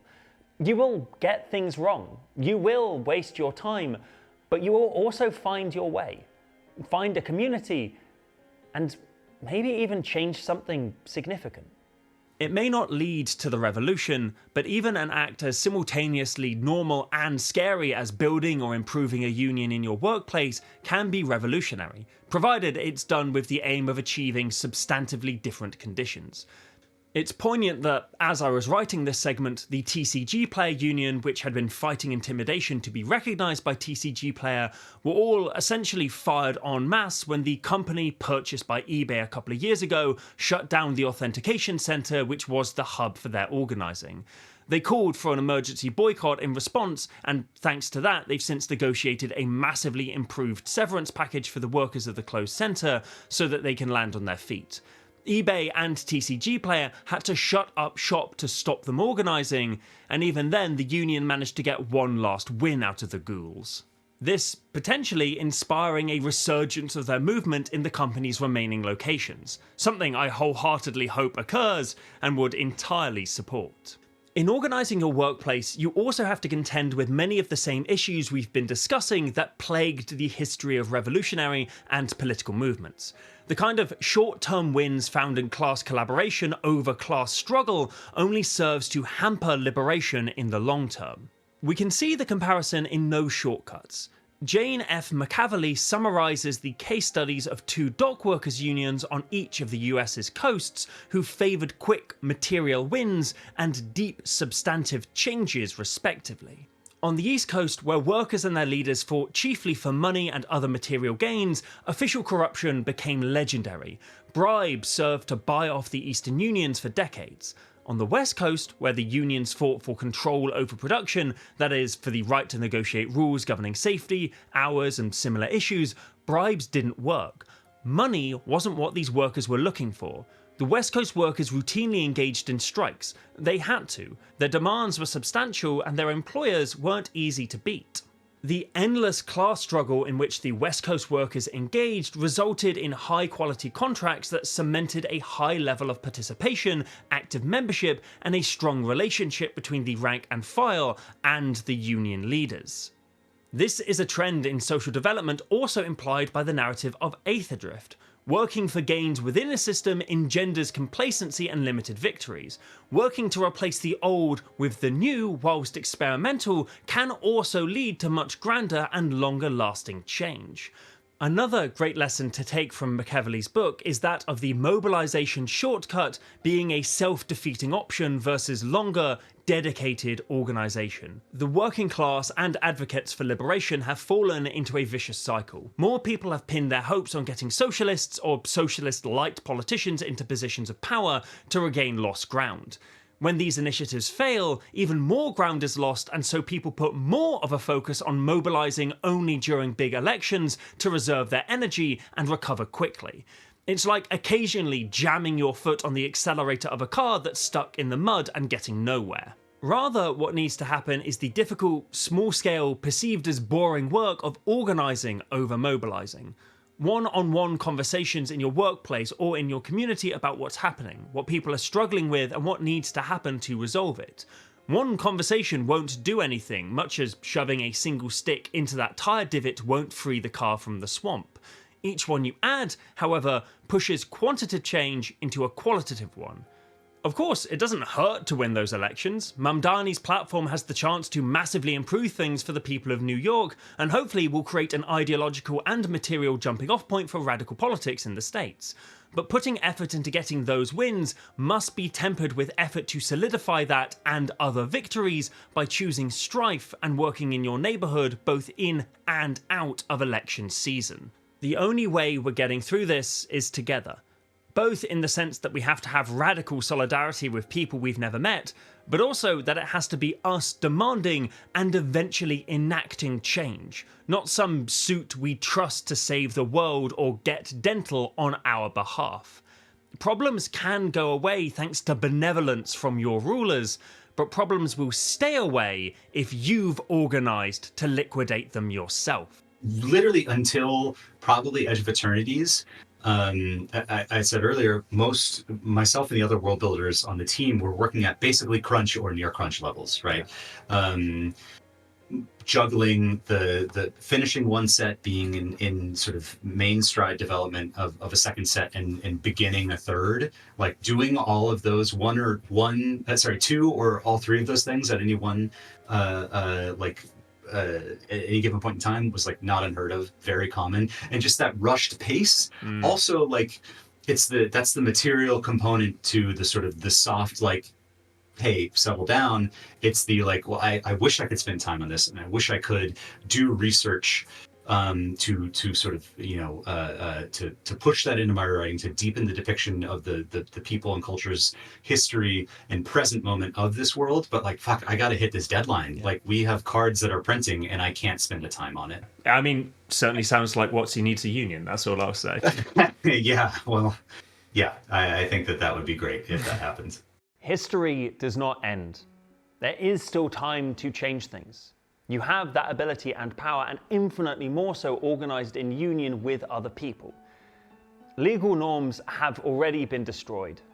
People have been deported. The state is relinquishing responsibility for gender-affirming care or punishing practitioners who administer it. But the pendulum of these horrors can be swung the other way. New legal norms can be built, ones far more emancipatory than those that have been broken. The rising active hostility towards the Gestapo-adjacent ICE means that advocacy not just against present and future wrongful deportations, but the entire oppressive structure represented by the border can gain great momentum. When the state falters, the people can take their place, much as the Panthers did with their medical programs, whilst raising consciousness and building the potential for new relations. Just as the re-establishment of European monarchy at the Congress of Vienna falsely spelled the end for bourgeois republicanism, the past collapses of post-capitalist revolutions cannot kill the drive and necessity for liberation. Part of this video has been about the tension that exists in modern revolutionary media, or media about revolution.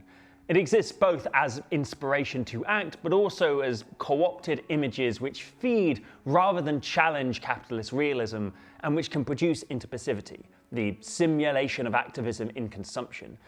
But you cannot discount the inspirational potential of it too.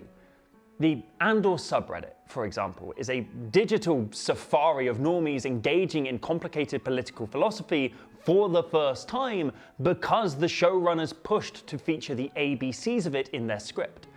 Additionally, Marxist writers like Bertolt Brecht ensured that audiences left his work having been made to contend with the ideas he was trying to convey by breaking their immersion. By forcefully alienating an audience from the story they were seeing, reminding them of the fiction by breaking the fourth wall in any number of ways, he encouraged them to think about the themes in real time and form their own opinions as people. I'm reminded of how the video game Disco Elysium at one point directly chides the player for choosing a centrist path. These options seem awfully fascist or communist. What if I don't want to say them? Say one of these fascist or communist things, or fuck off. Yeah, that's kind of how I feel like people have been talking to me this entire time. Say one of these fascist or communist things, or fuck off, the game scolds, after being asked for a third way between these two binary options. There's no getting away from making a clear ideological choice here, and the player must recognize that either their predilections are fascistic or communistic, or be endlessly mocked by the text for considering themselves above all that. That at some point, it will no longer become a choice to reject allying with one or the other side. Stories have the potential to incite new ideas and internal change. Otherwise, fiction wouldn't be targeted by the censor. On that note, there's one quote from Disco that I'll never stop thinking about, which does spur me to action and which gives me great comfort in decaying conditions. In dark times, should the stars also go out? This could have just been a video about nitpicking media like Aetherdrift's lack of vision in comparison to Aetherdrift's and contrasting examples with actual revolutions. But the more I delved into this topic and the sharper the contradictions within our present state of affairs got, I found it impossible not to expand into actual theory and the dire reality of fascism. I'm just a Magic the Gathering YouTuber, which I say not to distance myself from my own convictions, but more so to exhort that you step further than just agreeing or disagreeing in this digital space. Go engage with the detailed texts that have informed my perspective and build the world you want to see yourself. It could be in a political organization. It could be in a community garden. It could even begin in an LGS. Stay lit by the stars. Choose strife. And stay spicy. LGS. This is a video about Aetherdrift. Duh. Spike Shell Harrier is clearly a reference to Mario Kart's Blue Shell, and whilst it aesthetically works, its mechanics are rife with ludonarrative dissonance. Oh, well, that was a bit of a video, wasn't it? I want to say a massive thank you to Miguel Lopez, who was my interview subject for today. This video would not have existed without his insights, and so many of the things that he raised in our conversation were just a brilliant human being. What a treasured character in both mind and soul. Is there anything that you would like to say that you'd like to ensure is in part of this this project that I'm working on that you haven't already mentioned, or anything that you'd really like to make sure that people take with them when they leave this video? Free Palestine. Hell yeah. There's just a list in there at the end that just scrolls by. I also want to thank Jamie, aka Peachy Kings, on Instagram for producing this absolutely phenomenal piece of art that I used in the thumbnail. I adore it. Please go check out their work. Go give them a follow. Go give them a support. Go give them a commission. Go give them money. Go give them money. And of course, the most important people to thank are my patrons. I purposefully did not seek a sponsor for this video because I wanted it to be as unfiltered and un-auto-censored as I possibly could get it. I think that this is a very important topic to speak truly on and speak accurately on, as opposed to speak through the lens of, or speak through the filter, rather, of corporate backers. So thank you very much to everyone whose name I'm about to read, and everyone else who supports me on Patreon, for effectively keeping me going for this year whilst I make this mega project. So I really can't appreciate all of you enough. Thank you so much. And a special thank you to my $10 patrons, whose names include #Ryan Little, 17 blooming orchids in the hanging gardens of Empyrean, a communist right dimple, a filthy communist bunny, a gay American couple, a German teacher in Oklahoma, a returning abuser of their power to make Spice 8 Rack announce that... Wait, what is this? I need to get out of here! A treasure token featuring Spice 8 Rack's face, a waist of a perfectly good skeleton, A, B, C, D, F, E, G, H, K, I, J, L, N, M, O, P, Q, S, R, T, V, W, U, X, Y, Z, Adam Gable, Agent Maxwell, AJ Ingram, Alessia Khanin, Alex Berman, Alex K, Aglai, D, Sisway, Barry, Alice Paralis, Ali, an entire council of ghosts, an exhausted capybara, Andrew Elf, Anna Morgana, Anthrocarbon abhors institutions awarding accreditations on compliance rather than competence, nothing personal, Spice 8 Rack. What the fuck does that mean? A Phyrexian confection. Arduit. Aristocrats is ironically the working people's deck archetype. In this essay I will... Astra Jade, Austin L, Bacchus 98, Basugatsu Bakuhatsu Bakumatsu, Benjamin Crowdell, Burbseed, Blake Evers, Bloodgruggen, Brian Dunn, Bridget Huang Tong, but you can call me Thrakazod, Kaja, Carl, or is it Carl? That's the question.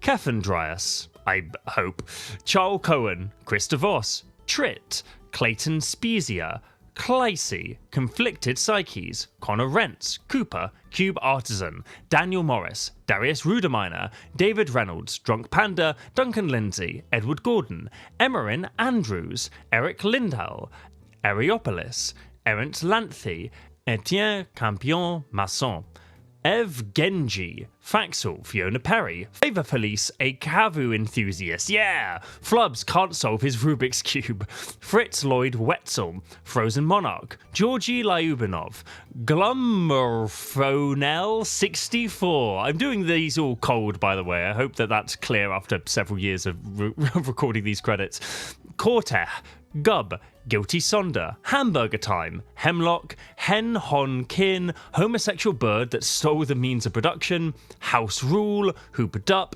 Impatiently Waiting for Us to Return to Alara, I Need to Know What Carthus is Doing, Imperfect Pitch, In Response I Mental Misstep Your Bolt Paying 2 Life, End of an Era, In Response I Proceed to Lay Down and Cry, yeah same, In Response I Put My Fingers in Your Mouth, Izza, Beastie in Training, Jackson Seamare, Jackson West, Jacob Stark, James Widley, Jake Harding, Jennifer Klein, Joseph Schultz, Joshua M. Stephan, Julia Benebig, Julius Home, Kale, Karsist Barach, Katie Speepisman Harris, that's right, I transed my gender. Hey! Well done, Katie. Proud of you.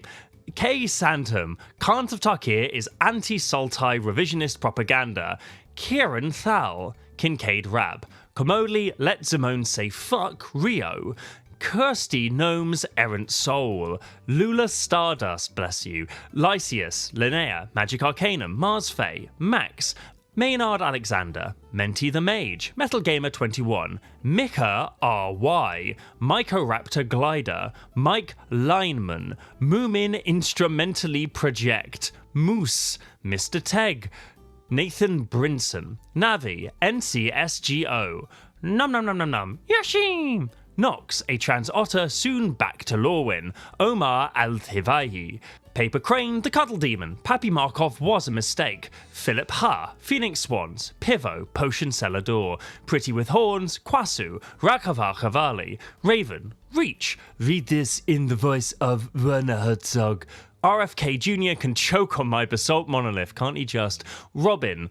Lafontaine, Ryan Steedman, Samuel Kona, Scarlet Magus, Scrimblow Bimblow, the lovable Scrunko, several goblins in a trench coat, Sin for Goblin Jesus, Slowbad who died for those sins, Skyfire, Sorry Zia, Stephen Ramirez, T-Ford Roebuck, the A-positive blood type goddess of death, the anarchist insert to the world's strangest grocery sitcom, the Grink from Minneapolis, the Jellybean Warlock, the Postal Service is a service, capitalist fucks, the Morek, the one who plays, Thomas Quinlan, Thomas Saint, Titanic Bark 68, Totally a Spy, aka He Who Sips for Emrakul, hashtag She Has Returned to Us, hashtag I Told You She'd Return, Travis K, Twilord, Undead Herbs, Unshogoth, Uranix, Starix, Vigil V, War Crimes Ooh Woo, Wasson Ann, Well, You Asked for It, Wesley that rat bastard communist, When I Close My Eyes, Niall Sylvain is there, watching, waiting, smiling, White Orchard Wayfarer, William Lyndon Smith, William Palmer, Wojo Narrator, Yeah Huh, Yiffen Lu, Yorick Brakov, Zach Appel, Xanoron, Zoidastic, and Zaido. Thank you everybody who has supported me throughout this trying year. I really appreciate it. Be you a $10 patron, be you a $1 patron, be you even more than a $10 patron, of which there are a few of you, and you confuse and frighten me, and I thank you ever so much for all of your support. Anyway, that's going to be me for today. My next video will not take 7 months to produce, and I'm saying that not as a wish, but as a genuine dead-ass commitment. Anyway, I hope you're doing well. I hope this video has found you well. And as always, stay spicy.